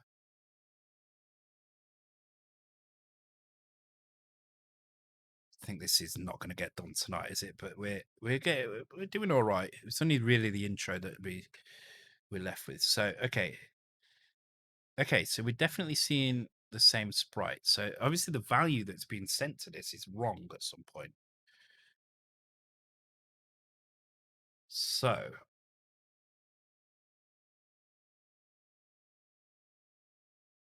is it this Vic bank? Is it crossing a different Vic bank? Maybe it shouldn't be because we're replacing the C64 style sprites with a 16-bit sprite index, which means that these sprite pointers would always be pointing to this block of 16 kilobytes anyway. So I wouldn't expect this to be a problem. However, maybe this value here is overriding. Maybe the value falls through. Maybe this value is pasted in more than one place for whatever reason. So let's try that because that's a side effect that we've got here. So let's do. Um,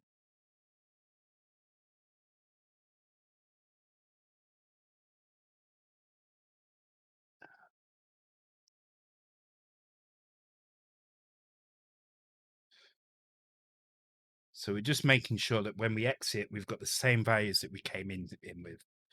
Then that way, if the accumulator is required further down to be the same value it was before, then it will stay. It will be the same.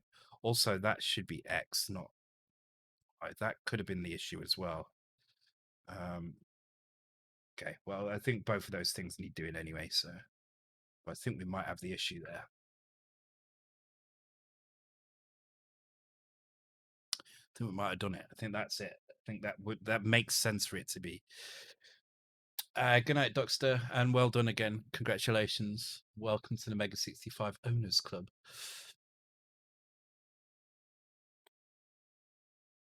No, okay.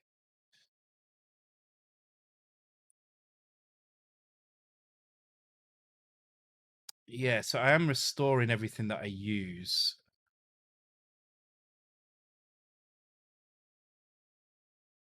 For some reason, it's still an issue up there.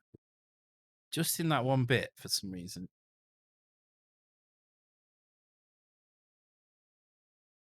Okay.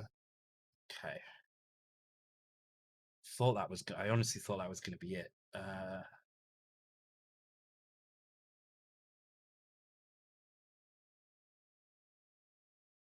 don't know what else it could be. It's weird. Thank you for the resub, SP. Appreciated. I'd cheers you with cider, but I don't have a cider.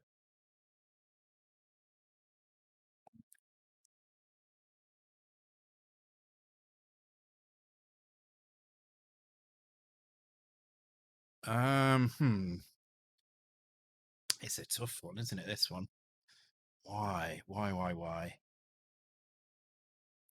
So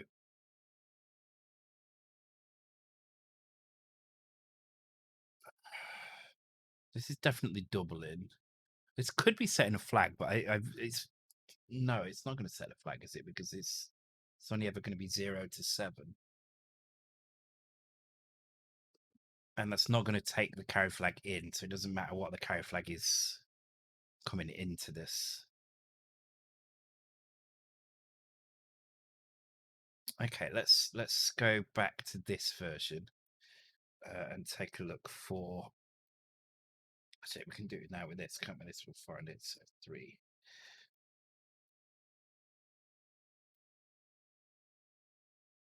Oh, seriously?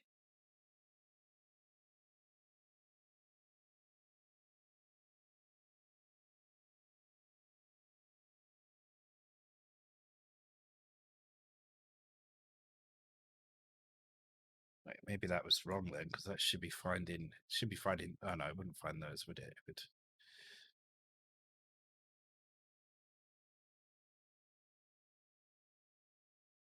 I put X into A, shift it, then puts X into yeah. That's what I want to do. Yeah. Oh, I see. Thank you. Oh, this is a 10-pointer if that's right. Yeah, I mean that's a 10-pointer on its own anyway, but I think that might be the solution. I think that might be it.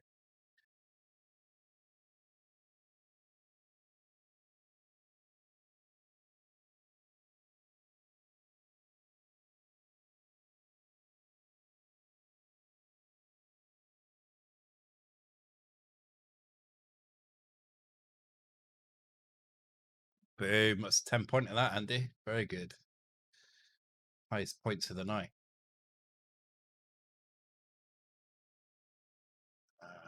Find the right person on the list.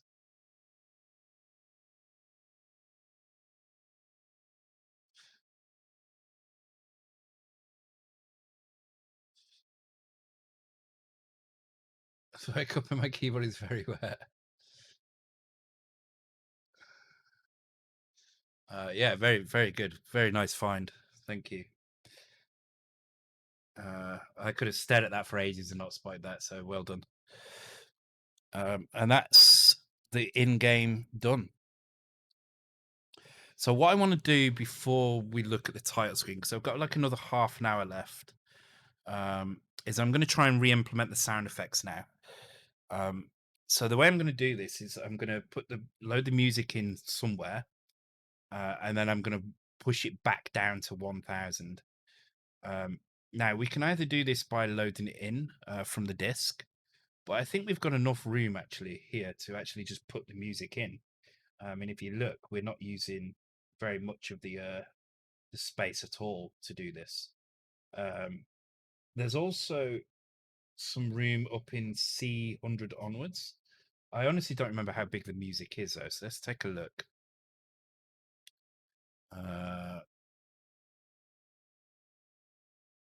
Oh, where is the music actually?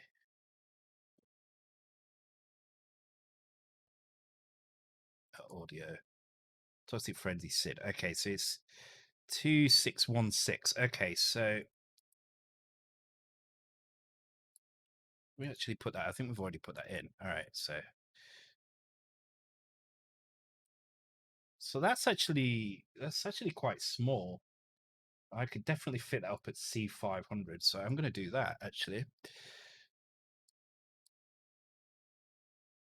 So I'm going to put it actually at to work out exactly how big it is.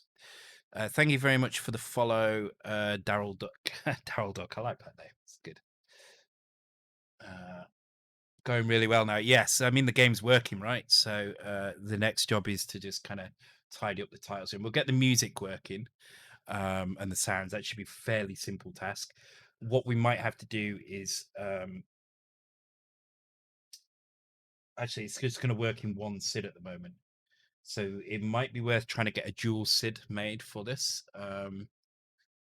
And then we can maybe look at dropping that in. If Mike wants to do a dual SID, or I can just get it converted so that it will play out of two at the same time for a bit of a stereo effect. I do want to get a mod player working in Kick Assembly. It's kind of frustrating that I can't get the mod player working directly. So okay, what was I going to do? Oh yeah, I was going to work out exactly how big that music was. So the music is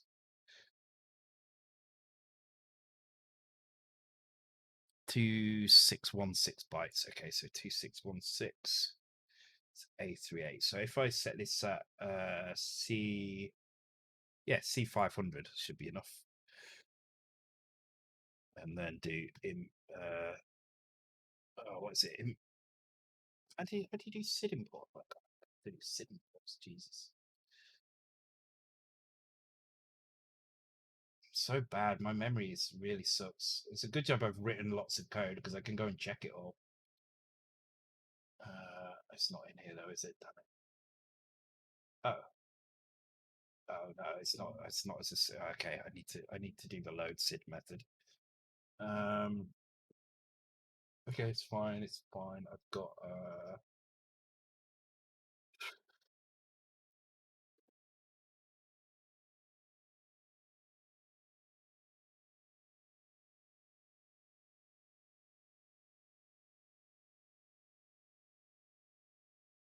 that'll do. That'll do. That'll do, pig. That'll do.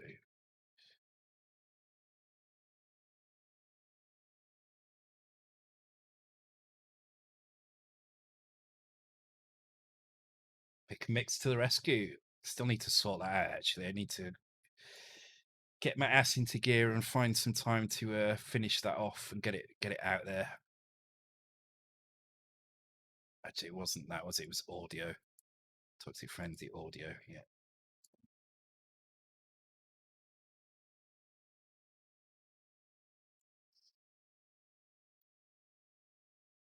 Okay. So that's going to load it into this location in memory, which is a free area of memory. But then what we'll need to do is when we do the initial copy down, which we do, actually we don't do it there, do we? We do it. Where the hell was it?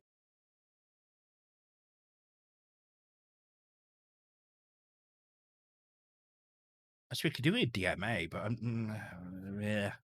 Part of me wants to do it with DMA now because there's a DMA chip, but feeling lazy, so I'm not going to. Oh, look though, it's all sod it. We'll do it with DMA. DMA music. Oh, sorry, copy music. I'm going to call it copy music, or else it's gonna look like it's actually DMA music. And we'll just copy that.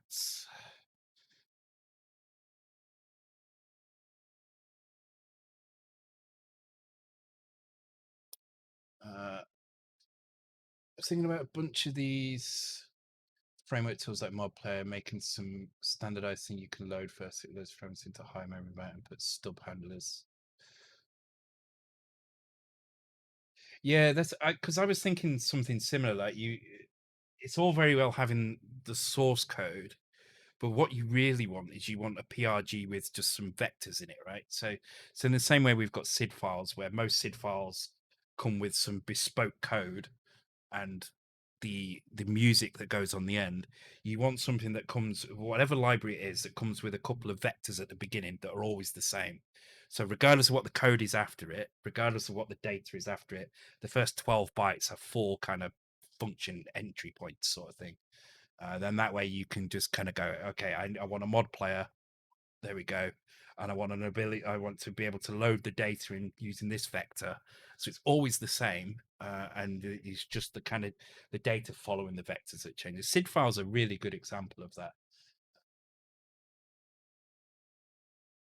Yeah, because I do feel kind of lost in like I'm losing out some of the times with the kick assembler stuff because so much of the stuff is done in TAS or other kind of assemblers, and it kind of it's a bit of a shame that you kind of lose out there as well.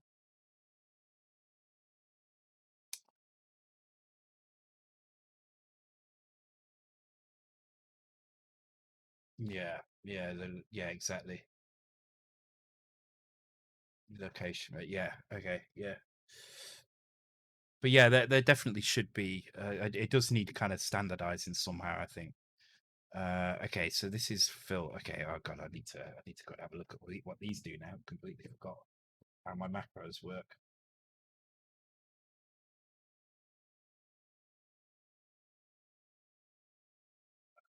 Which means I need to look in here. 65 macros. DMA header, source bank, a destination bank. Okay, so we're copying music, so that stays the same, and that stays the same. Fill job. No, it's not a fill job we need. We need a copy job. We need to copy from C500 to 1000. And how many bytes do we need to copy? Well, we need to copy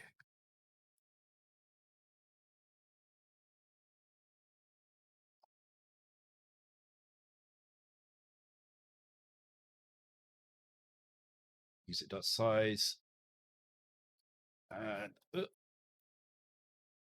And is it a chain? No. And is it backwards? No. Okay, so I should just be able to do that now. Copy music, which I believe I can do in here now.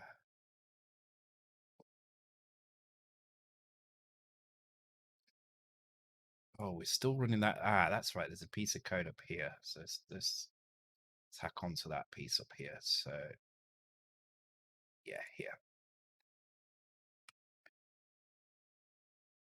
And now if I go down to here, I should be able to turn on these again. And the music should work. So I'm just going to pause the music for a second. Sorry, Andy, I realize that's your two made a theme. Oh, actually, we're not going to hear it. I'm not going to hear the music.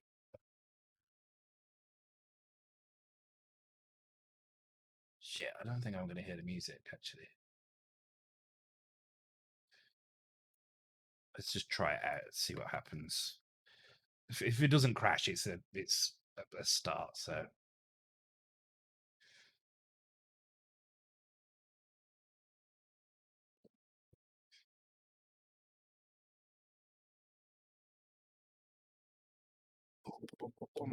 well, okay, well, it hasn't crashed, but it is. Well, it has crashed, hasn't it? Really, that's the.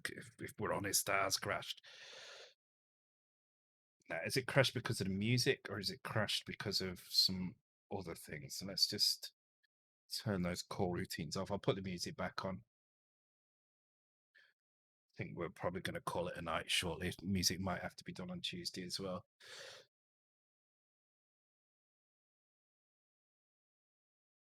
I don't think it's these routines because because there's something else going on here. So I think maybe what's happening is this is happening before, because the ROM is banked in at this point, you see. So I'm not sure what writing to this location or reading from this location would do, but it certainly would not be reading the right data, I don't think, at this point. Where is it? So I think the problem is that this is reading at the wrong time. What I need to do is do it.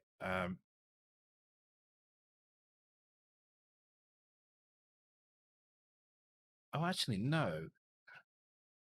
Wait.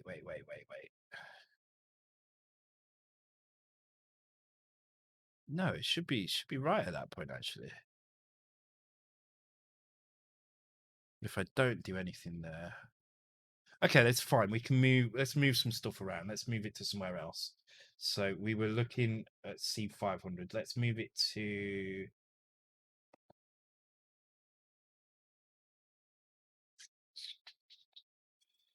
Let's move it to 6800. That's probably a better place for it.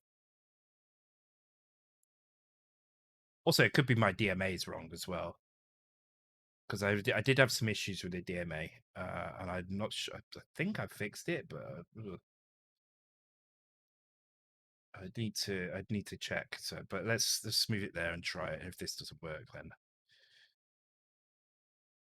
okay. Bank source and destination 00. Yes. Okay, this should be fine. This should be fine.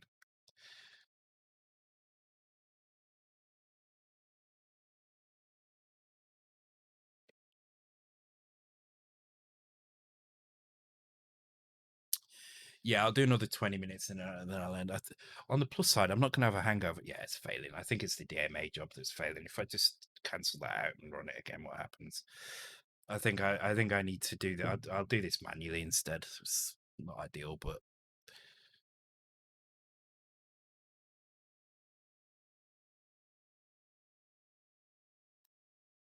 plus, yeah, I will not have a hangover tomorrow. It's actually it's a relief. That is a huge relief. What the hell? Okay, yeah, I'm not sure what's going on here, but this is not right. Let's just have a look where that actually put the code. Music, sorry. Okay, yeah. So there was plenty of room for the music. The music should fit in neatly there. Uh, the DMA job. Okay, let's stop the copy music from actually happening at all.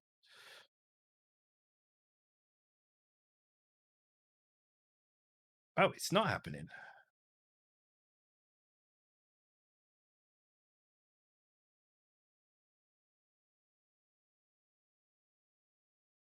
It's not happening. So why is that even causing a problem? Do I need to get rid of that? Something?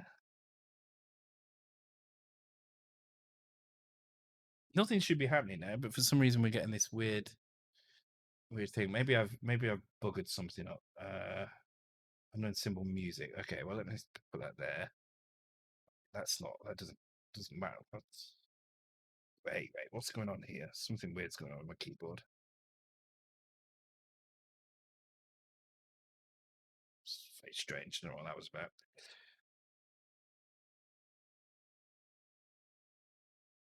Okay, there's something persisting in memory, so I'm probably going to do a cold reset in a minute because I'm not sure that's working properly. Something weird's going on. Yeah, let me do a cold reset. And just do some looking around here, see what I've might have done wrong. Looks kind of fine. I've not done any other.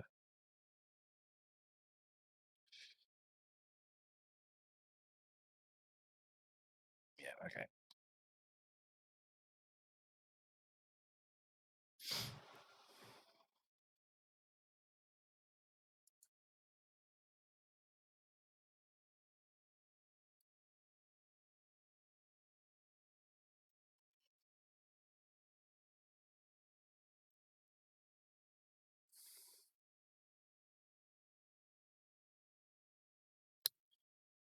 Why is it getting stuck there? I don't understand. I don't understand what's going on now.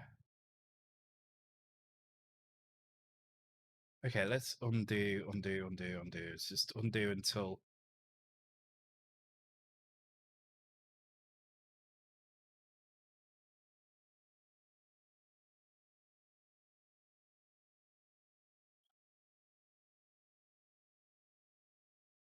Yeah, this is. There's nothing. Some point, something broke, and I don't know what it is. Because after that, the last thing I did was fix that thing. So at this point, it was working. So if this doesn't work, then I don't know what the hell's going on.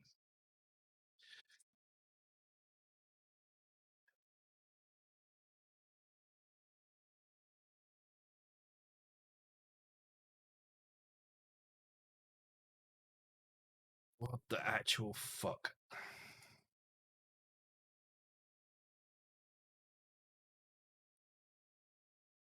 What?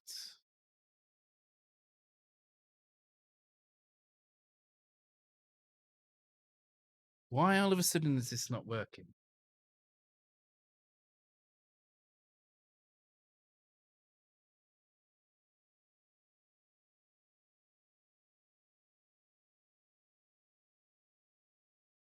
I have had some weird cases where sometimes DMAing stuff would leave some junk somewhere or something, and then on a new reset, on a new load, it would break.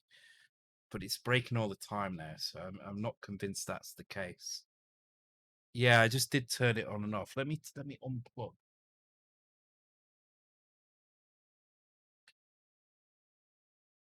Something very strange going on, and I'm not quite sure what it is because this is now the same code. I did undo until I got to the point where I had the same code as before. Um,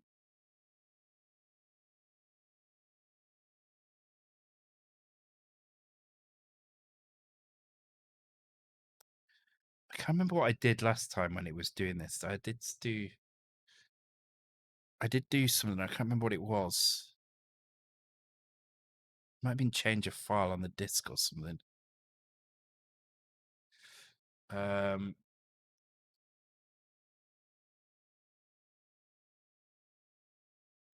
just do that and get rid of the floppy load. I have no idea what is going on. I have no idea what is going on there.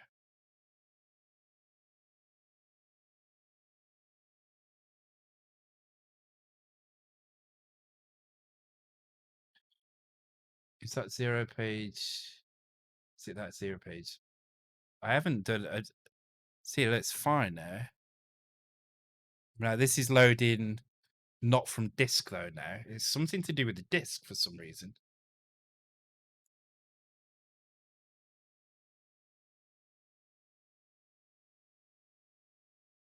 I could not tell you why that is the case. But hopefully now that it's working, I should be able to turn off this and it should load.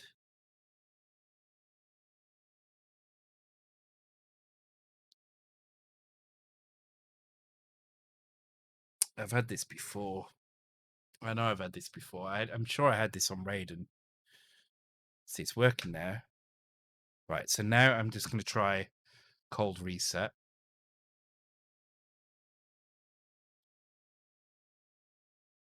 So I've got nothing in memory. So just in case something in memory was sticking around and causing it to load differently.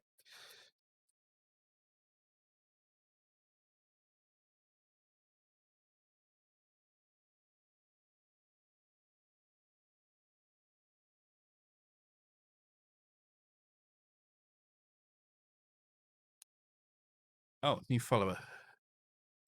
Oh yeah, look, it's not loading properly for it's the disk. It's not loading properly from disk. Thank you, Joker2266 for the follow, and thank you, Warlock, for the pointer there as well. On a cold reset, it fails to load.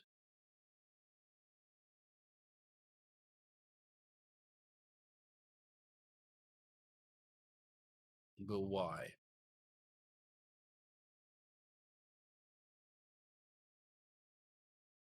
What's weird is it fails to load, but it gets stuck in this screen as well. So this is going to be a fun one to figure out. Warlock points, yeah. So the moment I put that piece back in and remove this, it will work again.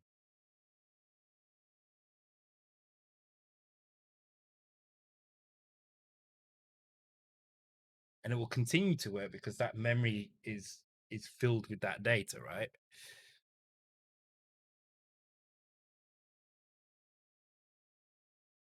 Oh no, it's not lurking though. Let's try cold reset.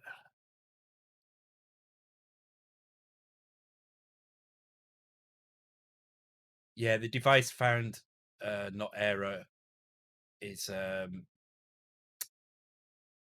do with the way it injects the PRG. It's absolutely fine. It's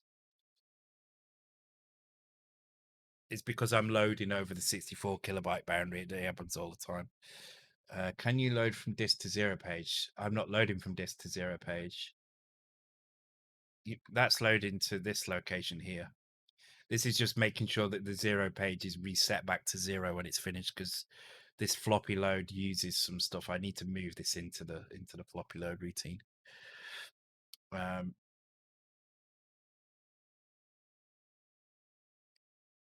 So now if I take that, right, and if I go and inject some different values into the char set,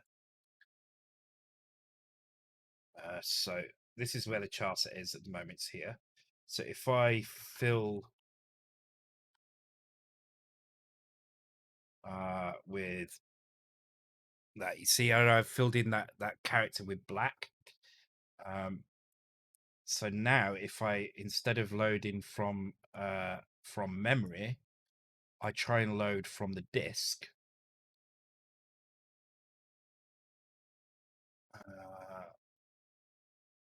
Yeah, Tuesday Shannon can deal with it. Yeah, exactly. That's exactly what's happening here. Go Hogwarts there for you.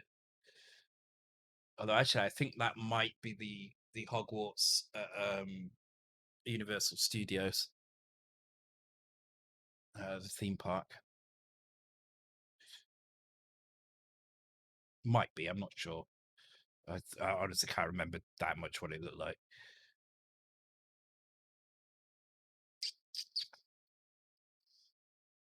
Okay, yeah. So we turn this off, and we're going to load from the disk this time.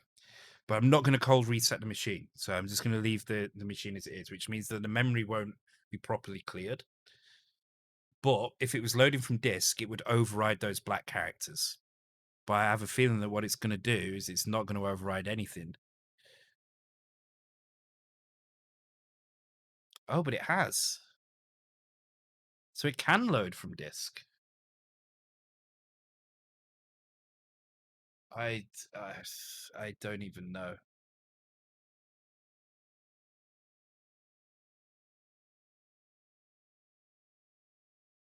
Let's get a cold reset.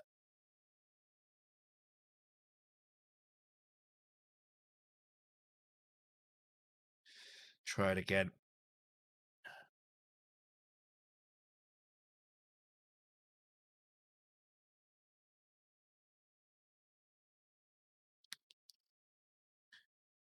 Shalom brain error here. I think it's gone quite well tonight. I think it was a bit slow. Yeah, see that it fails at that point for some reason. It was a bit slow to begin with. I think mainly because I hadn't really. Oh, actually, I know one thing that definitely needs doing.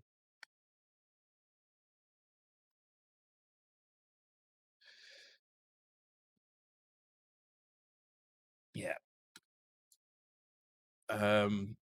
Because I was reverse engineering the code from the PRG rather than from the original source.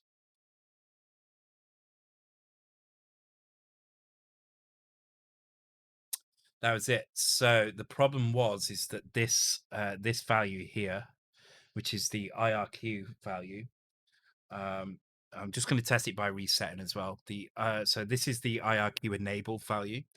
Now on the C64, that's off by default. You have to turn it on in order to enable your IRQs.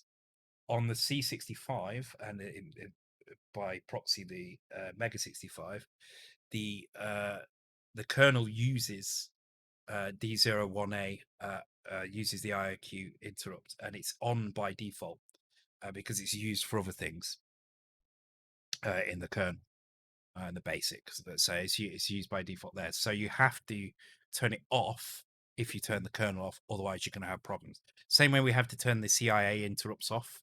It's exactly the same thing, but you have to do it with the IRQ interrupt as well. And there we go. It's working. It's working fine. Cool. Okay, so after all that, I could have probably have just copied the music into location as I was originally doing, but I've got 5 minutes left. So as Warlock said, that's Tuesday Shannon's problem. So I think I'm going to call it a night there, guys. I think that was pretty decent. We got quite a bit done. Uh, yeah, we'll do the rest on Tuesday. So what we'll do on Tuesday, we'll get the music working properly.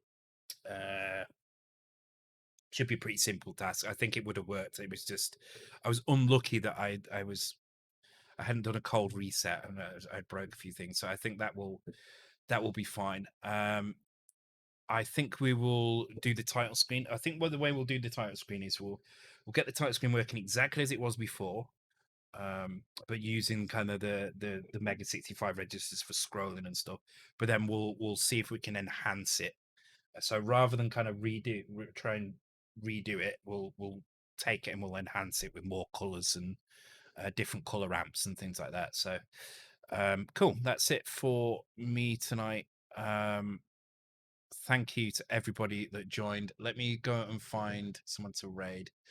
Um, Once again, you've all been very awesome. Well done to Doxter, me for winning the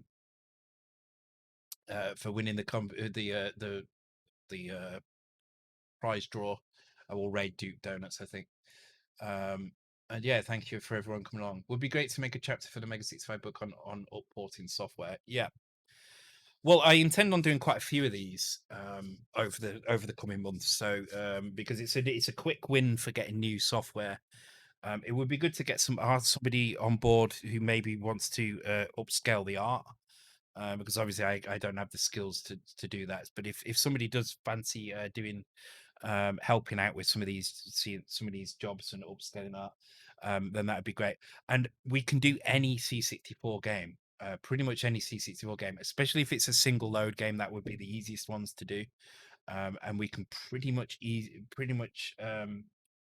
do what the hell we want with them, and bring them up to Mega 65 spec, make them all shiny and stuff. So if anybody does have access to the rights for any proper C64 games that we'd like to do, by all means, let me know and we'll see if we can do it as well. So, um, okay, cool. I shall see you all on Tuesday then. We'll continue this. So until then, cheerio. Have a nice rest of the weekend and good night.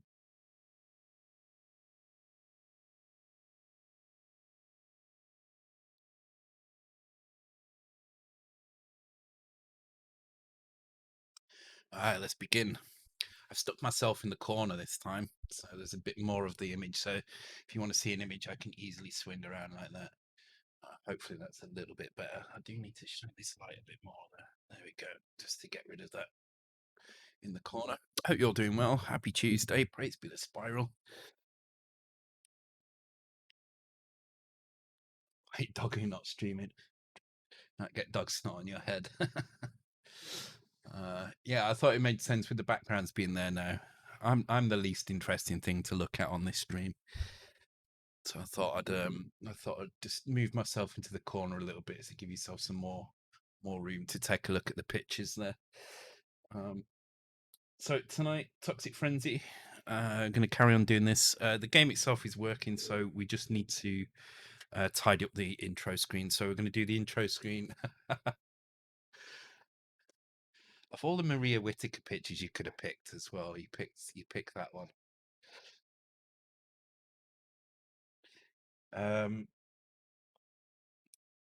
So Steps provided that one. That's why that's there. Yeah, so we're gonna do the intro screen tonight. Basically, we're gonna get it working as it was originally, and then we'll try and spruce it up. Also, want to get the music running, even if it is only out of one channel for now. There's some there's a little trick I thought we could try to get it coming out of two headphones. But I'm not too fussed about doing that now, which is basically just to copy whenever we call the music function, when the music function is finished, we just copy the SID registers into another SID. However, I have a funny feeling that might prevent certain things from happening, like re-triggering sounds and stuff, because it will only be doing a single write to each SID register rather than maybe two or three that the players might be doing. So I'm not going to do that on this stream. I'll just get it working in one. We'll get it working in one SID, and then I'll worry about the rest later. But tonight we'll just get the intro working, I think. I'm drinking tonight Copperberg Cherry. It does actually say tropical fruits on my chat message, but last minute I decided to go for cherry, and vodka, soda, and lime with a sprig of rosemary in it to try and add some flavour. Actually, quite works quite well. I was looking online for how to add flavour to vodka, soda, and lime. I think there's a bit much lime juice in that as well. I got a bottle of lime juice rather than fresh limes. It's quite strong, but it's all right.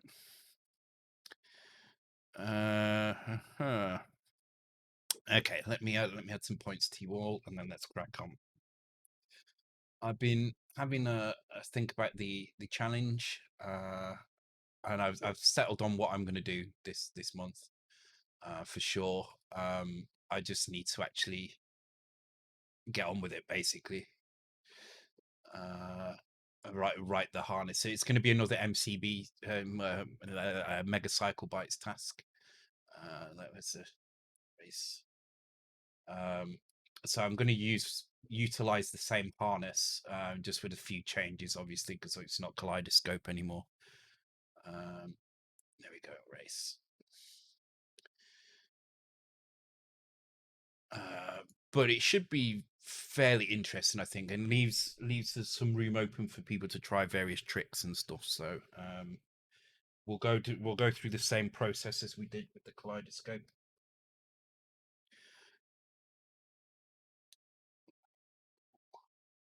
That was very quick there.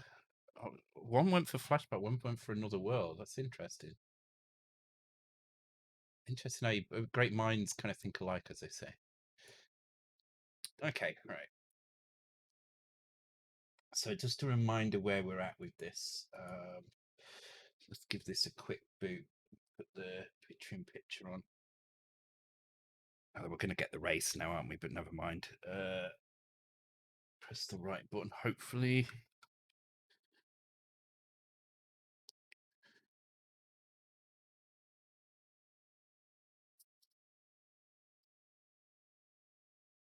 Look at this.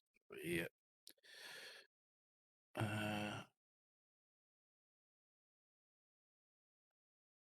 Yeah, cool. So the game itself is working fine, and it works all the way up to the game over, and then obviously the game over it tries to go to the intro and it can't. So that's the next step. We just need to get the intro working. But before I do that, I'm just going to do the music first, very quickly. So I started doing this last time, but then I had some problems with the loader, and it turned out to be that I wasn't clearing the which was it? It was yeah, it wasn't this. I wasn't clearing the IRQs, so when the game started, it kind of screwed things up a little bit. So let's quickly go and take a look at the where we put the music, because I've completely forgotten where I put the music. I think I loaded it into some area up in high RAM somewhere. Don't remember exactly. Or maybe I turned it off actually completely.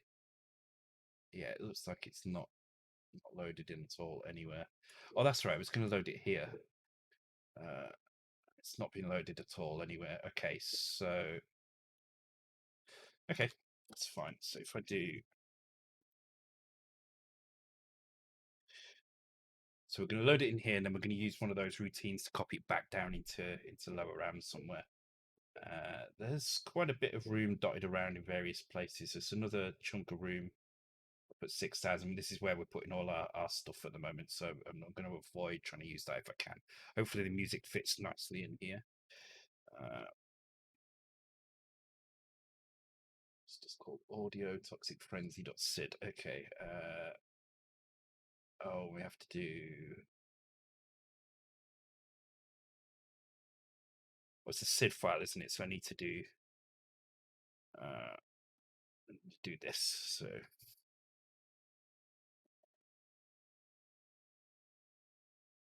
assets. Make that a bit bigger just in case it's too small. There you go.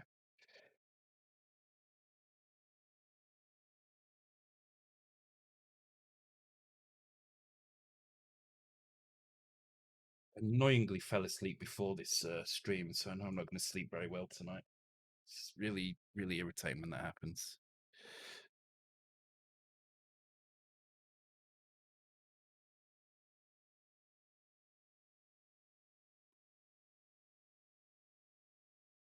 Oops. I think that's how you do it. I can't remember the exact way. Let's try it.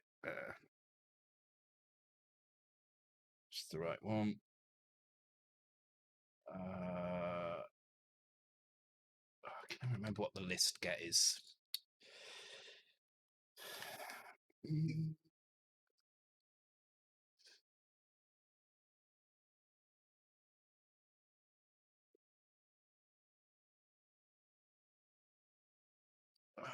Get. Oh, that should be.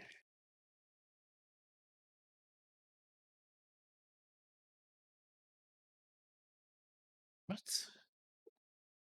Unless this has changed. Ah, do you know what? You know the easiest way to do this is to take a look at pick a mix. Every time is the easiest way to do this because pick a mix is already set up to do this. Get data. That's it. All right.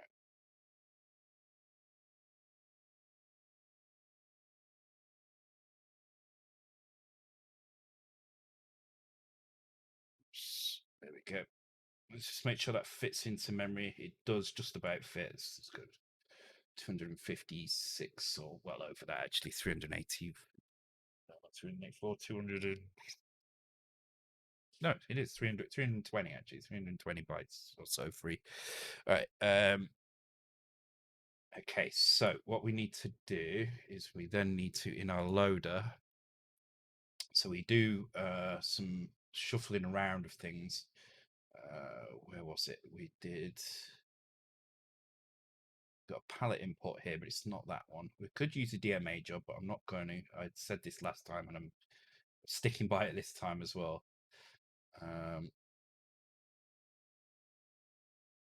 Actually, no, I did start doing it last time, didn't I? Pretty sure I did. All right, let's give it a try. So I'm going to call this copy music. I'm just going to call that job. It makes sense if it's inside its own little section to have it called job. I'll do the same here as well. Actually, it's consistent. Not that it matters very much at this point. DMA header. Okay, so we want a copy job.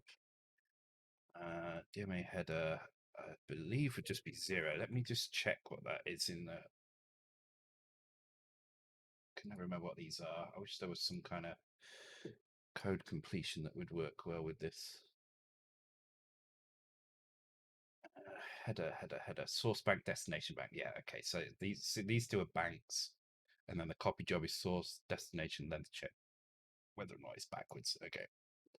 So source, destination, length, whether it's chained and whether it's backwards, which it's not. And these are both 0 because we're copying to and from the same bank, which is the lower megabyte of memory. So that should stay the same.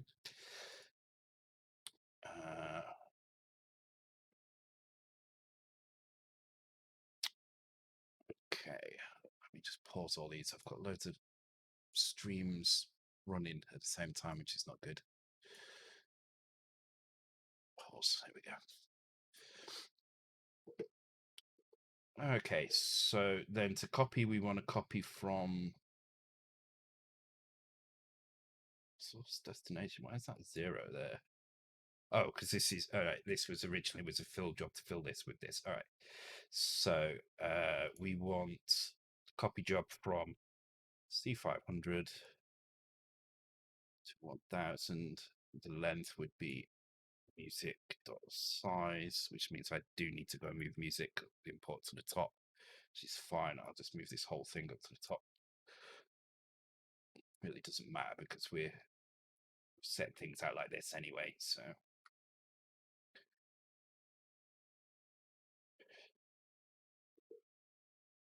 okay, right. So let's just make sure that that actually still loads before I even trigger it at all.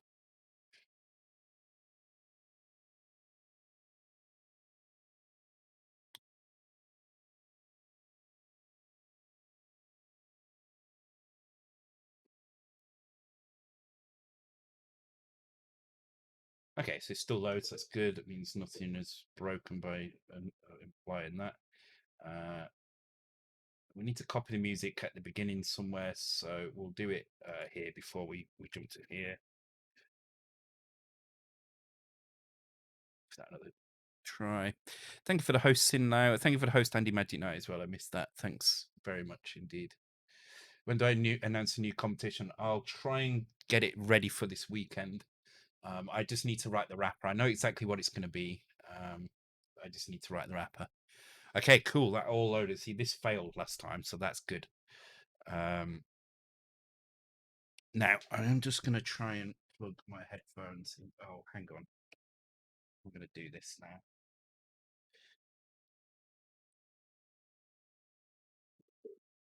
Because I don't think I get sound out of the HDMI properly at the moment through the capture card anyway. Oh, it'll be on the TV. I can hear it on the TV. Okay. Okay. So, hey, Sean, welcome. Meaty cat. That's a good one. I do like the cat one. It's a nice cat, that actually. It's a really nice color, nice eyes as well.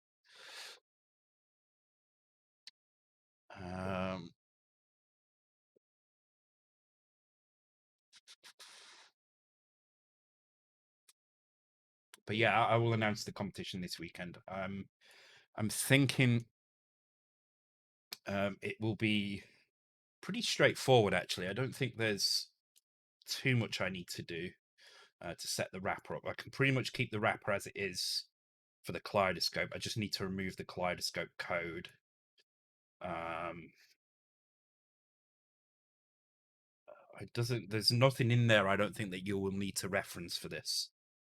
Um, so it's not like the kaleidoscope where there was a table that you could use. I don't think that will be necessary this time at all.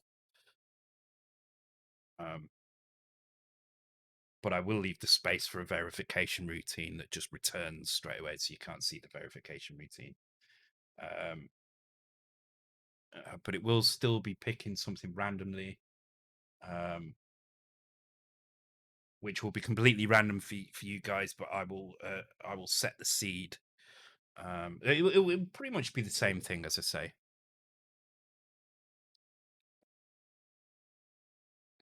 Um, but the seed will change, so you kind of wanna test things out. So okay, that's running in there. Let me see if that's actually playing music. It is playing music. Okay, cool.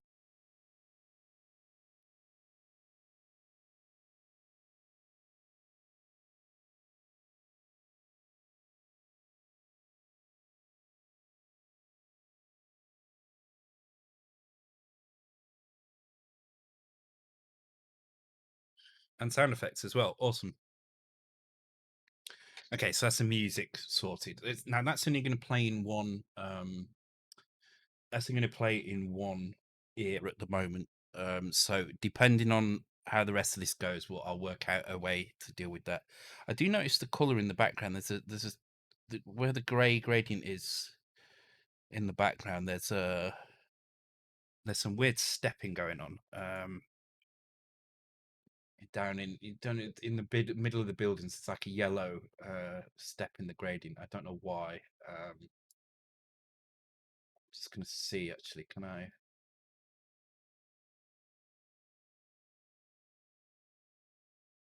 Oh, it's because it is actually there. All right, that's fine. It's just the way that the colors have been picked up. But I mean, it's an easy task to change this. Really, really easy task to change this now. So anything we want to do to this can be done quite simply. Um, but I think it looks all right. I think it's good. It keeps exactly the same style as the C64 and just adds more colors um, and it looks fine.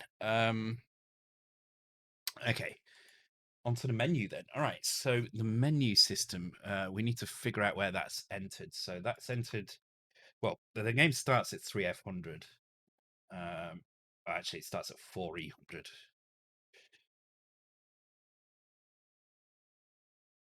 So this is the entry point for the game. I don't even know why I'd search for that. Which is setting up our IRQs, setting all the background colors up. Um, then it's setting screen run banks and stuff. Okay, so and then I think there's probably going to be a jump into the. Oh, that's an interrupt. Okay, it's an interrupt here somewhere.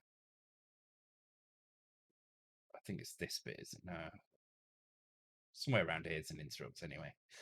Uh, but what we also are doing is we're jumping into screen setup, and we're doing that here, but we're actually setting the VIC registers up here. So maybe what I need to do is move these actually inside that routine. So 40 color mode we want, we're going to keep that. Hot registers, I'll leave that as well. I probably don't need that actually because well actually no, we probably do because I bet there's places where this is hitting D016 and all sorts. So I'm just going to move. Actually, sprite pointers can remain in the same place. I'm just going to move this one, which is full color mode. I'm going to put that into sub game screen in here. Uh, Now, what this is going to do, this is going to turn on full color character mode when we get to this point, and I believe this only happens when we enter the game. I might be wrong though. Let me just check. I'm hoping it is only when we enter the game because that would make the most sense. Okay, yeah, look, here we go. Turn on bitmap mode, set up game sweep. Okay, so I think this is where we enter the game. So I think if I run this now, we shouldn't see full color character modes. We should see a slightly different garbled mess at the beginning than we were currently seeing.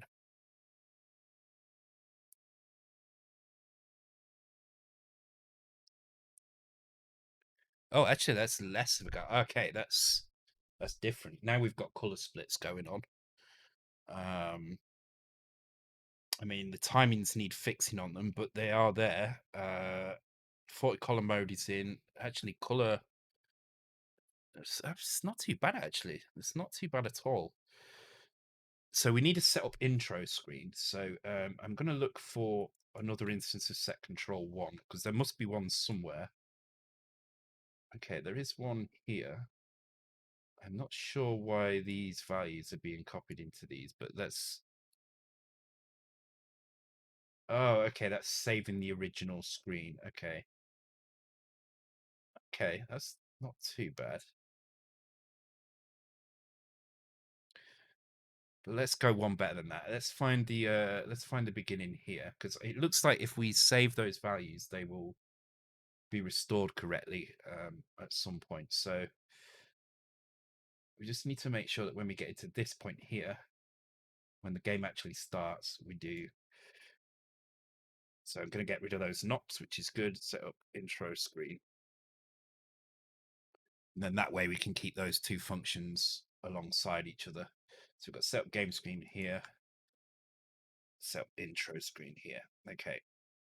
So in the original game, I'm not sure where the intro screen was. So let's take a quick look to see if we can figure out where that is. Maybe it's being copied directly into it. Maybe it's actually, is Warlock on? I bet Warlock's not on, as it's quite early there.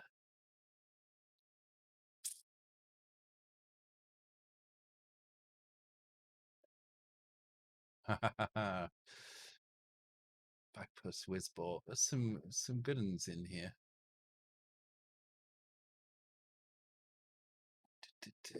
What color case did you design on? Yeah, black. I'm going to print that tomorrow, so I've got the printer set all ready to go. I just need to trigger it off, but it takes a little while. I'll print that tomorrow, and hopefully have it shipped out a bit quicker this time. It took me it's taken me 2 weeks every time, but I'm a bit more organized now. I've also got a lot less on at the moment, so it's easier for me to remember to do it this time. So, okay, so let's just copy this whole thing into here, and then we need to adjust some things, right? So we need to know where the default screen is. So if I go and have a look for D018, actually it won't be called D018, it's going to be called whatever the system label is for that, vmem control.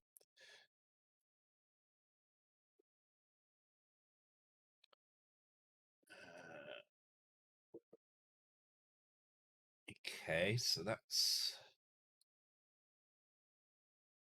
I think that's the in. Yeah, so this is the saving of the original one. Oh, okay. There's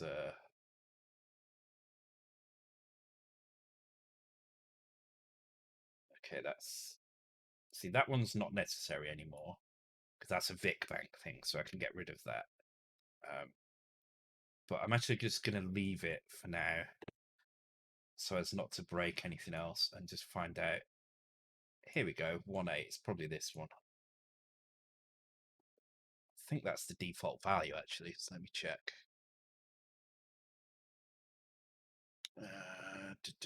Memory map.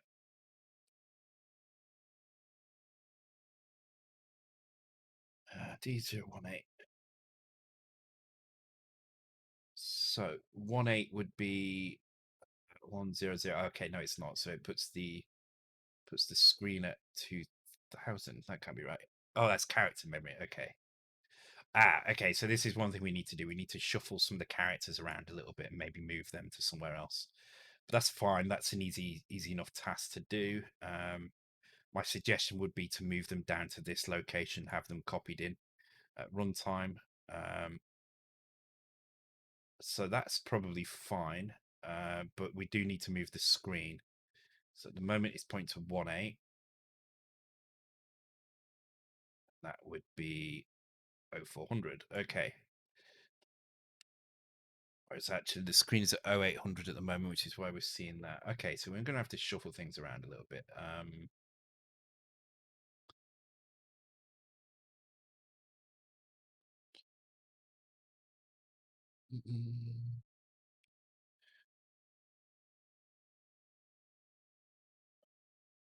H3s are making meg. Oh, or are you just? Oh, right. Yeah. I thought somebody else was making gains, but you're telling somebody what we're doing. So, okay, so it's actually quite nice that vodka's fine. It's. I mean, it's no glass of cold white wine or good red wine, but it's all right. Okay, so screen buffer 0 is this is obviously where we're copying stuff to and from, which means that this location 3000 is going to be a load of data statements, and they're going to actually be what's filled in the screen, which is kind of annoying because oh, title screen, we do have it. There we go. Okay, that's all right. Oh, also, why is it being copied in when we could just use this location? Let's try that. Let's change it. That would save us a bit of memory because then I don't think anything changes on that screen, does it? It's just okay, let's do that actually. So let's find VMem control again.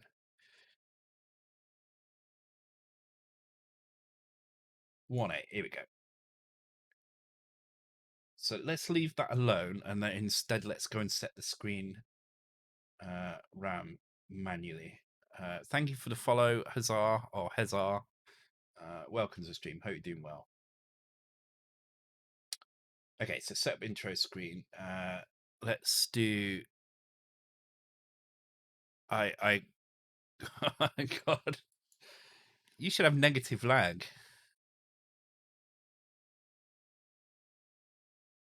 Send you space internet back to Musk. Space lag. Thank you, mate. You're welcome. You're very welcome. All right, so we're just going to change the pointer to here. So this sets the screen RAM to 3000. This turns off full color character mode. So hopefully, if this works, we should see. Actually, no, we won't because the character set is not in place. So we need to move the character set to somewhere. So let's run it and see if we at least get a layout of the screen that's kind of correct. So let's do that one.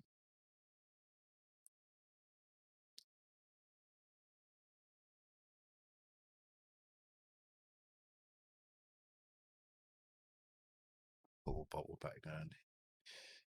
I've added a couple of series in today. A new series. 16-bit character mode. Okay, so we need to change these. So we don't want 16-bit character mode. We don't want full color character mode. So we want all of those to be. Actually, that should just be reset like that. Yeah, so I did two new kind of series of pictures in. So if you get one of them like randomly, then you might be able to guess the other ones.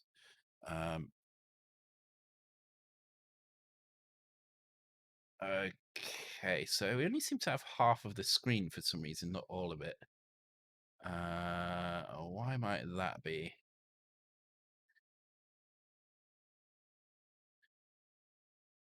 Okay. Maybe I need to set the screen rows or something.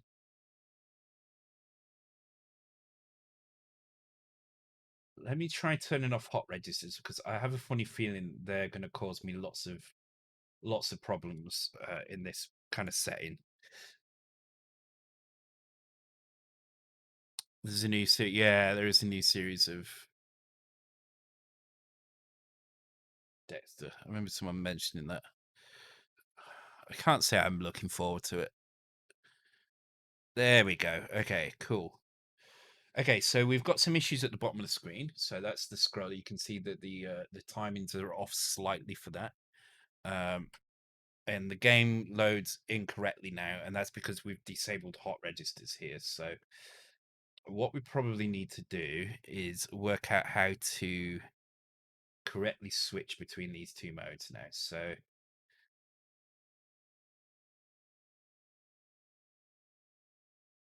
that's because some VIC4 values are changing. So let's take a look to see what sort of VIC4 values are changing. So what the hot registers does is it means there are certain things in the VIC2 registers that kind of apply to things in the VIC4 registers. So for instance, if you were to set a scroll position, for instance, which we were seeing on the main screen, using D016 or 11, I can never remember which one it is, but they've both got scroll registers. Those would translate to VIC4 equivalents in the VIC4 registers. Um, Likewise, if you were to set, what's another example? I think those are the main ones actually. There's another one though, I'm sure of it. But basically, yeah, if you set these values in the VIC2, some of them will change values in the VIC4, which is fine for some things, but especially when you're um, setting up the registers for the first time, setting up the kind of screen and stuff for the first time, that's not a great thing to have. So I'm actually going to turn it off again, and I'm just going to run and see if we can what happens when we go into the game and then come back again. So I want to see the difference between the two. So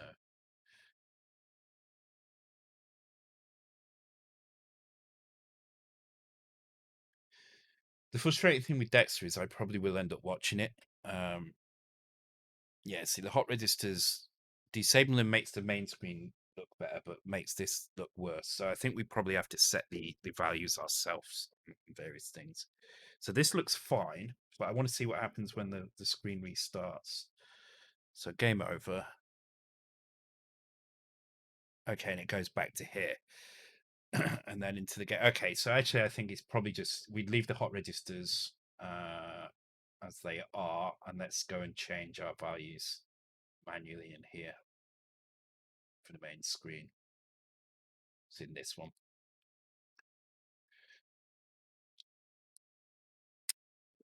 Hey, Huzzah! Thank you very much for the bits. Appreciated. All goes towards competitions, the monthly competitions, and means that I can get more boards to you guys. And congrats again to Docs who won the in the competition last month for April. May is going to be a challenge, as I say, C64 challenge to give the Mega65 guys time to kind of catch up with the work that we've created for them over the past month. And then in June, I do need to speak with Monsters Go Boom about this. I think it's probably all right to do it now. But in June, we will most likely do a Millfork challenge. So it'll be another game challenge again. I know that's. I'm asking you guys to make a lot of make me a birthday cake. I know I'm asking you lot to make a lot of games, but it's all as I showed on the last stream. The games can be complete, incomplete, whatever. Obviously, complete games are always going to be preferred. But if just have a go, have a try. It's about as much about getting people involved in the development as it is about creating something out the other end as well. So there is did I put Blake 7? I thought I had put Blake 7 in, maybe not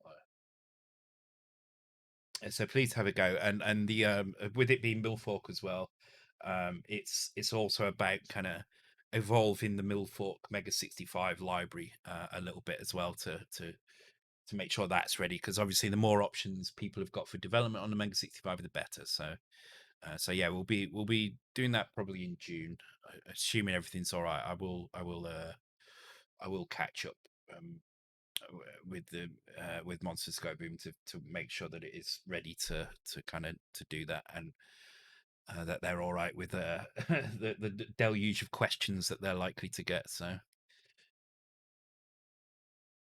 Okay. Right. Okay. So what I'm going to try and do now is I'm going to let those reset, but then in this one here, I'm going to try and set the screen rows and column count. Actually, I think the column count is all right. Let me just try again. I think the column count is all right. Ready to help out the more the merrier. Cool. There you go. You heard it here first. Characters logical text. Right. See, I don't think it's that. It looks more like it's missing the odd line here and there, which would imply that the characters per logical text. Right. Yeah, it's char step, isn't it? All right. So char step is D058. So if I set this to of course, because in 16, let's do it after this, because in 16-bit mode it's 80, but uh in 8-bit mode it is 40. So this is the number of bytes, so bytes per row. So it probably means we do need to set that up in this one as well to make sure that we go back to 80 in this case.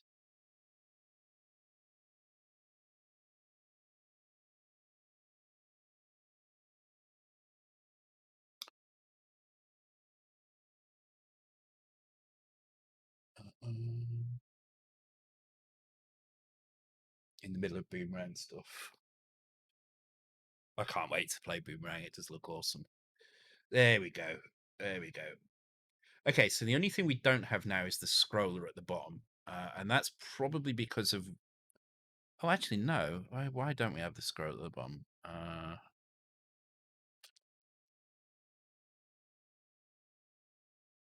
Okay, we'll worry about that in a minute. Let's sort the sprites out first, and then we will figure out how to do the best color gradients. Because at the moment, those colors are all over the show, because it's using the C64 colors, and they simply do not exist in the palette that we have here. I mean, we could add them to the palette to create the same thing, but it might actually it's not a bad idea. Yeah, I might add them into the end of the palette here somewhere.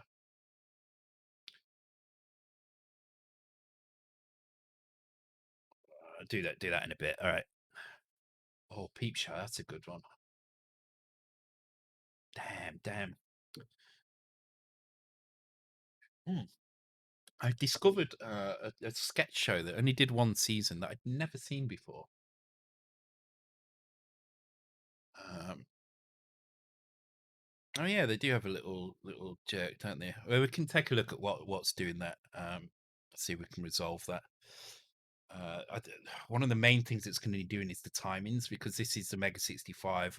Obviously, the timings have been done so that they end up in the border, probably by knopping out um, the line a little bit, so it fills in the border at the side. But because it's so quick now, that happens so fast that it's no longer in the border anymore. So um, all right, let's sort the sprites out on this. So yeah, I discovered. I say discovered. I mean, it's always been there, but I'd never seen it before. A sketch show from probably about 15 years ago that I'd never seen before, with Olivia Colman, Martin Freeman, Mitchell and Webb, and a few others in it as well. Called what's it called? Bruiser, I think it's called, or something. So I've been looking through those online and kind of really quite enjoying it, actually. Some of the sketches on there. It's cool to see Mitchell and Webb before they did everything else as well. Martin Freeman. There's a really good sketch with Olivia Colman and Martin Freeman where they play some couple that hate each other, like husband and wife that absolutely hate each other. Um, she's like a classic kind of she's a kind of classic, sounds like an Essex girl or something like that, but kind of middle-aged Essex girl, or maybe not middle-aged, but yeah, it's a classic Essex girl who can't stand her husband, and he's just an idiot who's every week he's into something new. Like one week he's decided that he's now Muslim, another week he decided that he's now gay. and he's never any of these things, but it's just like they're really good. The acting between them both is brilliant. So Dogface, I'm gonna write that down. I need to write these down and watch these. Um, write that down. I can write on my hand, kind of. It's not like I'm going anywhere. Dogface, there we go. Yeah, this one was called Bruiser. It's very good, and I've seen other ones as like other old shows. Like Big Train was a good one as well. But yeah, anyway, thank you for the resub, Mad Beagle. Very much appreciated, and thank you for the recommendation. I shall check that out. Oh yeah, Big Train. This Step said it as well. You already said it. Yeah, Big Train was really good. The Big Train was Simon Pegg and such, wasn't it?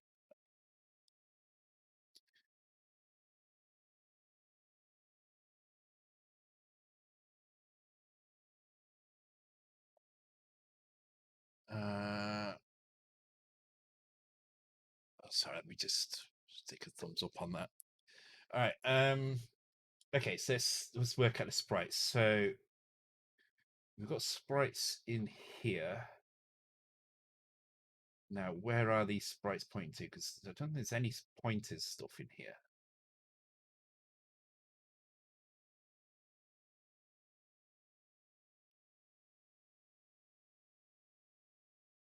No, there is no sprite pointer stuff in here. Sprite priority, no sprite pointer. Okay. Do we have actually sprites, title sprite stuff in? Okay, let's see where that is. Title. Oh, they're not imported anywhere. Okay. Okay, so in that case, good idea to load up the original in here. Let's see if I can't.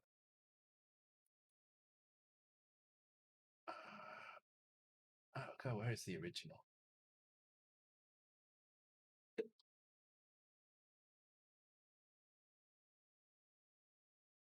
Where the hell's the original gone? I thought I had it there. No. Oh, damn it. All right. Dogface has soup hands in it. Oh, awesome. That's yeah, I need to see more of that. Space was a good show as well. Oh my god, where's the original PRG? I cannot figure out what I did with that.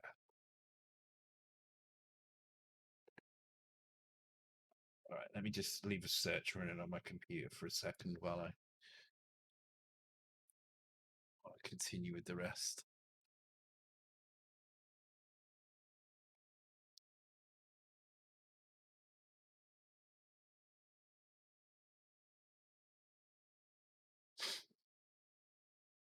Thank you very much for the bits, Five Sprites. Appreciated very much indeed.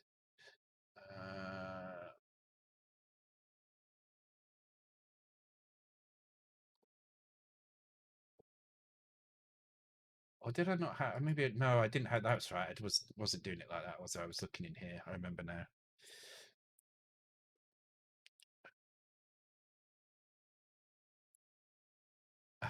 Both my kids get their names from comedies. Eldest is from Red Dwarf, youngest is from Spice. From Red Dwarf. Interesting.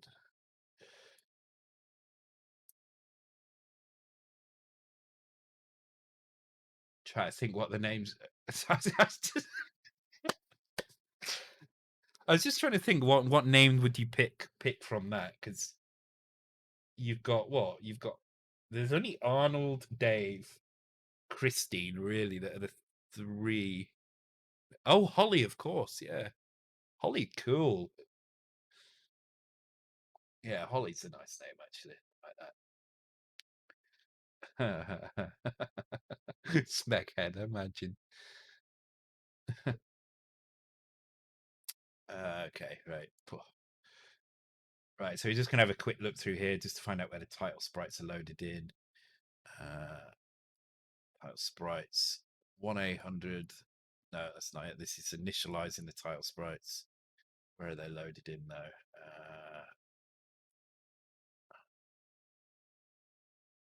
Title sprites, 2700.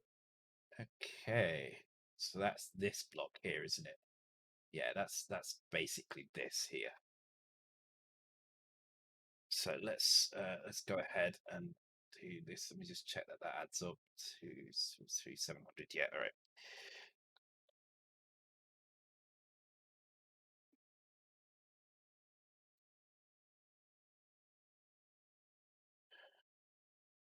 And I'm imagining that that's this entire block here because there's a fill at the end here which is not needed, and then there's this entire block. So I'm just gonna delete that for a second. Actually, I'm gonna comment it out just while I do this.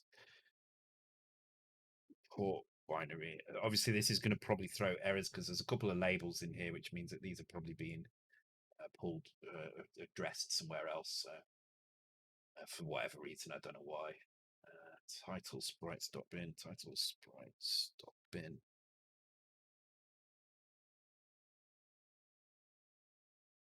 Okay. Let's see if that compiles. I'm imagining. Oh, it did straight away. Okay, awesome.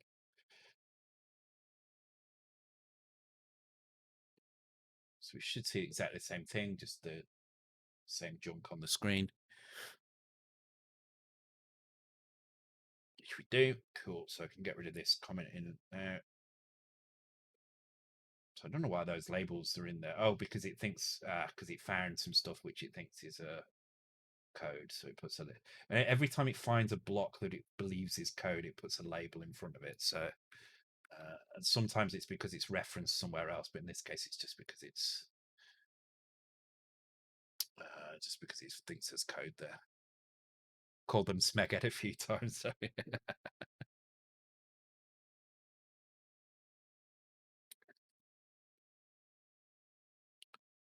What did I use to create the ASM? I used my own disassembler. So there's supposed to link to it. It's kind of useful, I guess. It's on my GitHub. So I wrote something because I wanted something that was suited kind of best to what I was doing at the time, and I couldn't find anything that would disassemble to kick assembler neatly. So I made this basic nose scale. I mean, it's not complicated at all, but it's fairly decent. Does a pretty decent job. Um, and it does try and infer. So one of the things I really like about it is it tries to infer your screen buffers as well, so you get some kind of useful. It's a much easier disassembly to read and kind of reverse because you get some interesting kind of things. Like it tries to do this as well.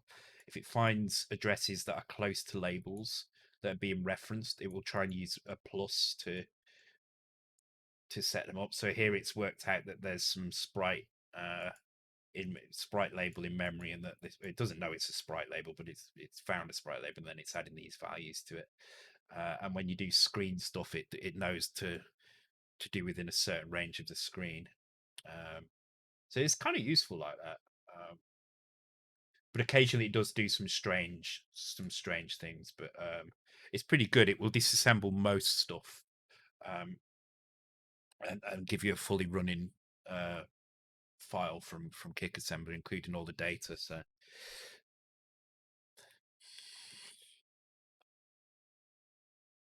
Oh, God's sake, Aquafin. Hey Warlock, how's it going?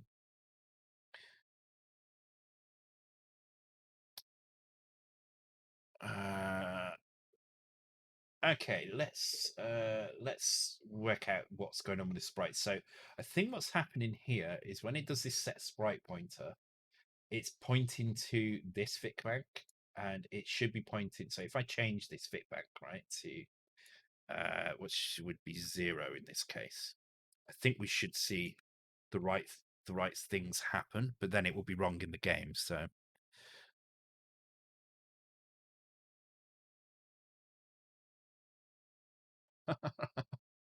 Oh, terrible jokes. Terrible jokes. Okay, no, it hasn't actually copied the right data into it at all.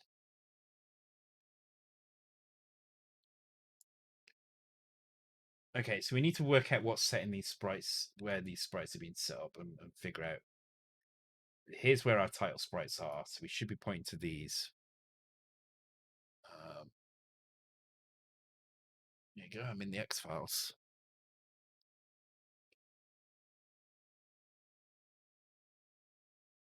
Hang on, did I spell that? Oh yeah.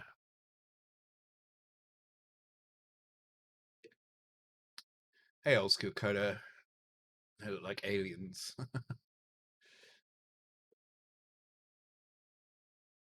So this is where the setup's happening.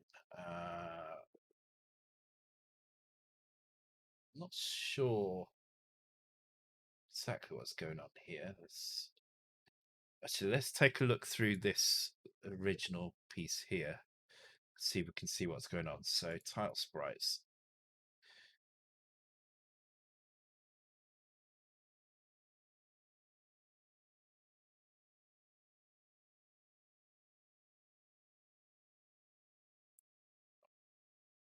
Oh, there's lots of macro stuff. Okay. So we're setting up which sprite it is. Is there set frame? Set frame. Okay, so it's macro things. So actually, that means there is another sprite pointer that we've not set up. Ah, okay. Okay. So let's create another one here. Let's call it set title sprite pointer.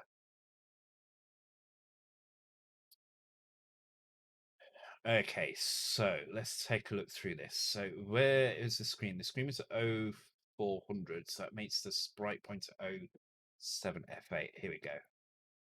So anytime I see this now, uh, I'm going to replace that with regular expressions. Uh,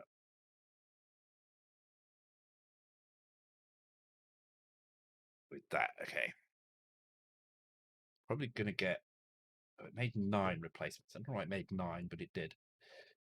So at this point, this is going to be very similar to this routine, but it's specific to the title screen. So now what we need to do is actually it's kind of the same, but with that value. I think that's it. I think that's all it needs to be. Let's try that.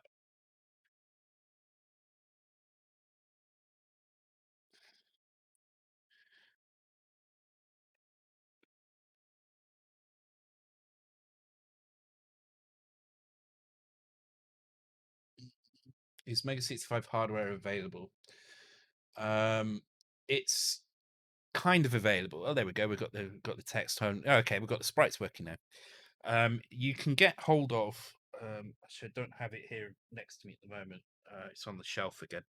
But you can buy Nexus A7, a Digilent Nexus A7 FPGA board. It's about £250, which is enough to run the Mega65 core. There are dev kits, but they've all gone. I've got one here, and you'd be able to pre-order the proper machine. I think towards the end of this year. So um,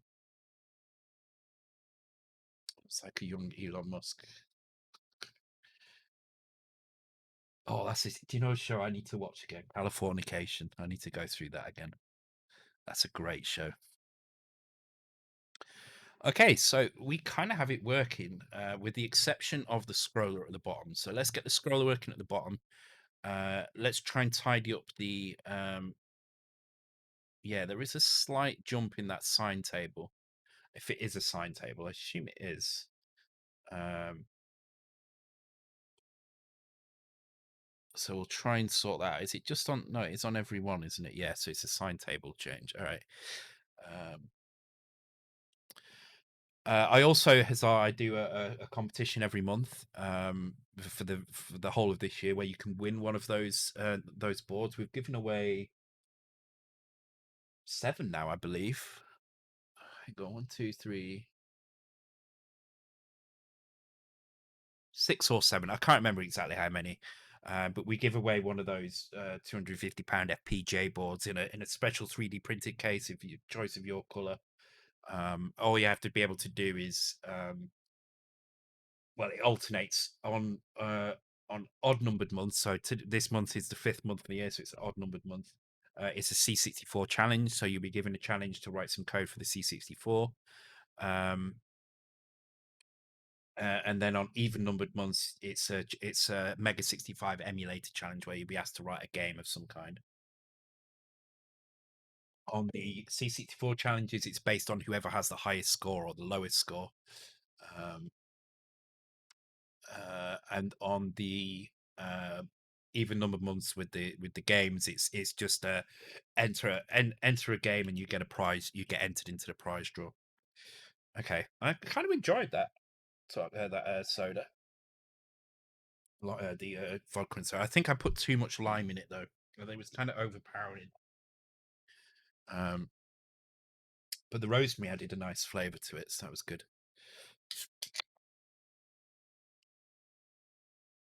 Oh, thank you for the bits, five sprites. I think I missed that one. Oh god, really itchy ear for some reason.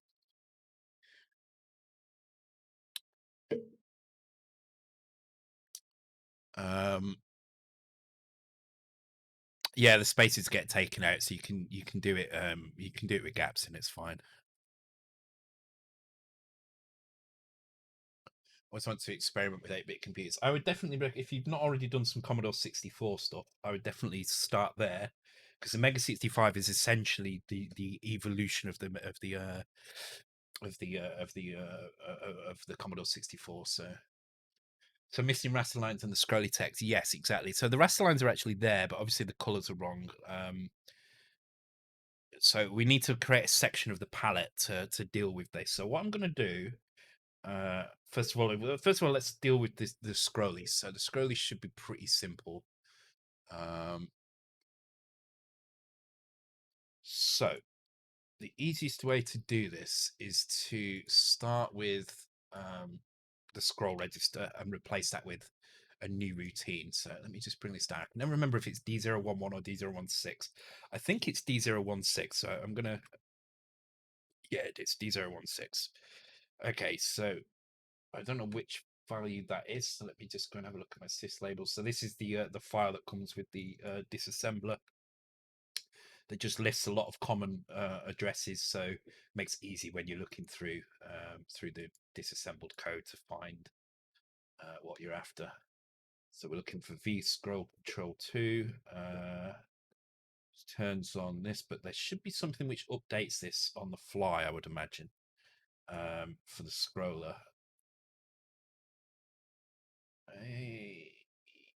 And F7. Okay, kind of looks like it might be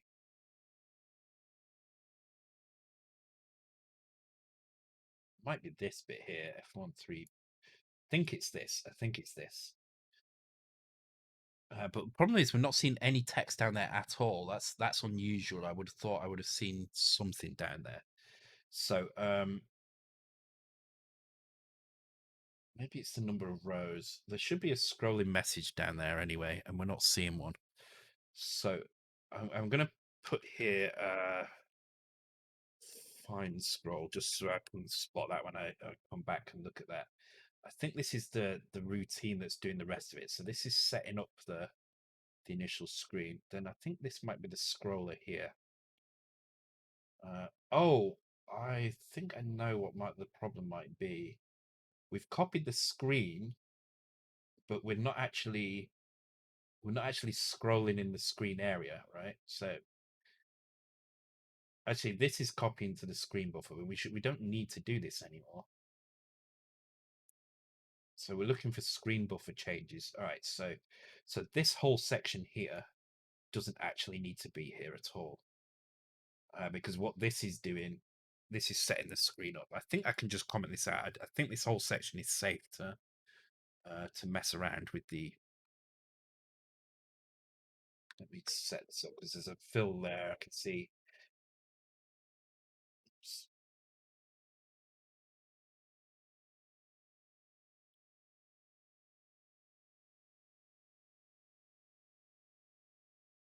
let's put a tile screen. There we go.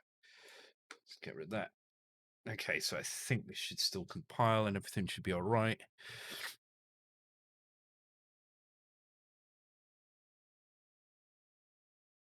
Hackers, yeah.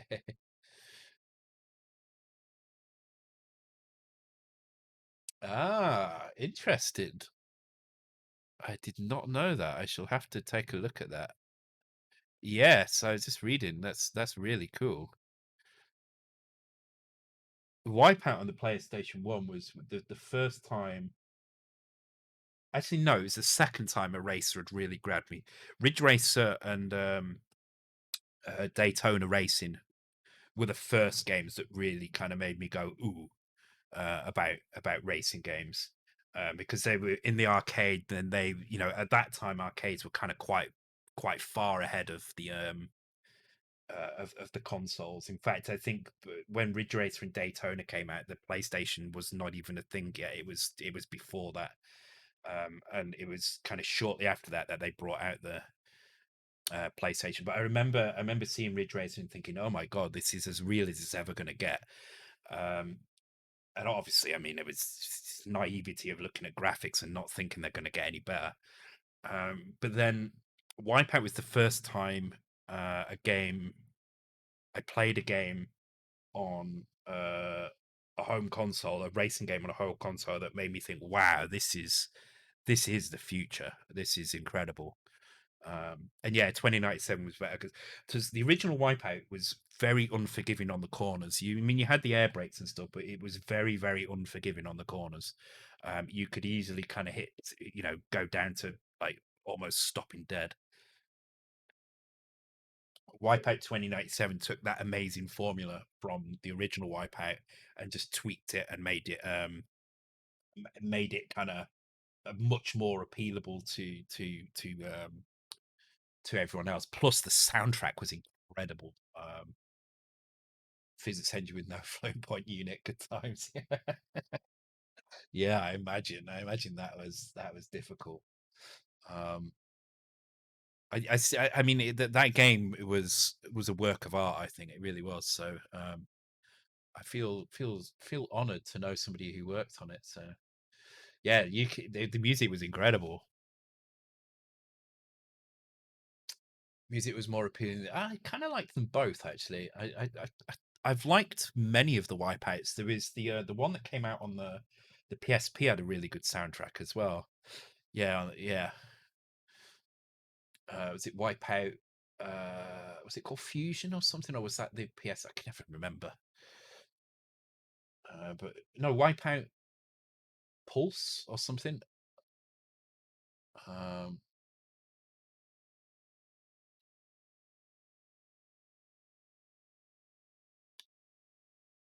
yeah, the Vitas are good. I've got my Vita here somewhere. Here it is. Still got that sat in my drawer next to me. I really need to set this up because I need to set it up so I can load anything on it because I believe it's not. Have I got a card in it? I do have a card in it. It should be a 64 gig, hopefully, yeah. But I've not jailbroken that yet. I got my PSP as well. I have a drawer full of handhelds here. Uh, Designers Republic. So they're the ones that did all the kind of futuristic UI and all the posters and stuff, aren't they? They did all the design was really really nice actually. Uh,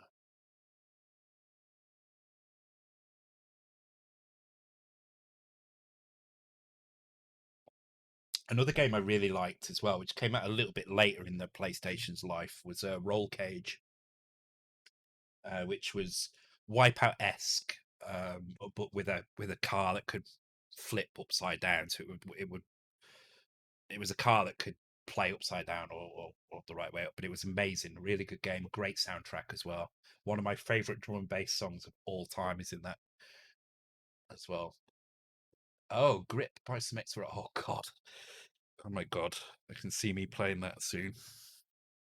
I've been playing a game called Dyson Sphere Program. I don't know if anybody's played that. That's really, really cool. So I like these building games where you get to build stuff.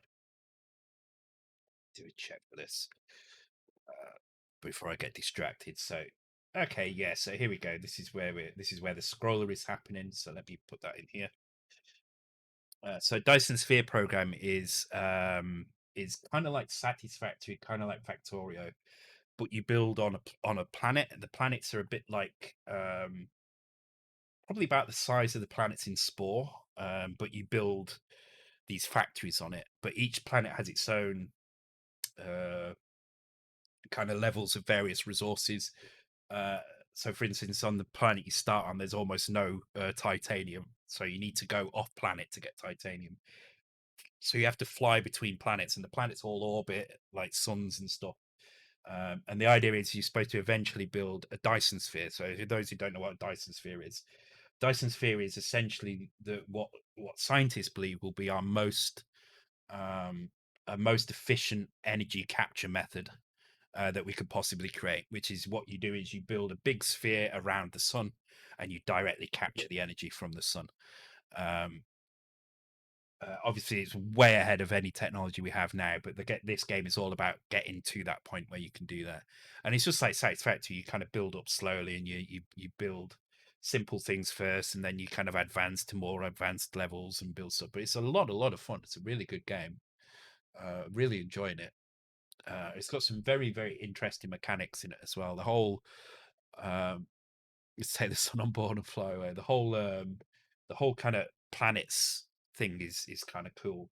So what I was trying to build solar arrays, and I was thinking I can build solar power, and it's nice and easy to kind of do. But the problem is the planets rotate, right? So half of the time you're not getting any power, so you have to build batteries.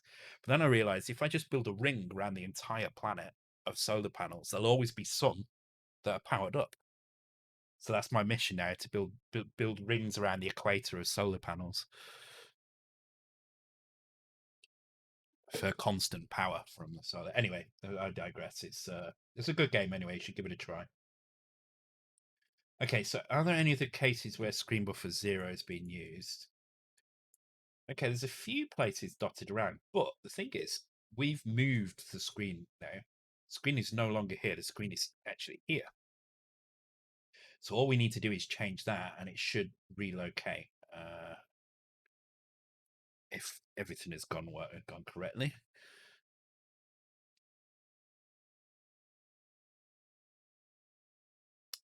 Can't imagine material needs to build a sphere. The Dyson sphere is just around the sun itself, so you just build it around the sun. Um, there we go, almost there. So now we just need to sort the fine scrolling out. Just make sure we can get into the game. Let the game end. I'm not entirely sure how it works in terms of like the Earth needing sun. You just build it around the sun. I know, right? It's easy, right?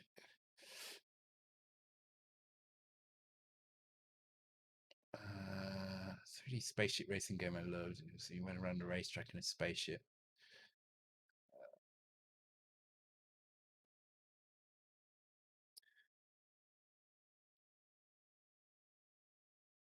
Okay, so the only thing it's not doing is clearing that bottom row. So I don't know if you saw that. Watch the bottom row. Watch the scroller as I come out of this game. Of the purple building, the one in the middle. Well, it's entirely. I mean, you can change this much as you want to. Basically, all I'm doing is importing it from here. It's not quite automatic, but it's an easy task for me to use Monster Go Boom scripts to export it. So you see the text isn't cleared at the bottom, so when it starts scrolling, it starts with half a word. So we're gonna change that quickly. That should be pretty simple to do, and then we'll sort the colors out. We'll sort the scroller out and then the colors. So I think this is kind of almost done. This is um, we can play around. I don't know where the colors are being pulled from, but we can probably find a nice gradient to use. So, fame at last. It's really useful. That's great. It's perfect for this game because it's just grabbing tiles. It's not creating meta tiles or anything. So um, it's absolutely perfect. The script is spot on for this. Where is that? Was it a C200? It was down here, wasn't it?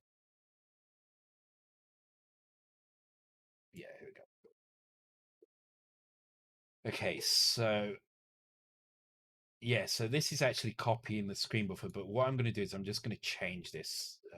So this was copying the screen buffer. Instead, what I want to do is I want to store a value at screen buffer plus 24 times 28. So the last row, comma x. We're going to load x with 28 or 27 even. The accumulator with 0. Might need to change it to 20, but actually let's change it to 20. Probably is that. The presets, branch shift still positive. There we go. And this is this scroll text.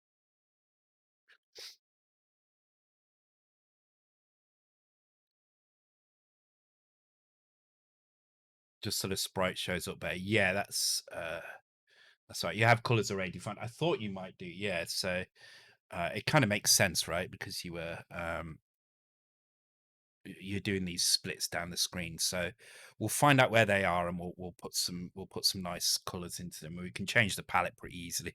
So the other thing that the monsters script does is it exports the palettes as well, and you can see we've got all of these spaces here. So we've still got all of this space to actually use for colors. So we can actually put some nice color gradients in here somehow and use those. There we go. That's cleared at the bottom now. Okay, cool. So next step is to change the scroller itself. This is a scroller text shift. Where was the find scroll? Find scroll is here. Okay, so this is kind of useless at this point. So we kind of don't need any of this really. If I get rid of that, it should scroll exactly the same. Because at the moment it's doing a full step.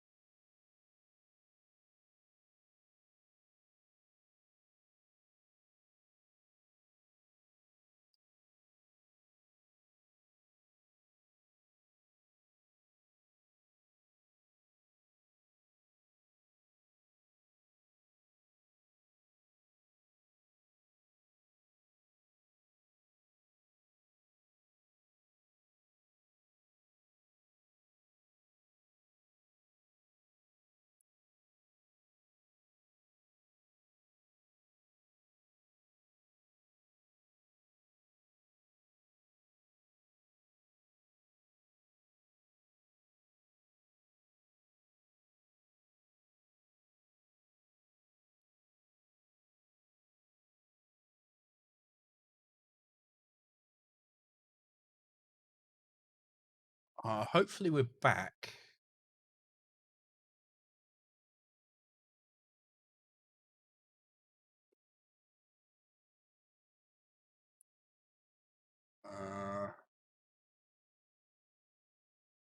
My chat has gone from over here. Let me Oh shit, I was back.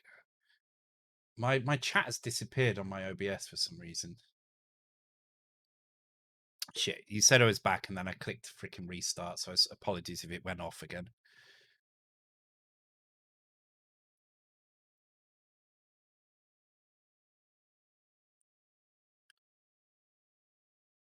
I think we're back on now. I think we're on.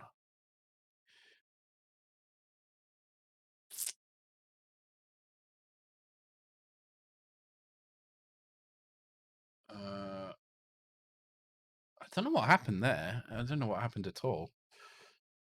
Also, my chat is completely gone on my OBS, so I can't see any chat there. So hopefully I'm back though. Hopefully you guys can see me. I don't know for sure. It looks to be streaming on my screen, so um,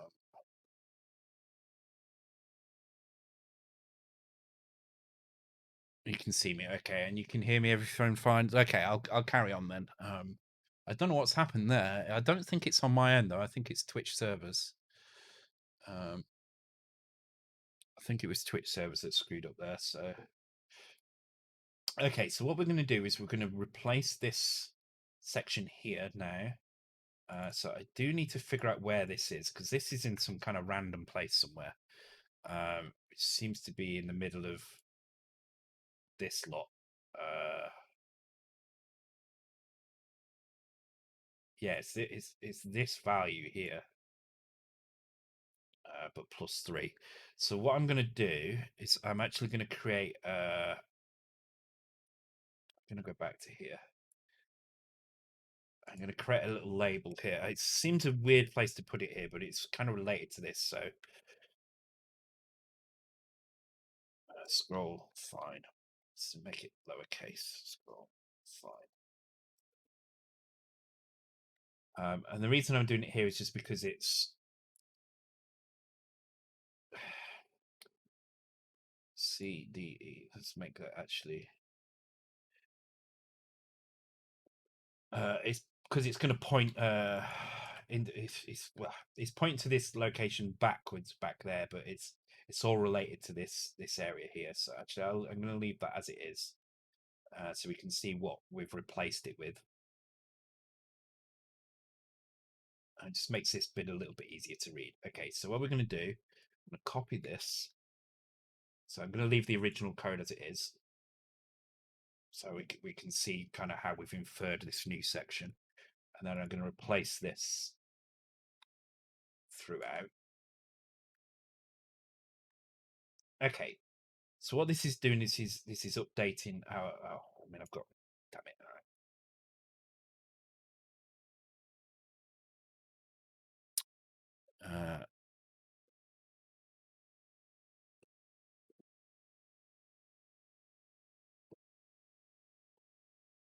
All right. Okay.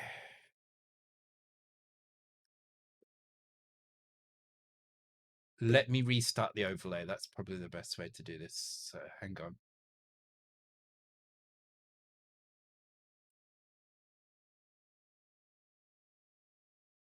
Oops.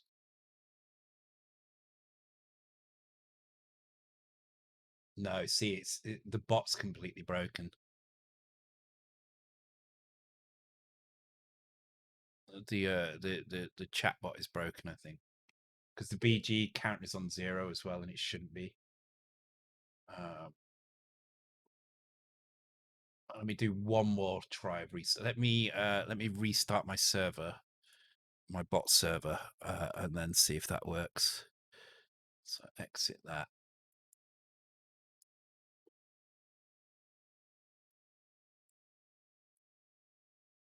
It's probably not going to work though, but I'm not going to mess around with it now. No, see, it's not. Okay, well, I'll leave it on. I'll leave it on Sexy Willow. Why not? Oh, what? Did somebody? Oh, it does work, but the timer's broken.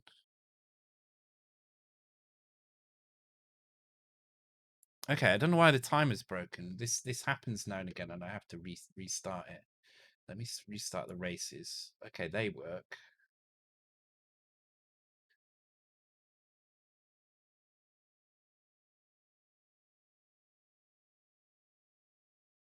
Okay, I'm not sure what is going on, but some things seem to work with the background. But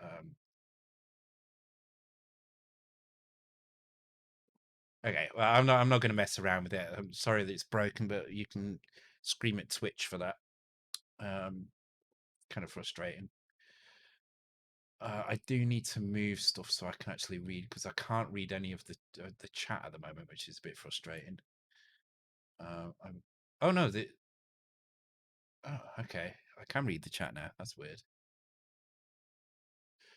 All right, whatever. Okay, so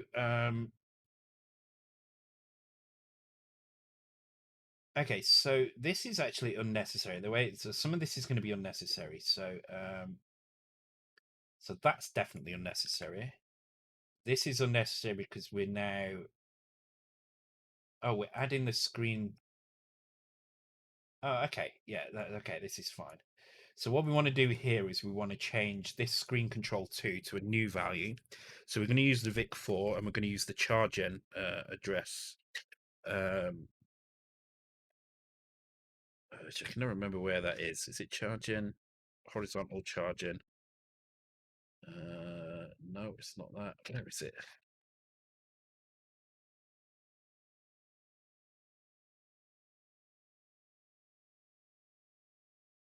So you can basically set where you want the screen to begin drawing. Actually, I'm doing this in Luma, so maybe I should check what I'm doing in Luma. I'm guessing it's going to be in Game Scroller. Here we go.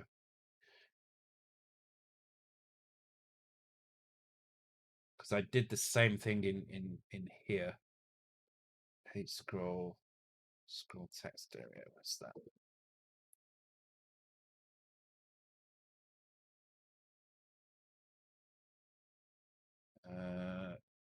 Seen a scroll set. Oh, it's going to be in the IRQ split somewhere though, isn't it? Okay, so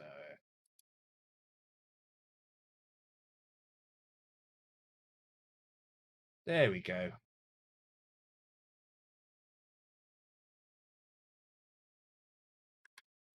So it's D04C. So that is text expos. Okay, that's right. Yeah. And then we need to set her back, but that should be enough to grab the information we need. Close that down. Okay. So basically what we need to do is we need to take our value from scroll find here. We need to double it.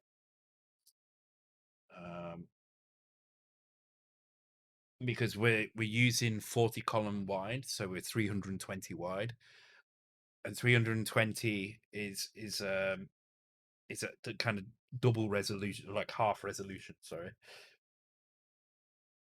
so we need to double that value to get the text position within 640 uh, 640 wide mode, because we're basically saying where do we start drawing the screen at this point.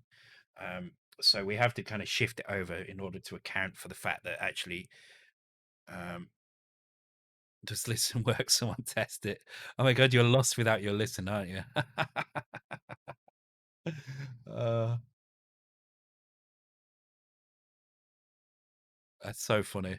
I should. Do you know what I should do? I should give Andy Magic Knight his own listen. Actually, that's not a bad idea. Actually, maybe I can make it so you can change your listen message. I don't know. I'll have a think about that. Could be a way of doing that.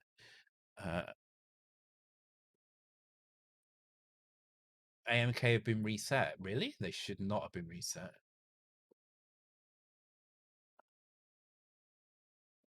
God, I hope not.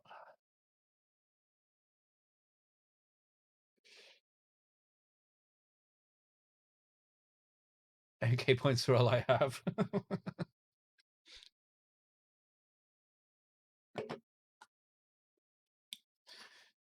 All the AMK points are for is if we ever do have a meetup. AMK points is how many oh, there you go, cool. AMK points is how many beers you have to buy. Oh, actually there are 3 series of things. I'll give you a clue. This is one of the series. This is a series of things.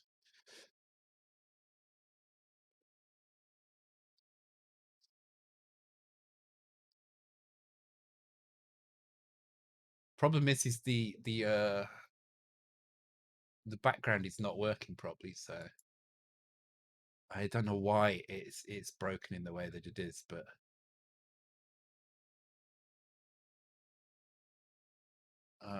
yeah, the time is broken. I don't know what's up with it. I mean, I can fix it by restarting OBS, but I'm not going to do that. You think BG is working, but the time is not displayed. Okay, so you just need to work out. You need to remember when the time is yourself. I mean, it's certainly working for redeems, but I don't know if it's working from. I don't know if it's working from normal guesses or not, which makes it difficult for you to know if you actually did something valid or not. Okay, D05C, what is that? That is side border. Okay, so this sets the side borders sizes. Actually, I'm going to open the IRQ again because there's going to be another example of that somewhere. So this is one, and there'll be another one somewhere for D04C. So, there we go. It's just there.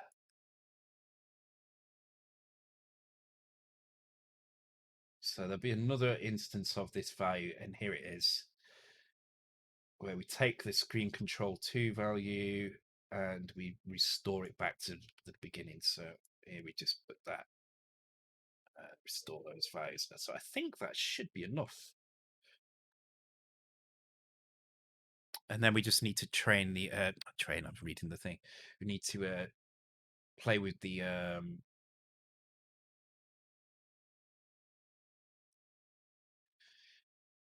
play with the timings a little bit. Yeah, there we go. Perfect. So now instead of using the scroll register, we're using this other register. Now let's make the background black, which will get rid of some of the imperfections, and then we can work on the timings. Oh, it does work. Okay, so now you have to time 3 minutes. So you have to make a note of the time and time 3 minutes. I've definitely seen at least. Actually, I'm not gonna say, but yeah, you've discovered one of the series. Oh yeah, That's a good point actually. Let me set the layout. Hang on.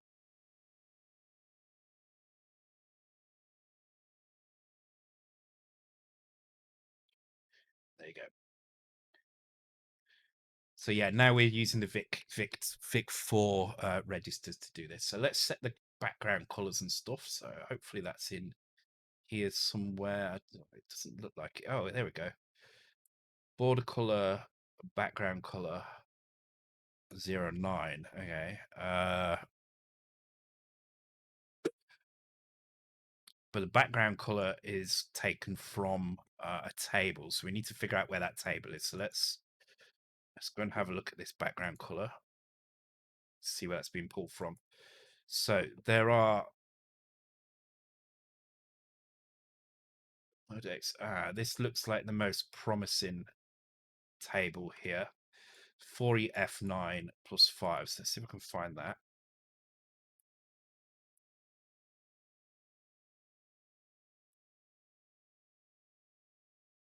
Plus 5, 3, 4, 5. So this is our colors. Yeah, so this is our color table, which at the moment is using I don't know which. It's probably all the way up to here actually.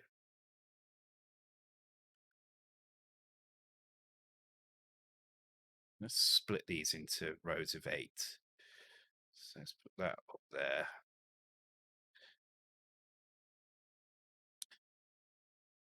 Yeah.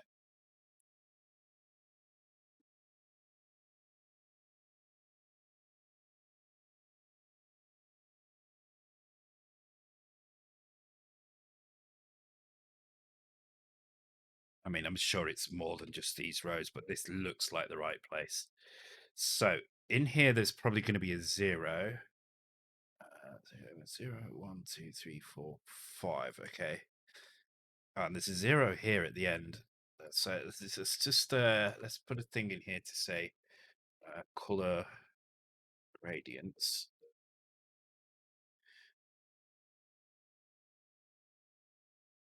Let's go and find that again.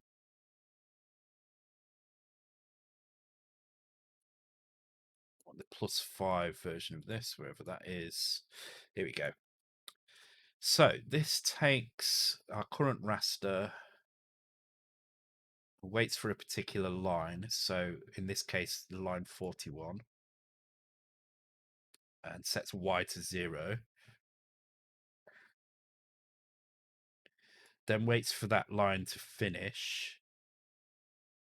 Then when it's finished, stores it in the background color. So this is the stabilization, which is making sure that things work on each row. So let's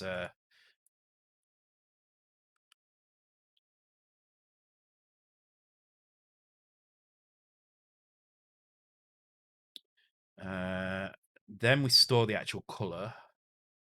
And this is a 4-1 and then 7A. So this looks like. Oh, wait, hang on. That has to be.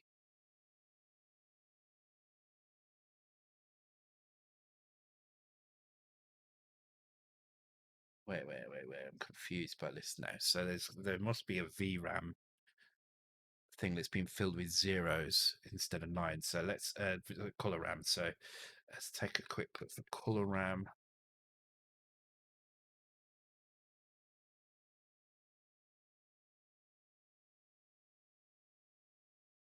Okay. So there is a couple of rows that have been set to various colors. I have no idea. Oh, right. So these are color gradient shifts. So these are what are doing the color shifts along, and probably what is setting the color at the bottom as well. So these. So hang on. Let me put that in here. So this is the color cycle text. Okay, that's good. Oh, there we go. What's that one? 68,000. Yeah.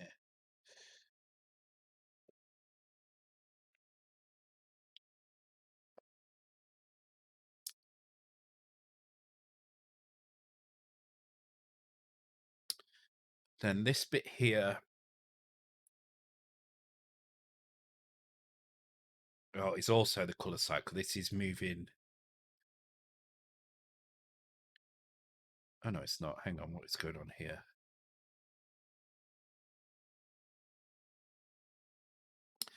Somewhere I believe that the color RAM is being set to what it thinks is all black, but it's not. It's obviously doing purple instead. So here we've got this 09, which is set in the border. This is why the border is correct, and in the middle you can see where the sprites are. That's correct. That's because these have both been set, and those are the middle sections. However, we're missing one column on either side of the screen. Okay, yeah, good point. Let's take a look at that. That will be this value here, which is set in the scroll, and then we need to set the border position. So if I set this to 48, maybe there.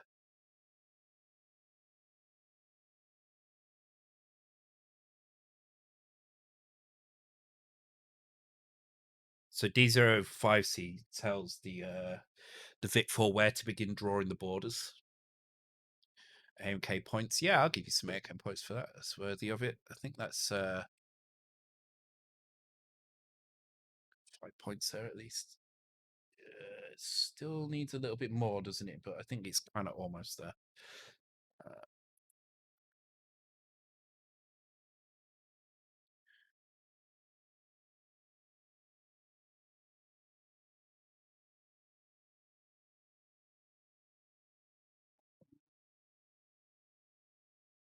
It's so annoying with that timer. It's shocking how easy it is to to forget kind of where you're at with the timer. Okay, so I just need to nudge that over a little bit. Let's do that. 52. It's probably right. I think it might need a bit more, but just got to get these numbers right first.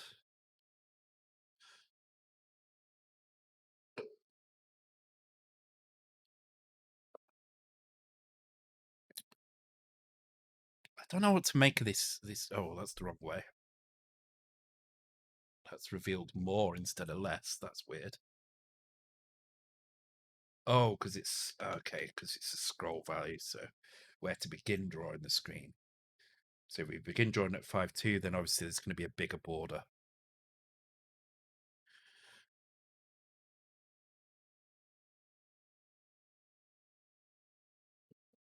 Still waiting on my goddamn EverDrive. I wish it would hurry up because I really want to do some stuff on that.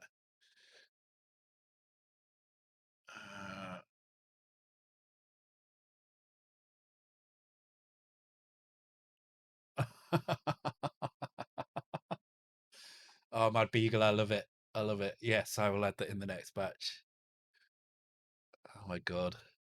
It's gonna look like I'm not gonna say it anyway, but I think that's great. Okay, yeah, that looks pretty good. Obviously, we need to get these colors right, and the split at the bottom for the scroller just needs nudging down by one line. So, actually, can we see where that is on here? Yeah, here we go. Raster. So there we go. If I do that, that should fix that issue.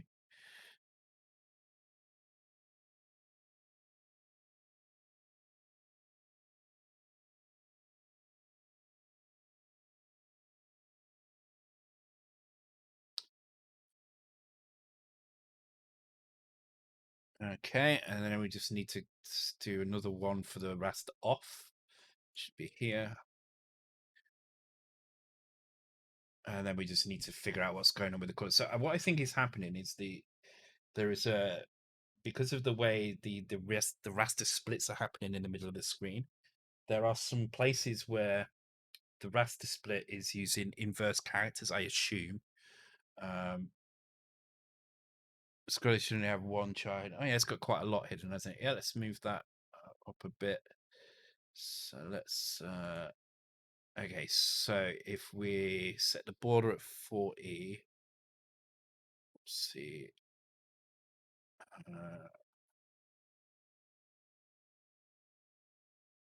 Actually, do you know what? We can probably hide none of it. Oh no, that would still be 4x this one, isn't it? I think we can hide none of it. I think if I do that, it will just work. But we might see no, we will see characters popping in. So okay, I do need to change that.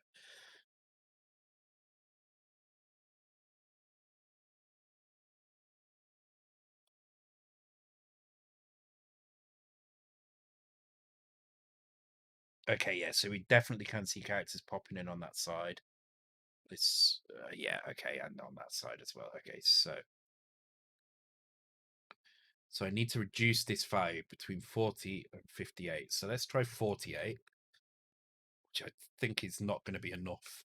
Let's try it anyway.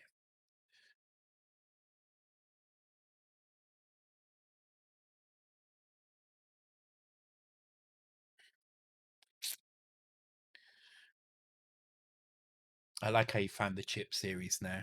You've got to guess which chips I'm interested in. Okay, yeah, it wasn't quite enough, so it needs to be 50.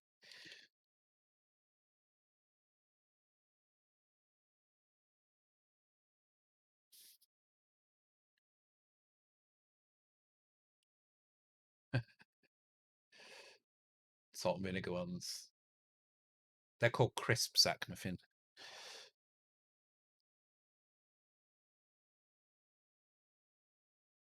Yeah, that looks okay. It is actually still appearing slightly on that side. Not by much, but it is appearing ever so slightly. So I'm just going to put 4A on that one.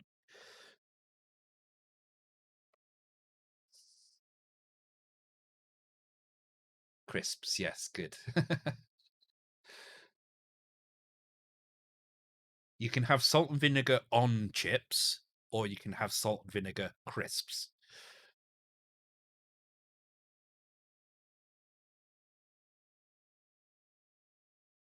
It's still just appearing a little bit on that side, so I just nudge it.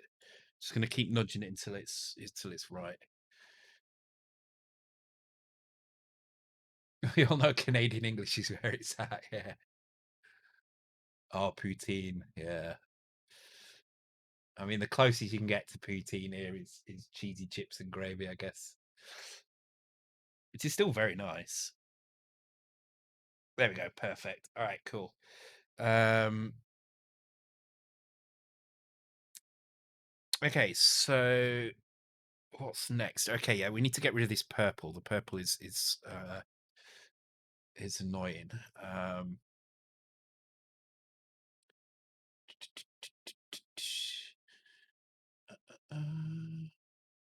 There's BG. Yeah, it's these pictures on the screen there. Oh, you've discovered a new background, Rebel Base.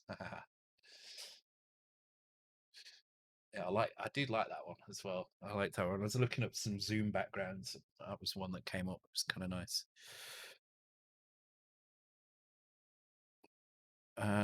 What's the gobbledoc?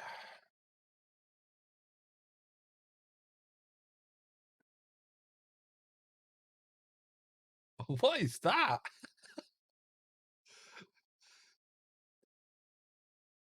What is that creature? A creature is disturbing. Wow, okay.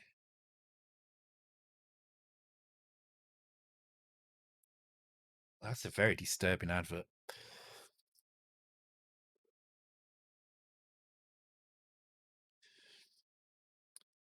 Uh, okay. So let's figure out where this color is. I think it's to do with color ramp. So this is the color cycling, so it's not that. So I'm going to check see if there's any more V color ramp setups because I'm fairly certain. And Warlock, correct me if I'm wrong here because I may be completely wrong. That you are clearing. Oh, here we go.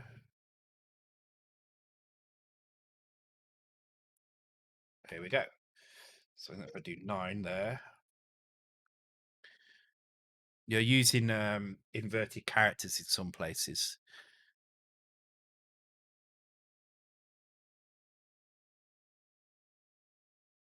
I guess for the toxic frenzy kind of thing at the top.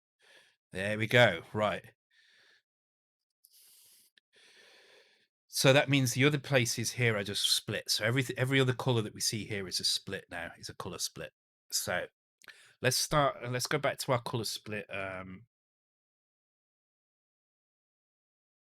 gradients here. Okay. So zeros. I'm assuming these zeros here are the start and end points here. So let me just try setting one of these to 9 and see what happens. It could be that all this is as well, because it looks like all of this is potentially color split data as well. In fact, I'm fairly certain of it looking at this.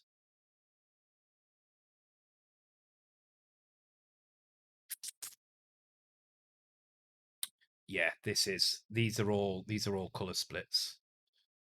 At least up to this point here, and then it starts being something else. This looks like it's probably the sign table here.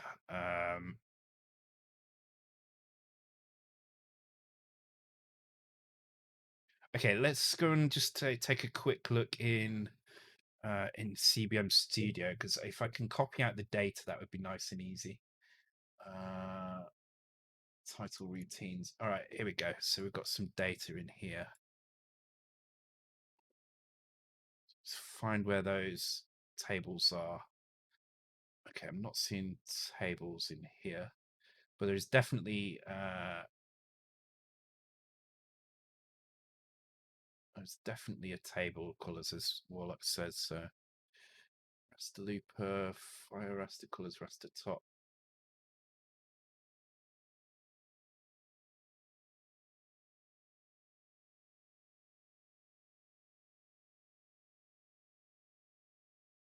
Okay, I have no idea where these are.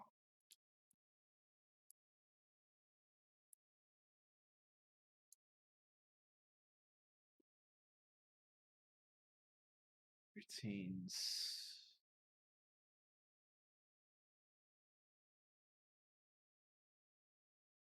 Assembly text files. Yeah, here we go. I see them here now.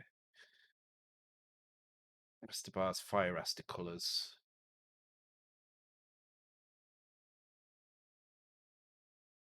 Okay, let's grab those. So that's definitely these bits here.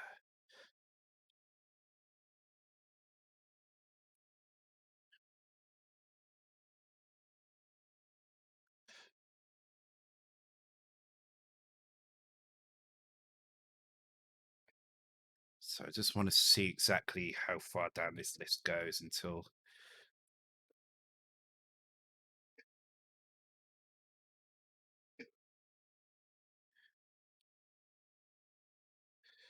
This is just going to help me kind of work out what's what in the list. Okay, so that's down to this point here.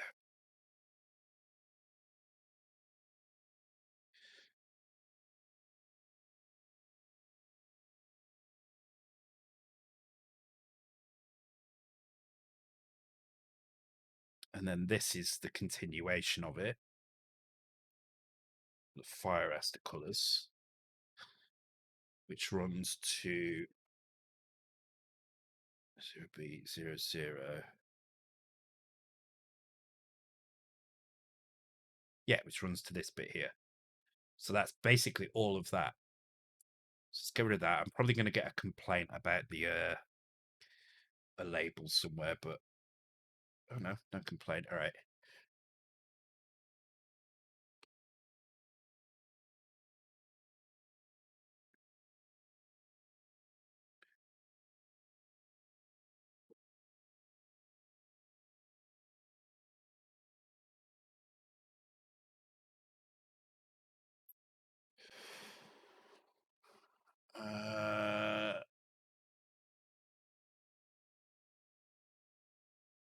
I'll check out what that is. It could just be a timing thing. It could just be skipping something in the table or something. I'm not entirely sure. I'm gonna get the thing. I want to get it looking right, and then because we've got about an hour left, I should be finished with this tonight. I mean, the game is working, right? So all I need to do is tidy up this screen, and we'll adjust the palette. So I'm going to put like F in front of all of these or something eventually, and we'll get the screen looking exactly the same, or we'll change the palette to be a bit more broad. I'm not sure, but it depends how much time we've got. So we're going to change those blacks to the correct numbers in here, and hopefully that's going to get rid of the purple areas. Oops. Music and sound effects is working. It's probably only working in one ear because it's quad SID, but it is working.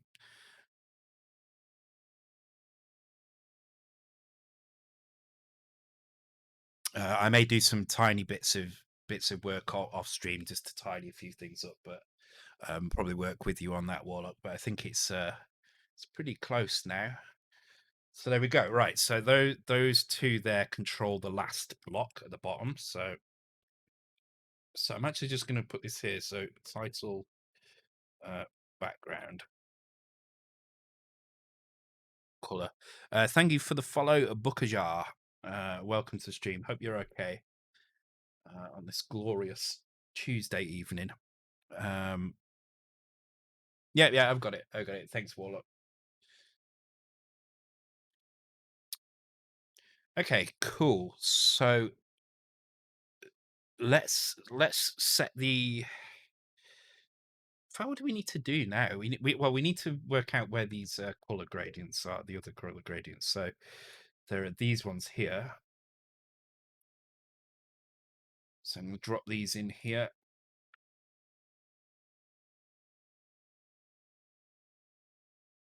And I'm going to do the same again here. I'm going to do 8 at a time.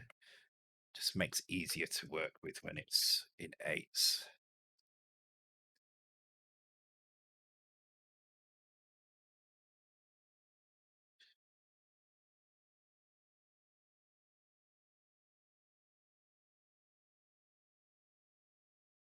But hopefully I've done justice to your game here. Hopefully you're okay with this.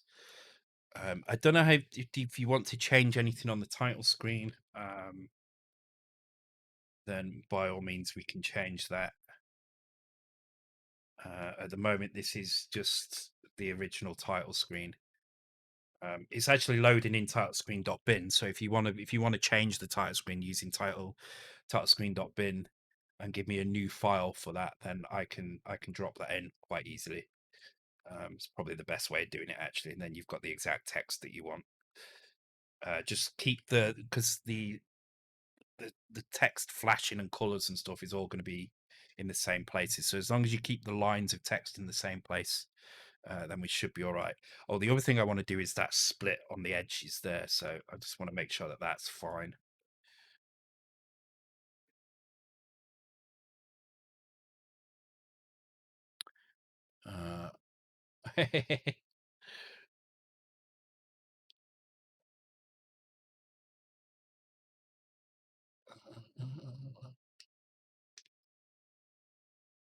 Too much warlock. There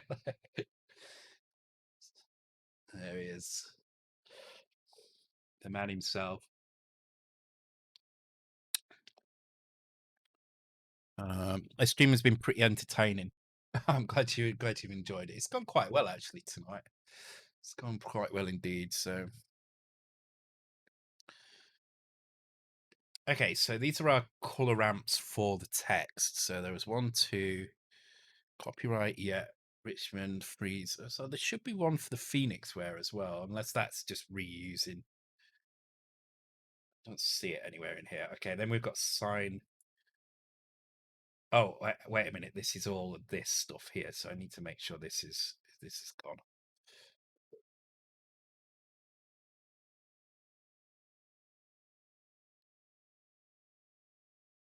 Yeah, so that's all of that. Then this is the sign table that I was on about. So I am going to copy that out because I kind of want to look at this table a little bit and make sure it kind of is correct. I think it probably is correct. I don't know what that little jerk is about, but I'm sure we can try and work it out. I can't see why this would be any different. Oh, it's not in hex, so it's kind of upsetting me slightly.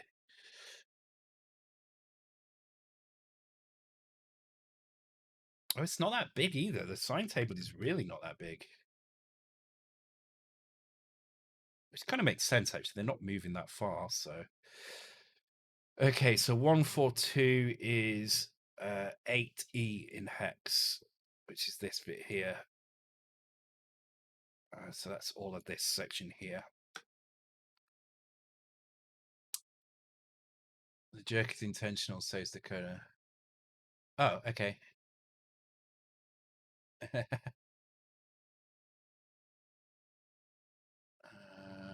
Some people recommend like VS Code with completion since it's not too simple but not overkill.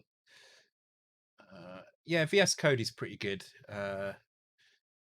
VS Code is good. If I hadn't got so used to Sublime, I would probably use VS Code.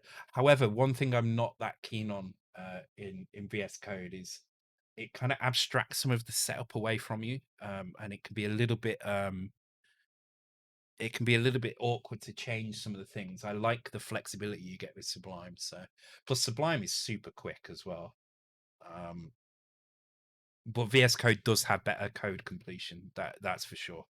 So it's kind of it's a toss up really. Whichever one you feel most comfortable with. I think they're both pretty suitable. Um,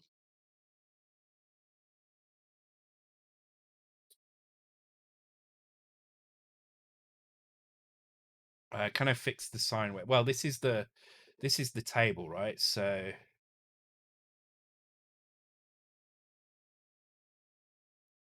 it's going from 140 to 153 in a sine, and it's 20 long.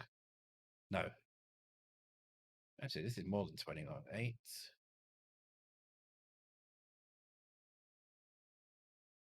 22. So that would be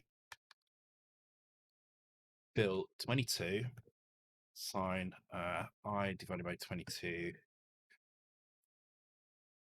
And we're doing a full thing, so it's times pi times 2. Because we want the full sine wave here. So that's going to give us a value from -1 to 1.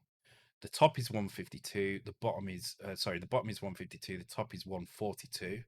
So we do plus in the middle, so 147, and we times this by 5. Oops.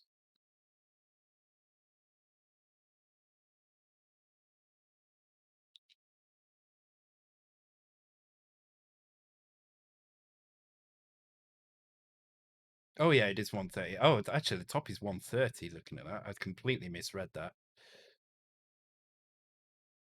Yeah, so it's all over the show here. Okay. And part of the reason is 130 to 150, 153. Actually, I'm wrong on both counts here. So that is 20 AMK points. Huh? What do you want about AMK points? I don't understand. Oh, do you mean no? Monsters was wrong. He was wrong. It was 130. We were both wrong. We were both wrong. So, uh, use VS Code for work and play. Yeah, I use VS Code for most stuff, but unfortunately, I started. I say you were only wrong once. Good point. um, when I started doing C64 coding again, I was at the time I was using Sublime for my day to day because VS Code wasn't quite up to scratch yet. So I started with Sublime, and it's just stuck. Even though with my day to day I changed to VS Code, I didn't switch over for C64 because I had the system set up. I think the plugin is better um, on Sublime than it is on VS Code. So I just stuck with it basically. I mean, it's probably better now, but I'm just going to stick with it. Okay, so 22, and we need to times that by not by 5 this time. Okay, so our range is 23. Let's call it 22. It's not going to make a huge difference. Then I can times this by 11, and then it's be 141. So that will give us from 130 to 152. Now, the other thing I notice is in the code in here, it says sinus data total 20, but it's actually 22 in this list. So I'm going to go and find where that is. Finding files, Control Shift W, yeah, it's the same. Okay.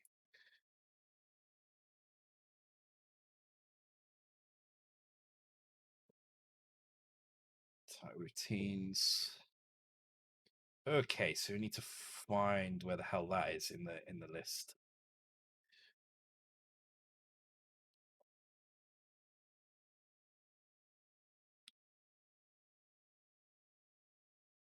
So where's the color shifts? Here's the color shifts.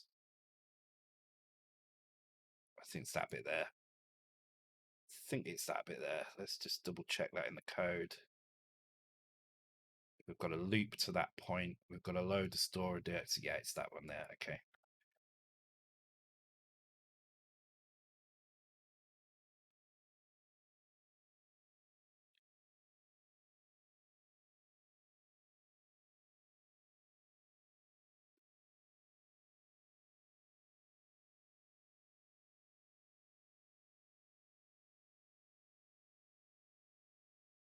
Oh no, it's still not right.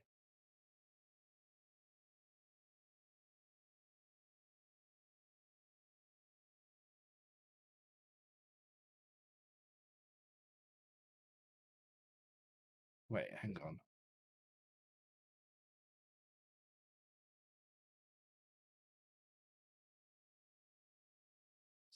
Well, oh, okay, that is storing those. Okay, that is storing some values in a location. Let's just change that back to 14.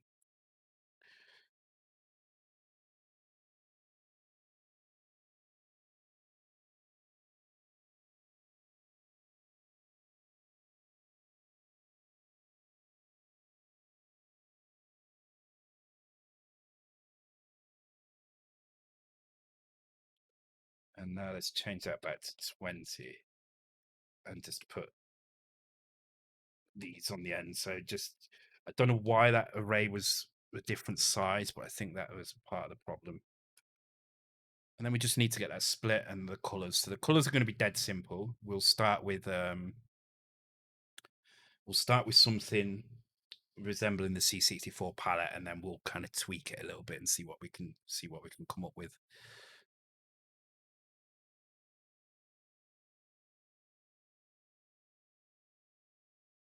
No, they jump up, don't they? This is the weird thing. Oh, okay, that should be that. There you go.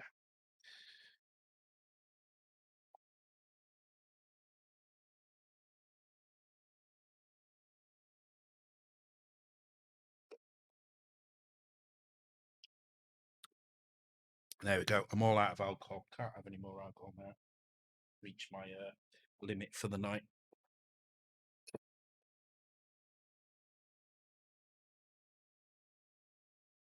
There we go. There we go. Okay, sweet. So get rid of that now as well. Okay, so let's sort that split out. So that is going to be, where was that now? Okay, we had lots of splits going on here, but is it these ones?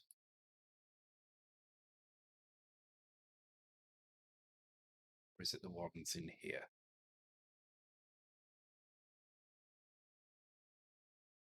So this is a scroll at the bottom of the screen, so it's not that. Yeah, so this is just waiting for the scroll at the bottom of the screen. And there's a text shift here. Then these I think is where it's happening.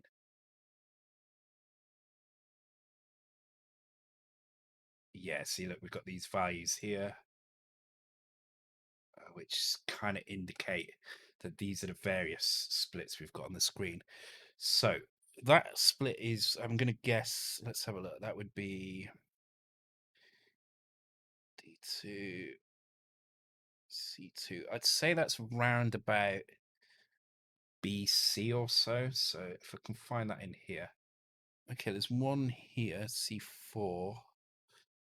So this is probably the bottom half of that split.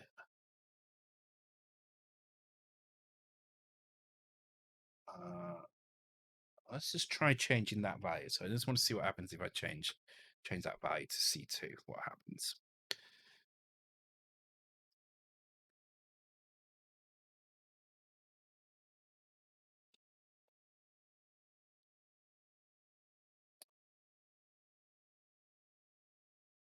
It's definitely an interesting way to do the rasters here. Yeah, okay, so that was that. So that is the start of our raster split. So if I put that at C4, it moves it down to the correct place.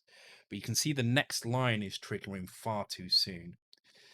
Yeah, so the best way of doing these usually is to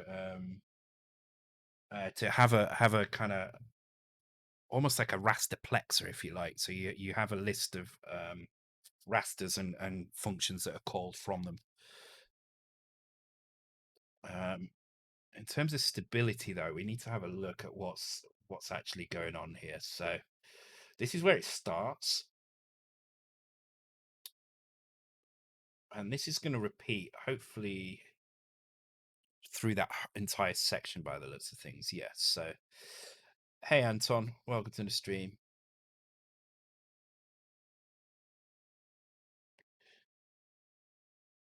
Actually, I kind of think it needs nudging down one. I think there's too much space above the text. So I'm actually going to nudge it down one. I think we found this throughout that everything was, the splits were off by one anyway. So I think we should see an even gap on both sides now.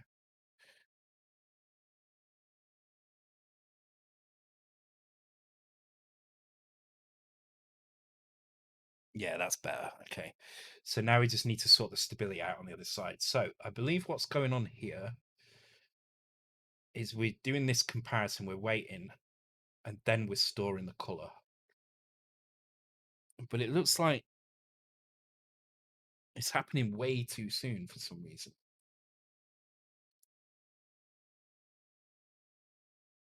And I don't know why that's happening too soon.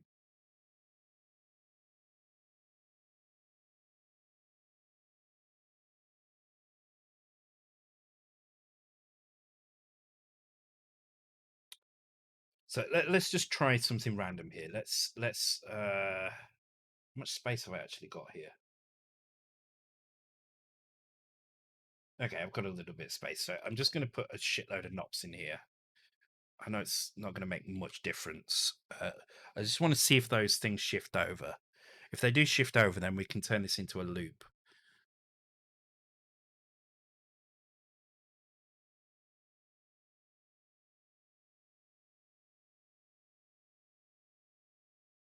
There's just so many cycles. Ah, there we go. Yeah. Stable. That's crazy. That was just the right amount. So let me 71. Okay, so the way I'm going to do this is actually I can just leave it like that. It really doesn't matter. I mean, it's not neat, but oh, mind you, we've got the Z register. We can use the Z register. All right. I was just wondering if I had a register that I could use, and we do. So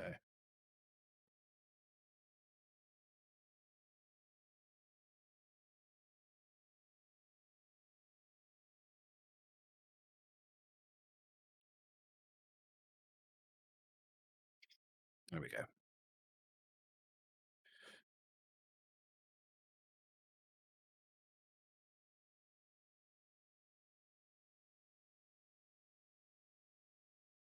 Screenshot the toxic, make a bunch for Harris, not who makes 65 import.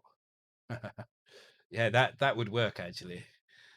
Problem is this screen is not set up in high color mode. It's just using this whichever mode, the standard C64 mode. So we'd have to rewrite this screen to do that. Okay, so stability is fine. So now what I'm going to do is I'm going to put the palette in. So this is a little bit tricky because this means I actually need to come up with a palette. And I don't think there is a way of doing this.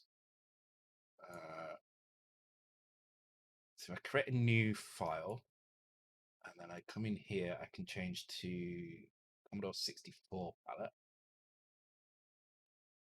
Load that in. Then I should just be able to copy that. Let's drop it in at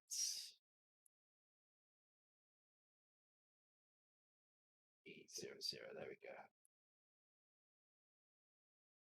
Okay, so now if I export this, actually I'm gonna put it a bit before that, and the reason I'm gonna put it a bit before that is if I want to update this palette, then I can I can come in and mess around with these colors. But for now, I'm just going to copy it in like that, and then we'll come back and edit these later. So uh, you guys, you can use FCM with 8-bit text mode. Just limited to 256 in the first 16 kilobytes of RAM. Oh yeah, that work. Probably can slot them in somewhere. Actually, probably can just about manage that. But I'm for now. I'm just going to get this working as it is, and then if I'll let Warlock come up with any ideas that he might want to do, um, and if there is anything extra to be done before he's happy for it to be released, then I'll probably do another stream of doing that. But I don't want to spend too much time on it because I do want to get on with Perseus at the weekend, so it won't be this weekend. But I think my aim is to get this looking close to the original, but with slightly better graphics in the main game by the end of this stream, which gives me about 45 minutes. So, okay, scripts, Tarmizer. What would you like it branded instead of Phoenixware? Up to you, Warlock. Up to you entirely. You know, in a 16-bit sprite point service been resolved. Documentation error rather than real board sprite list has been a 16-byte boundary. When okay. To be fair, I always put it in the same position anyway. At the end of it, yeah, it's on 16-byte boundary. That's why it's never bothered me. So yeah, Mega65 presents, or yeah, Mega65 presents. That's fine. Are you making a new title screen now? I imagine. Thank you for the follow, Azalo or Azilo. Welcome to the screen, or Azayo if it's Athayo if it's Spanish, maybe. Welcome to the stream. Hope you're doing well. Catches in the last 45 minutes of this stream, just trying to get the palettes in place to make this kind of work how I want it to work, which means I do need to go back to the palettes up here, wherever they were. Here we are. Okay, so I'm going to cheat this a little bit by grabbing all of this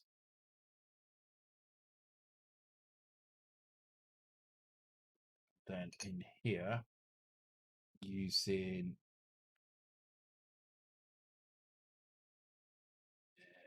in selection, yeah, and replace that with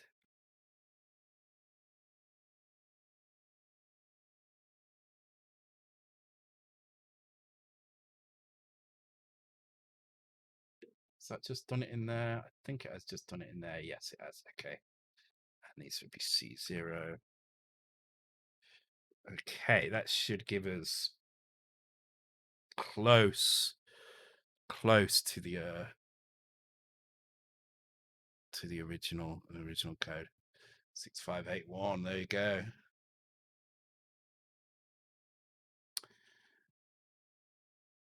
Okay, so we've got a raster split problem at the top. That's because we know everything needs shifting down by one. We're going to see that all over the place here. So I just need to go through those rasters and shift them down. So let's go and do that now. Some of them have already been moved down, so we just need to be careful which ones we move here. So whenever there's a V raster check, there's the first one. Where is the V raster? Ah, here. Okay, so the first one is up here.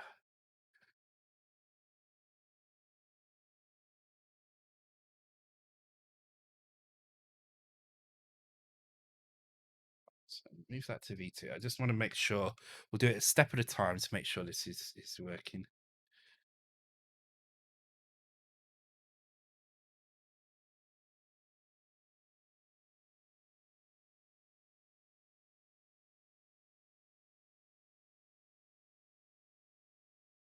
Take care, Paul. Thanks for joining. So is that one? Seems awfully low down the screen, but okay, let's try it out.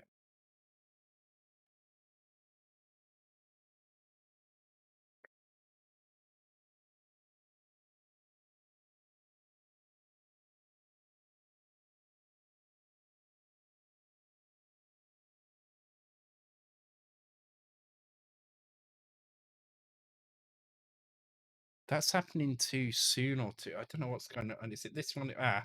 Maybe it needs nudging back. Let's try. It's happening too soon. I think maybe that's the problem.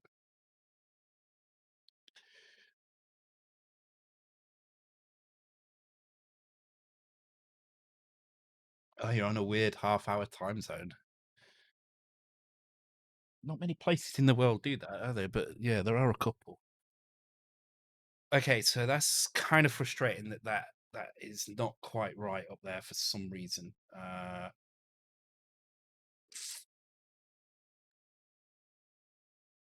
Oh, damn, that is really frustrating, actually.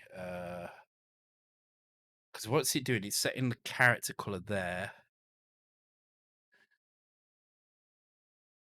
Wait, hang on, it's setting the character color. 1, 2, 3, 4, 5.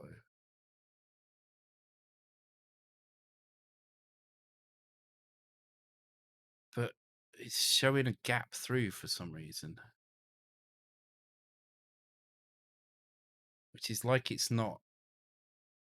It's like the character set has got an extra block in it for some reason.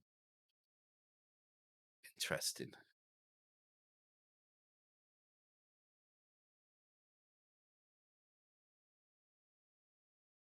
Is that what's going on here? I can't quite figure out.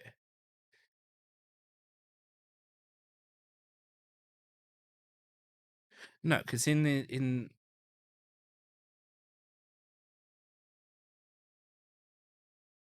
what's going on here? Where are those lines coming from? Because they're lines in the characters themselves, right? That's what it looks like, anyway. It could just be. Hang on. Is it to do? Is it to do with this here? Maybe. because I know there was something weird about this last color. So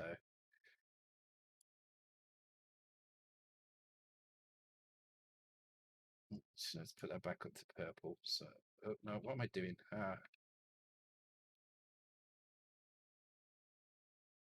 we go. Let's do that.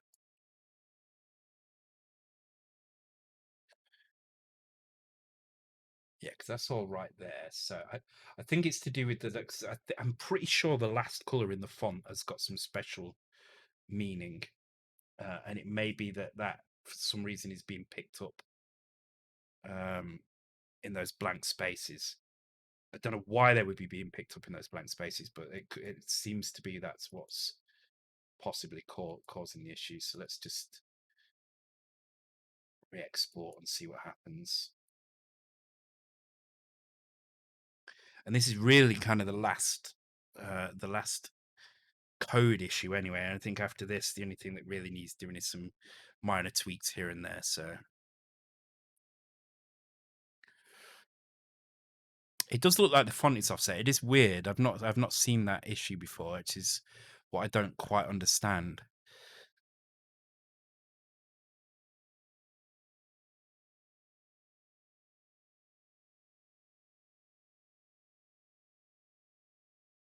What I don't get is the characters in the middle of the screen. So where it says press fire to start the game, they don't have that issue. It's only the ones in the other areas of the screen that have that issue. And it's only since I changed the font palette as well.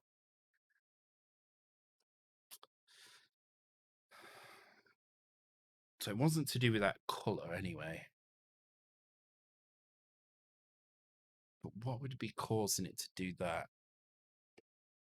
Let's put this back to 42. So look at these rasters. So these are the raster at the bottom of the screen. This is the scroller. See, the scroller's fine as well.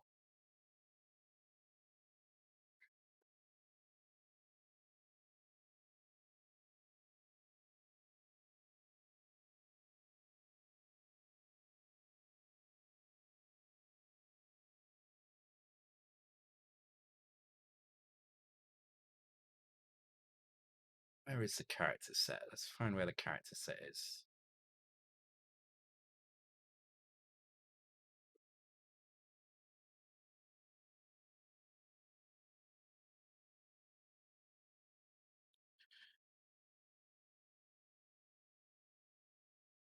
Music, background.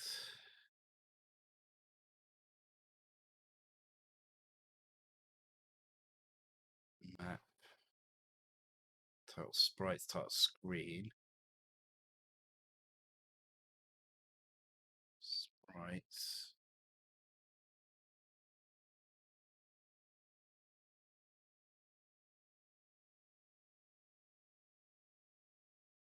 The title screen. Okay, so do we have character set? Char set, okay. Char set. Okay, so char set is at 3C100 and it's copied into the right location. Okay. So let me go and have a look at the character set in memory. I think that's going to be the easiest way to do this.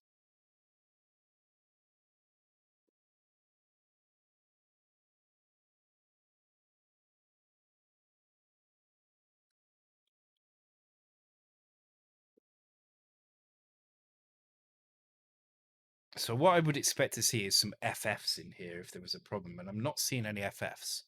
So let's take a look at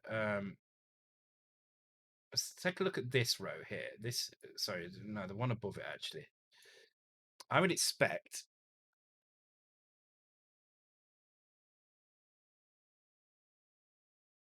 to be able to check. Yeah, see, I just added a row above the A there, and that did indeed set it. So for you see, look at the A in Phoenix where at the top. If I set that value, so if I see how it's wrong now, so if I set that back, that would be what would it be actually? It would be 770. There we go, right? So that would mean that this value, which is 00, would be the what we're seeing there, but it's like it's so set to set 200F to 0. F to 01.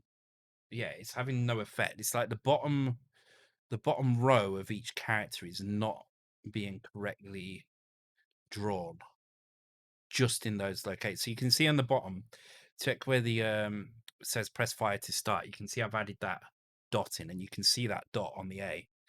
But you don't see the same dot on the A in the Phoenix where at the top. So something is breaking that, and I suspect it's to do with the way that the splits are working, but I'm not entirely sure why.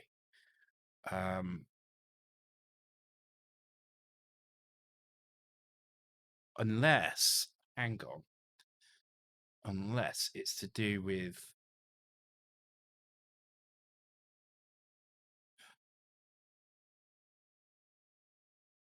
Oh, wait a minute.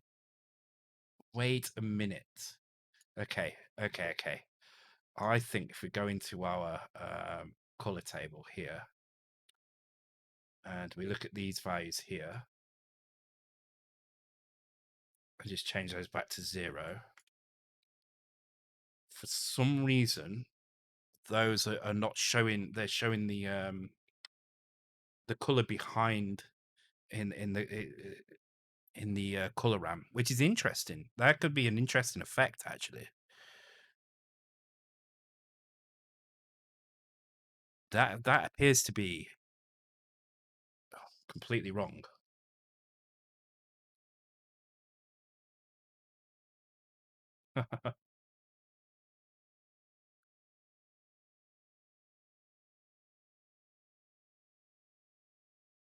Oops. F9 in Sublime does some weird shit. Okay, so it's not that. Then it has to be something in the raster. There must be a value being put into the raster splits down here somewhere. I don't understand why it would be causing that weird issue.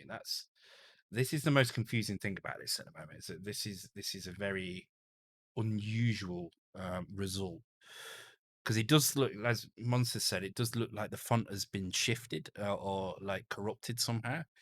But changing those values direct in the font has no effect. In fact, you don't even see them, but only on the color cycle. If it's not color cycling, then it's not a problem. So let's have a look at where the color cycles are, right? So these are, that's not it. Here's the color cycle. Right, here's the color cycles.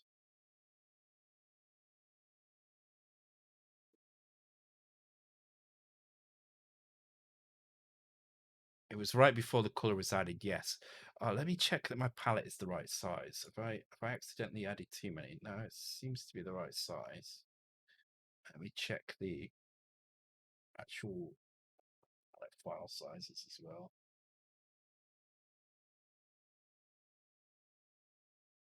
How is it?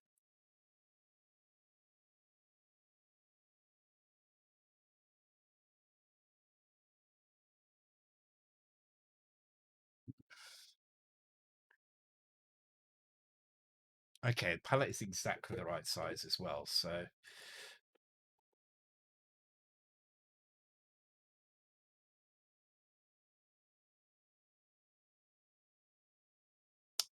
Beverly Race Course. I've been there.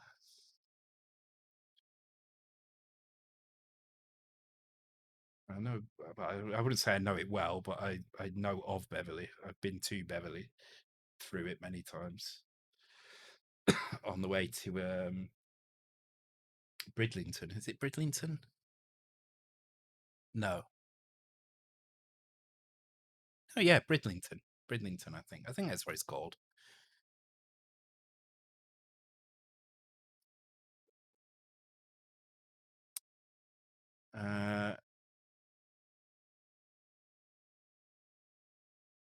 Yeah, I don't understand this color thing. Okay, let's just go back and change the color back to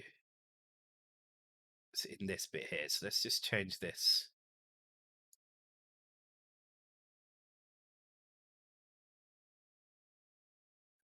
from C to 0. Let's do that throughout this entire section.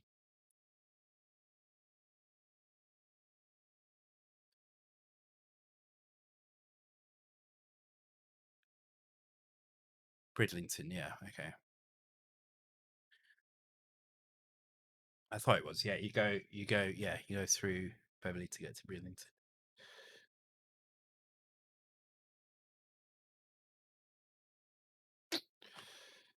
Okay, so apparently using those colors up there causes an issue, but why does it cause an issue? Well, let's worry about these ones later. Let's just get these raster bars in. So these should be fine to do.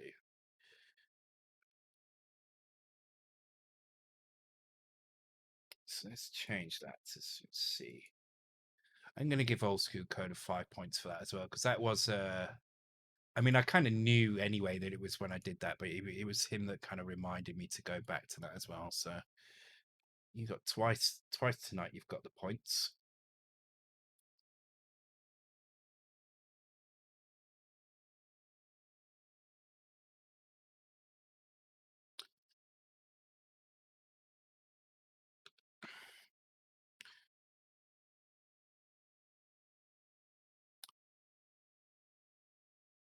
Oh yeah, reminder Cosmos as well. You can win one of these lovely things. Cosmos is now ready to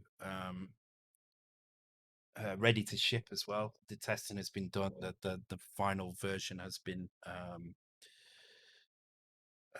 created. It's basically gold now. So okay, cool. So why does changing those fonts in these sections cause problems? So let's take a look. So let's try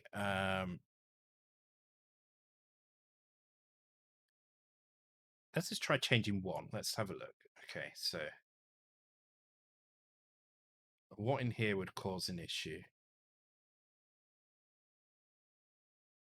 And let's have a look at the font.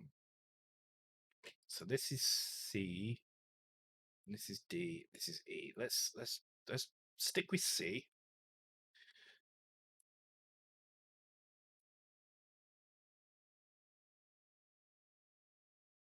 So we're just doing that section there. So I don't know which one that is. It's probably the top section. Thanks for issuing, Mike.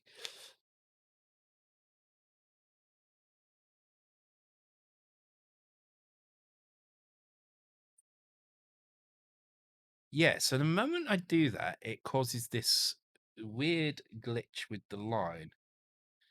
And I have no idea why it would do that. Other than maybe it's not putting the entire font in or something.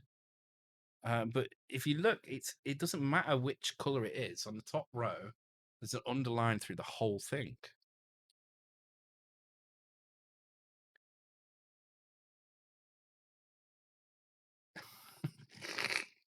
Oh, Andy.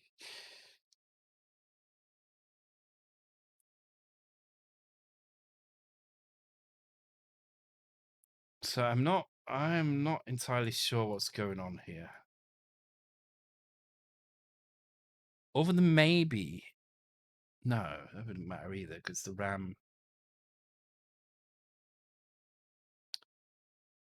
shouldn't matter because the toxic in the middle is working fine. But for some reason that doesn't work. Let's try changing that for 0D. It's doing selection. Oh, to D even, sorry. I cannot explain why that is happening. That's so bizarre.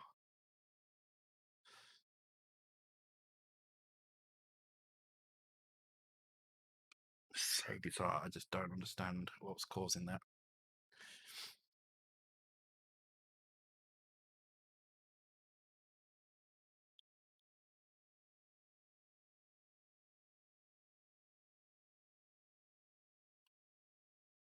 Oh, little tip I learned is instead of doing a compare 0, do that.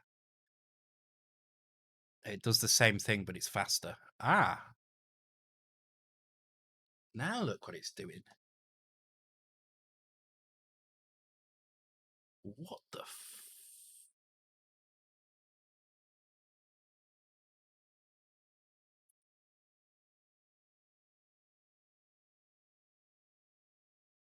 I cannot explain. I cannot explain things at all. Small tip I learned: don't use Z80.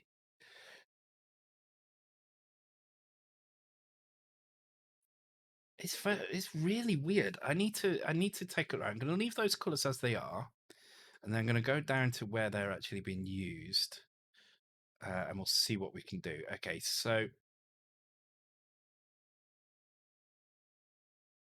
because I honestly can't explain this at all. Okay, so we need to find the right, because I think it's this one. Oh no, that's Sprite. Ah, these are Sprite colors. Okay, so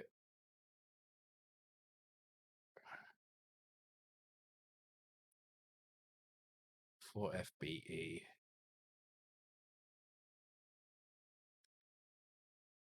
My God, all right, I need to figure out where the hell they are now. Oh wait, no, they're Sprite Y positions. That's not colors.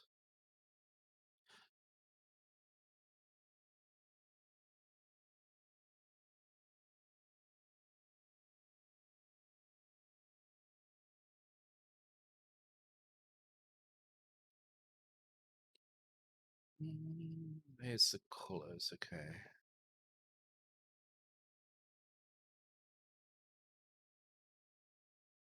4F95. Maybe this bit here. Yes, because this is doing top row. This is the text on the very bottom. So this is the scroller.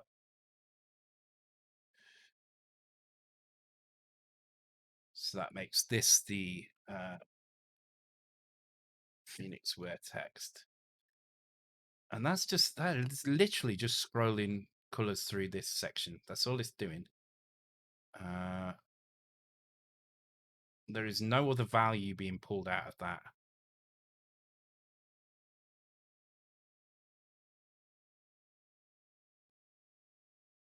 Wait, hang on. Hang on. How is it actually doing that color?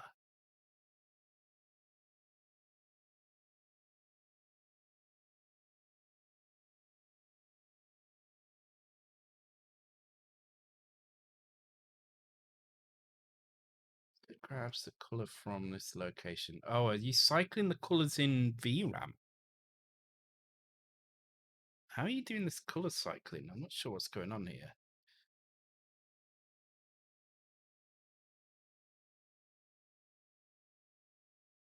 Oh, yeah, you're cycling the colors around. Okay.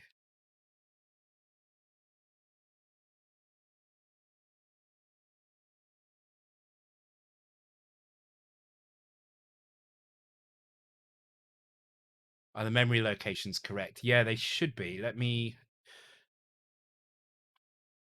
double check.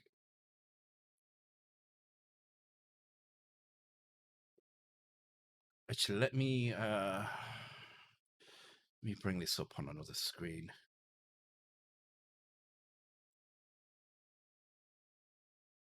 So if I just do, yeah, they must be fine because of these. But let me do some of these.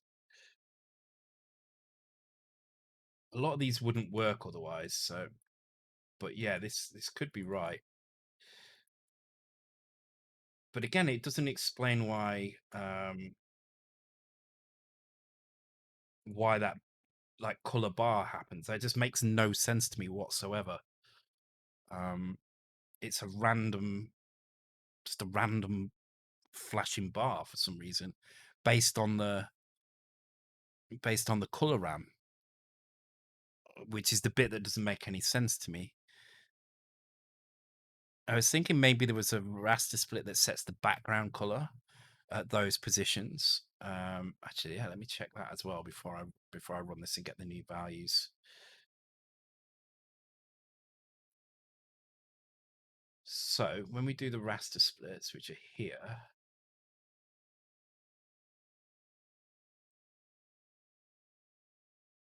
There's no, yeah. See, I was thinking maybe there'd be um some background color here. Oh, but that's set in the whatever value it reads from here. Okay, so it's not that.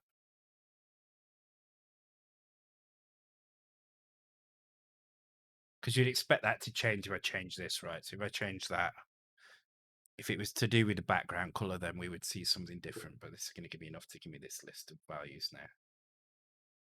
I think those addresses are fine though.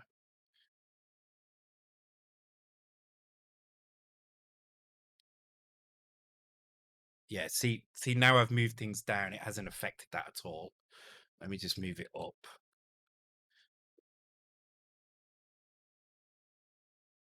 Hey, Jez Jukes, how's it going?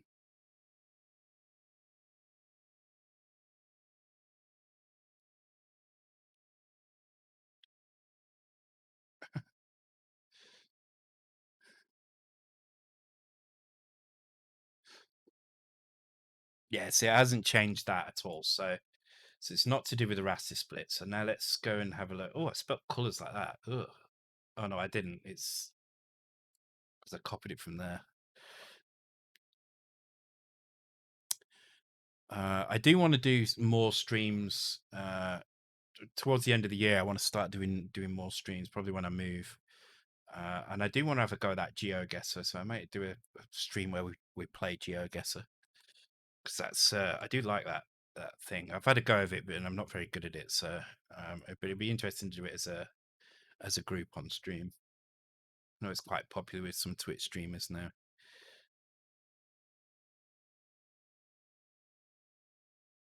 But yeah, I do like it. It's a lot of fun. Right. Okay. Let's figure out where that is. So we're checking what old school code has said, which was just to verify basically that these addresses are correct. So which they are. I mean, look at that. They're definitely spot on. So go and put these in actually. I've got to put the U back in though. Ugh. Could fix these, but I can't be bothered. Oh, and I've done that one wrong anyway there.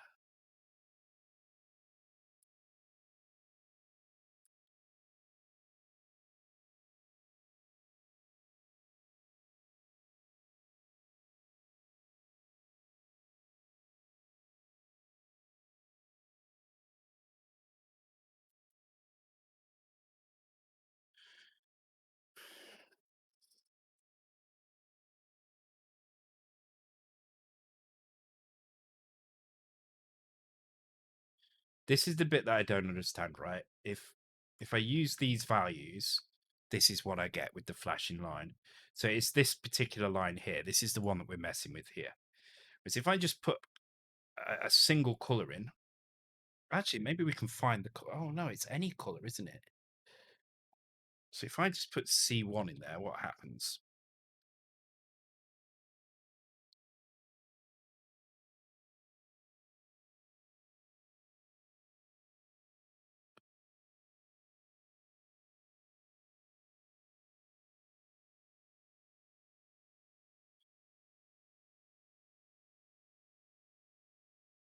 Well, there we go. We've still got that issue.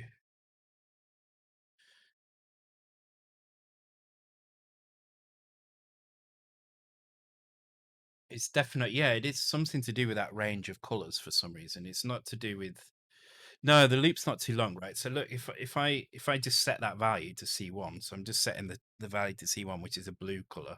Actually, why is it a blue color? Wait a minute. That should be white. Is it to do with the weird way coloram works?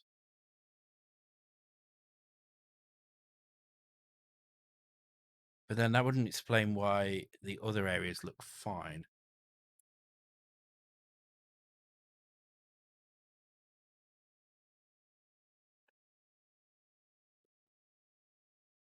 What? So if I do 0, 1, what do I get?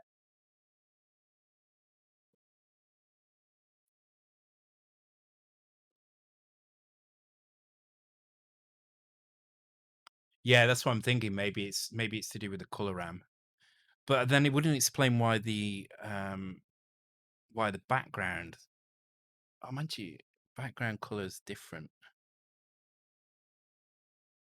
Right. Okay. So what happens if I do 21? So 21 here would be like a blue color. Maybe it is to do with that. In which case, I need to change the color RAM lookups, which is going to get that's going to be frustrating. Ah, okay, yes, that is. It is to do with that. Okay.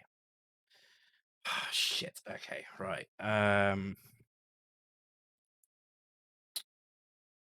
Okay, so we need to change this routine completely.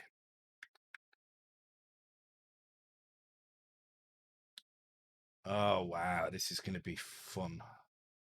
This is going to be so much fun. Um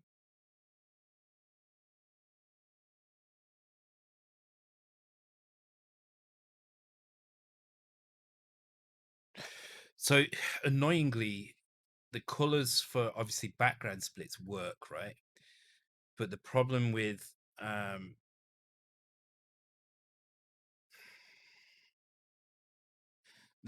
this area in the color RAM is color RAM really is not using the top byte at all.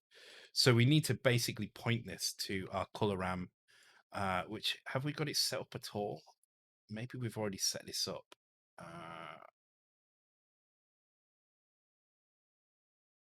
No. Okay. So I'm going to set that up. I'm going to do it in here. I'm going to use 0 page here for color RAM.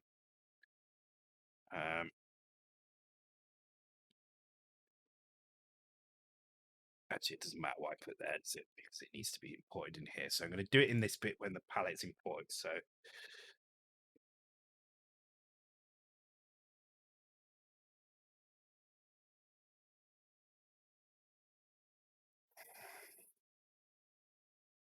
it needs to be there. It needs to be there. And then we need this in that one. And then, oops.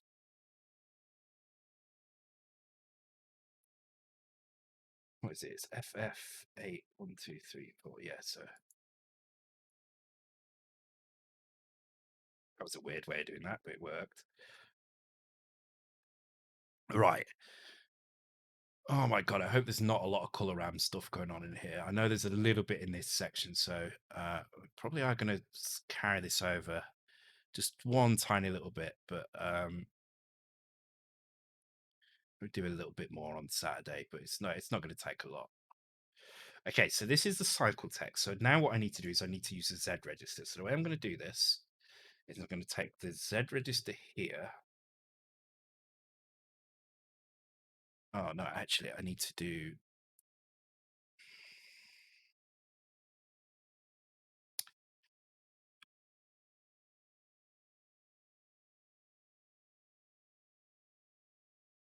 what I'm going to do macro set color RAM direct.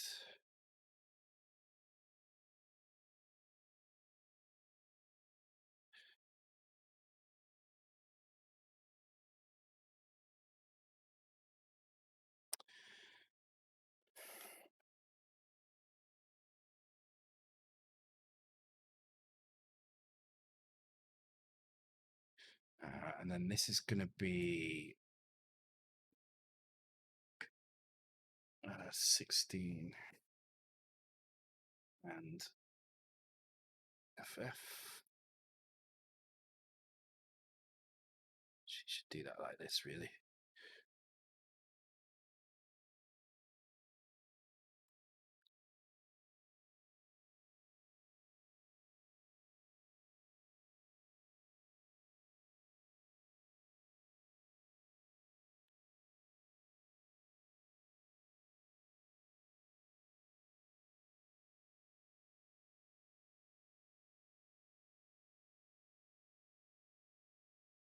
I may have to move some of this because of the size of the macros. Because I think this is going to get awkward. Man, this is.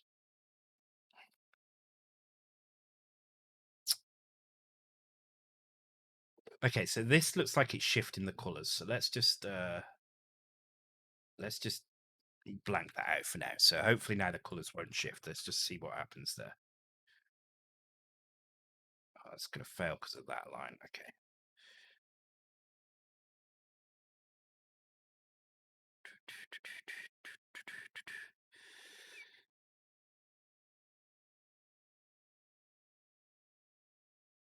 It has taken me a bit longer than I was hoping, but this is what you get when you work on somebody else's code and you don't know what you're looking at. So it's hardware blink is what's happened. That's what's happened. It's a hardware underline and hardware blink. That's what's happened here. So we've got super extended attribute mode, which means that if you set the upper byte of color RAM, you actually turn on things like, well, it's not even super extended attribute mode, it's just extended attribute mode. So this is just hardware underline. That's all it is. That's why we're seeing that line. So it is actually the character set updating, but it's updating because of a hardware feature, which is the underline, which is why we're seeing it. And we're seeing it because we're turning on that bit in the upper nibble. So the upper nibbles are used, but they're not used for colors. So actually, is this going to mean this means this is not going to work as well, right? Because now our palette is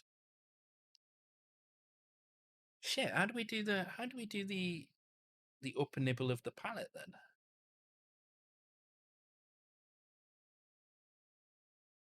This is not something I've ever had to deal with. Like, can I use all 256 colors in this?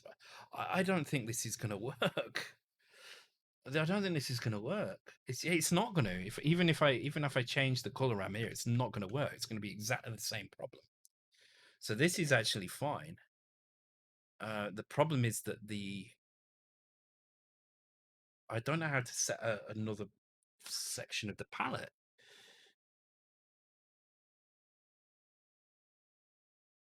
I might have to leave this until next time. I might have to do some.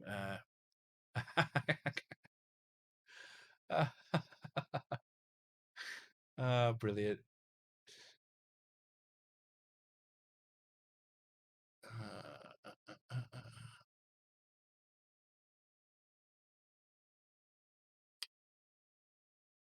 Quiz broadcast is from Mitchell and Webb. It's David Mitchell's hosting a quiz game after the event.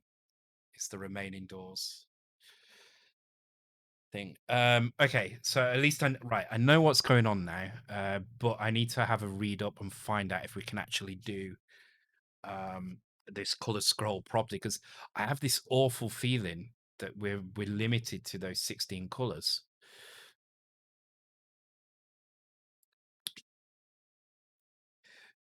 Which is not a huge problem. Actually, what we can do, let's try something here. Let's try very sneakily to do something. So, uh, first of all, I'm going to delete these colors.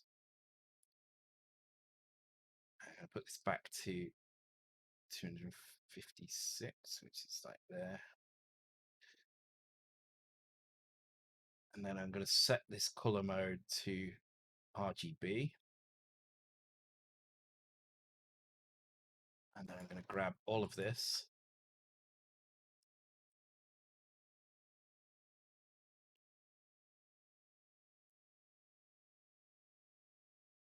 We may have to keep the same color gradients, I think, but yeah, this might fix.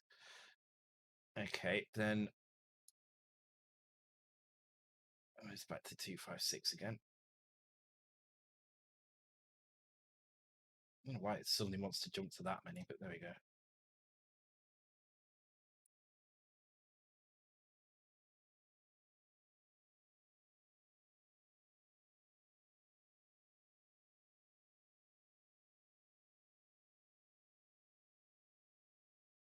Okay, there we go. Right, then Sprite, color mode, indexed. There we go. Right, save that. And then export that. Yeah, blinking and underline is a feature of the Mega 65 by setting some upper values in color RAM. It is in the manual, but I didn't realize it was also available in normal C64 mode.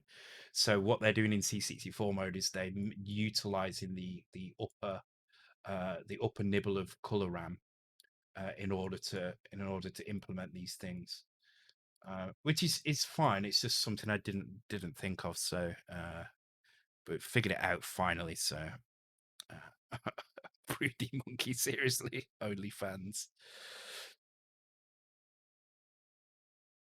I don't have an OnlyFans, and I never will. Nobody wants to see that. Okay, so we're probably going to get a few weird color changes here because it's not quite going to be right. But what I'm looking for here is that sprite colors are correct, and things like that. Um, okay, so obviously background color is right. Split colors are wrong. Sprite colors in the middle are fine now. Some of the things are okay. Okay, right. So to start with, let's check the colors in here. Oh, why are the colors all wrong in here though?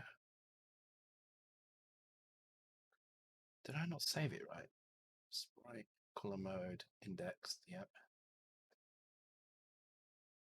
255. Yep.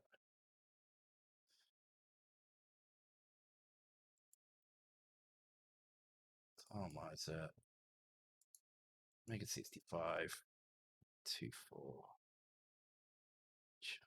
Yes. Yes. Oh. Yes. Okay. Okay.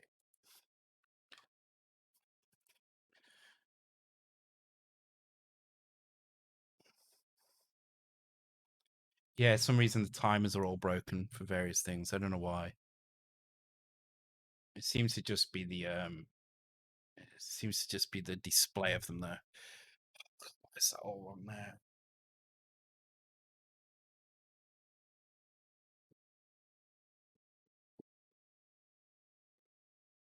Okay, so I kind of know what we need to do. I know what we need to do, but it's probably going to be one for next time. But I can quickly fix the intro screen just to show you what I mean. So if I find wherever those splits were again, I've completely lost where they were. Here we go.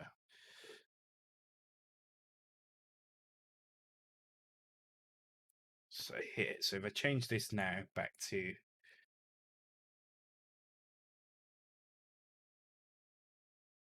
like that, and then same on this one as well, but going from D to 0.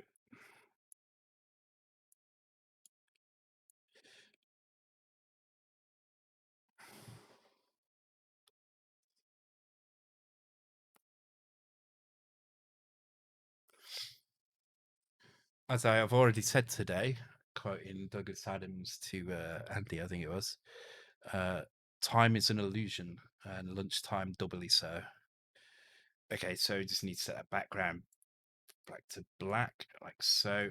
Thank you very much for the follow, Broody Monkey. Welcome to the stream. I'm just about to end though, unfortunately, but I will finish this last little section here. Um,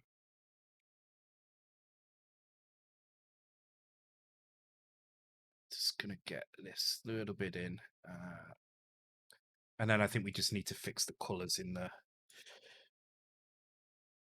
main game. But I think I've got the title screen working right now, which is weird. Very, very strange. Very strange that those colors have gone weird. I'm not sure why. I need to take a proper look at what's going on. Okay, color RAM is being filled with 09 somewhere. Where is it?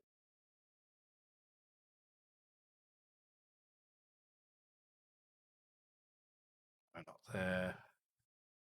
Not there. Not there. It's going to be before all of that, isn't it?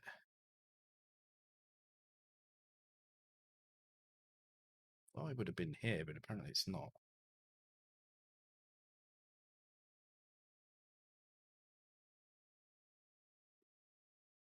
Okay, it's fine. Just search for this. Coloram 0.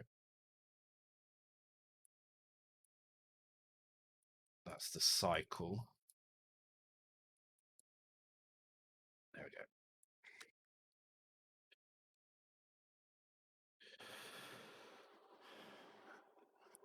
Zooey de Chanel, yeah.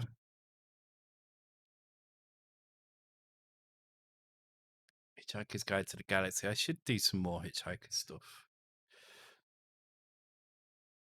I mean, that looks now like the original C64 one. So that's at least a step in the right direction. Obviously, we need to fix all this shit now. I don't know why this is all broken. So sprite colors. So if I search for 09, we should find places where those are being set. So sprite color, yeah, looks like a good one opportunity. Because there's going to be very few places where 09 is being set to anything. Except for this particular color, so it's kind of handy. If it was 00, I'd be really upset now, but it's not. It's 09. So actually, if I can do this, I can do it search and replace.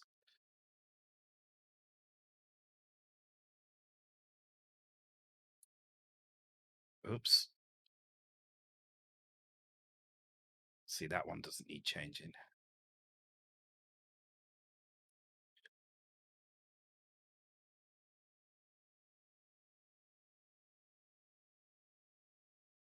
I missed one there as well. Just go through again. So find place.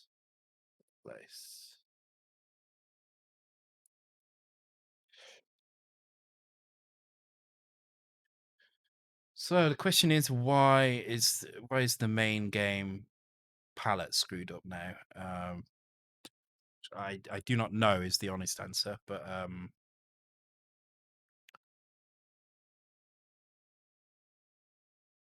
is it using? Just trying to work out if it's using the wrong. Maybe all the colors are offsetting the characters.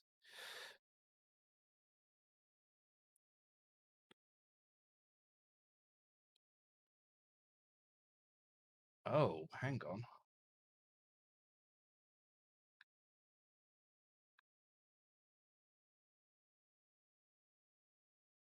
No, hang on.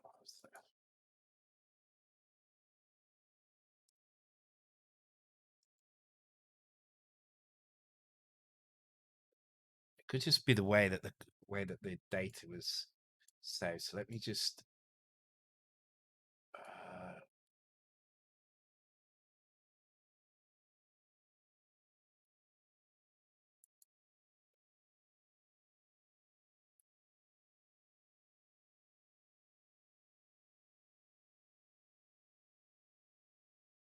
And then I'm going to try this just once, and then I'm going to call it a night. If there's anything extra we need to do before the weekend, Warlock, if you just let me know, and we'll do a little bit of the weekend. I don't want to do too much because I do want to get this out there, and I don't want to spend too many streams doing one game. It should have been pretty quick. I mean, it's not gone bad at all. It's gone all right, if I'm honest. Considering there's been kind of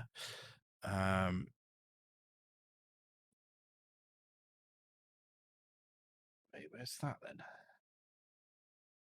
then? Considering how many kind of weird issues there have been as we've gone through this, it's surprising it's not been worse, to be honest. Oh, we just got a raid from Messenger just as we're about to end as well. All right, we'll stick around for another 5 minutes anyway.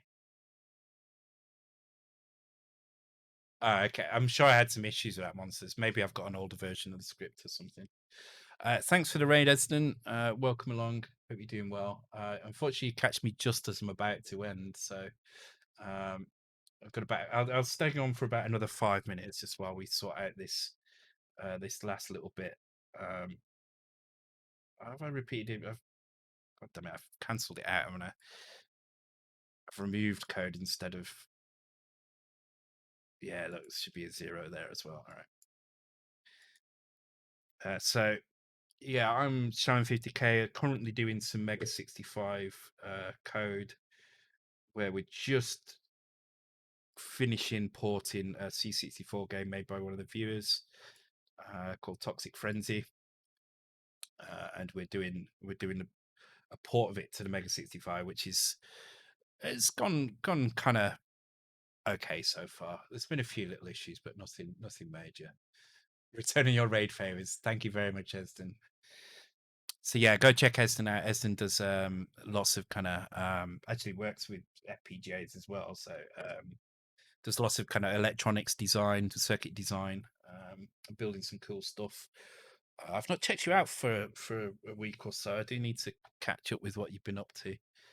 Um, okay, no, the colors are wrong in the game. I have no idea why they're wrong in the game, but it looks like what's happening is that the font, the colors are shifted, so that background should be yellow and it's white instead.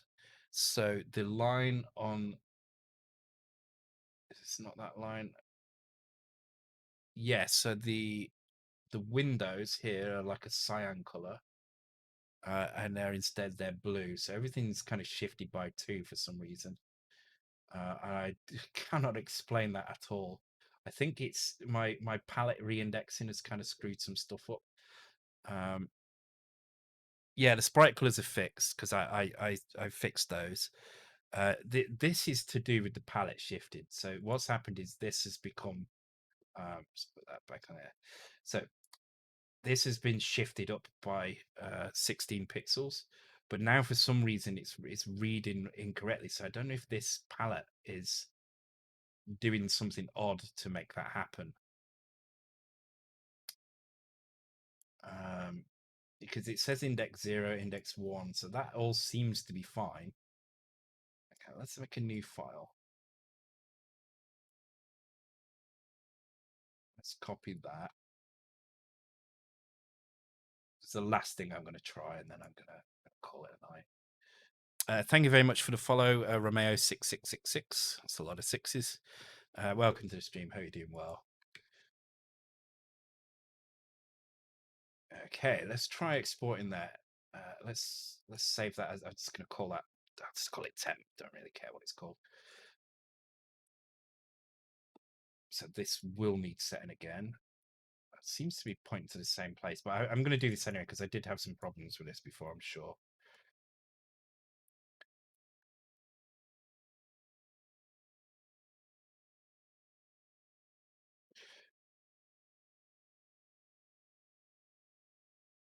Because it's like the chars have not got the right values in them.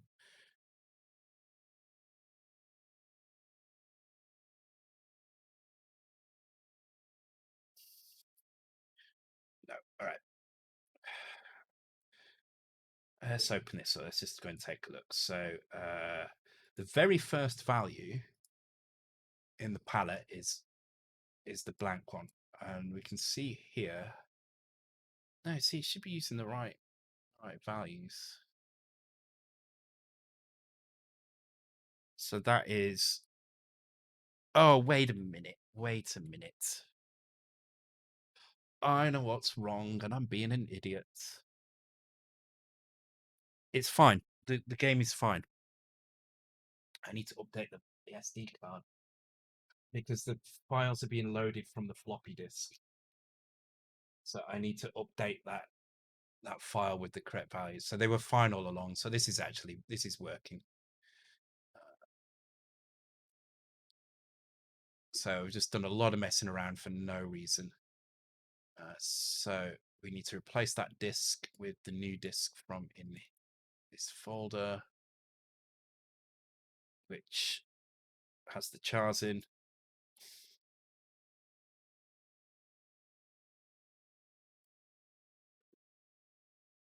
There we go. God, I'm such an idiot. I'm such an idiot. Sometimes it just takes a little kick to remember.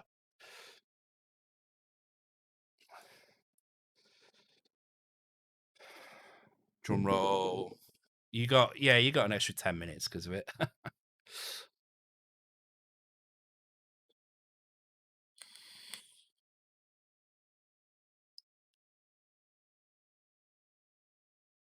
So you ready? Boom. There we go. Oh, we've got a dot in the middle for some reason. What is that about?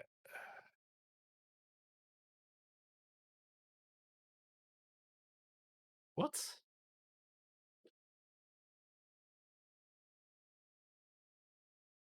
Okay, you're gonna get an extra couple of seconds, couple of minutes maybe. Not that one. This one.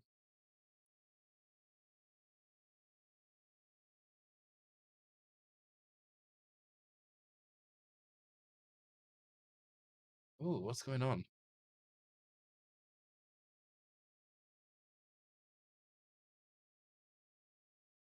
Oh, my drive is kind of crashed on me or something. Oh, it's because the quiz was loading. All right. Wow, the quiz is heavy for some reason. So these look all right. Oh no, look, there you go. One. Oh no, that's the second one. That's the yellow and blue border on the kind of I can't point to it. That's annoying. I can't move my mouse over it or anything. So this is that corrupt bit. This is what I was on about one of the bytes corrupting. I actually have a piece of code to fix this somewhere. Did I put it in or did I take it out?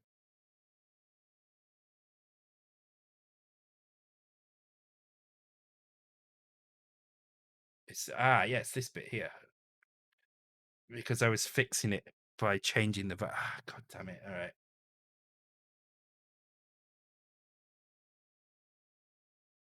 So I was putting this value into that location, so I shouldn't need that anymore. This should be fixed now. Boom.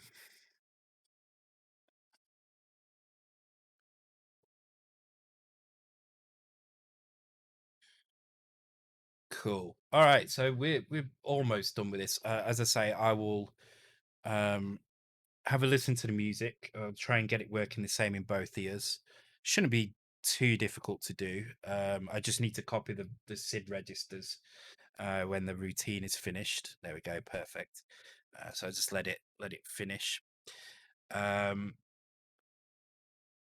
and then that's it. And the new title screen. If Warlock, you send me a new title screen, I can stick that into the game. Um, let's just get out of the way. There we go. And then that gives us pretty much everything we need. I mean, we can change the title screen a little bit if you want, but it probably isn't needed. We're just porting games here, so um, as long as it works, I'm not too fussed. So, and this is spot on.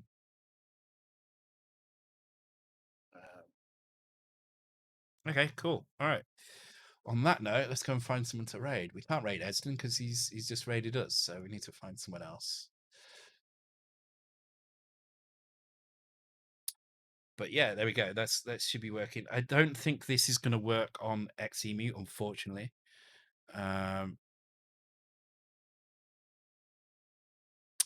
okay, so you're going to do some color editing. All right, cool. Yep, that's fine. And just change it to Mega65 presents. All right, yeah, I'll do that. I can do that. It's nice and simple. Um, okay, anybody know of anybody to raid? I'm not seeing anybody who I would normally raid. Hmm. Okay, let's have a look. Taking suggestions.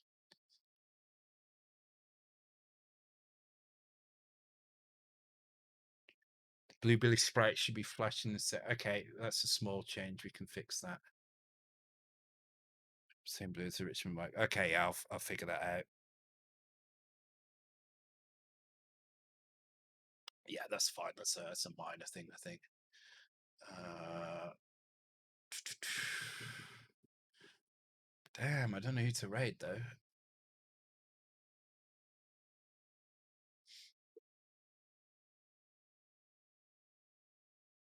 Icarus FW. There we go.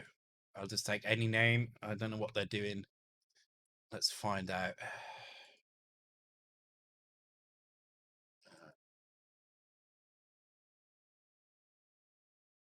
I'll type 2 final. Icarus FW streaming. Okay, well, who's got the least out of those two? That girl Joey.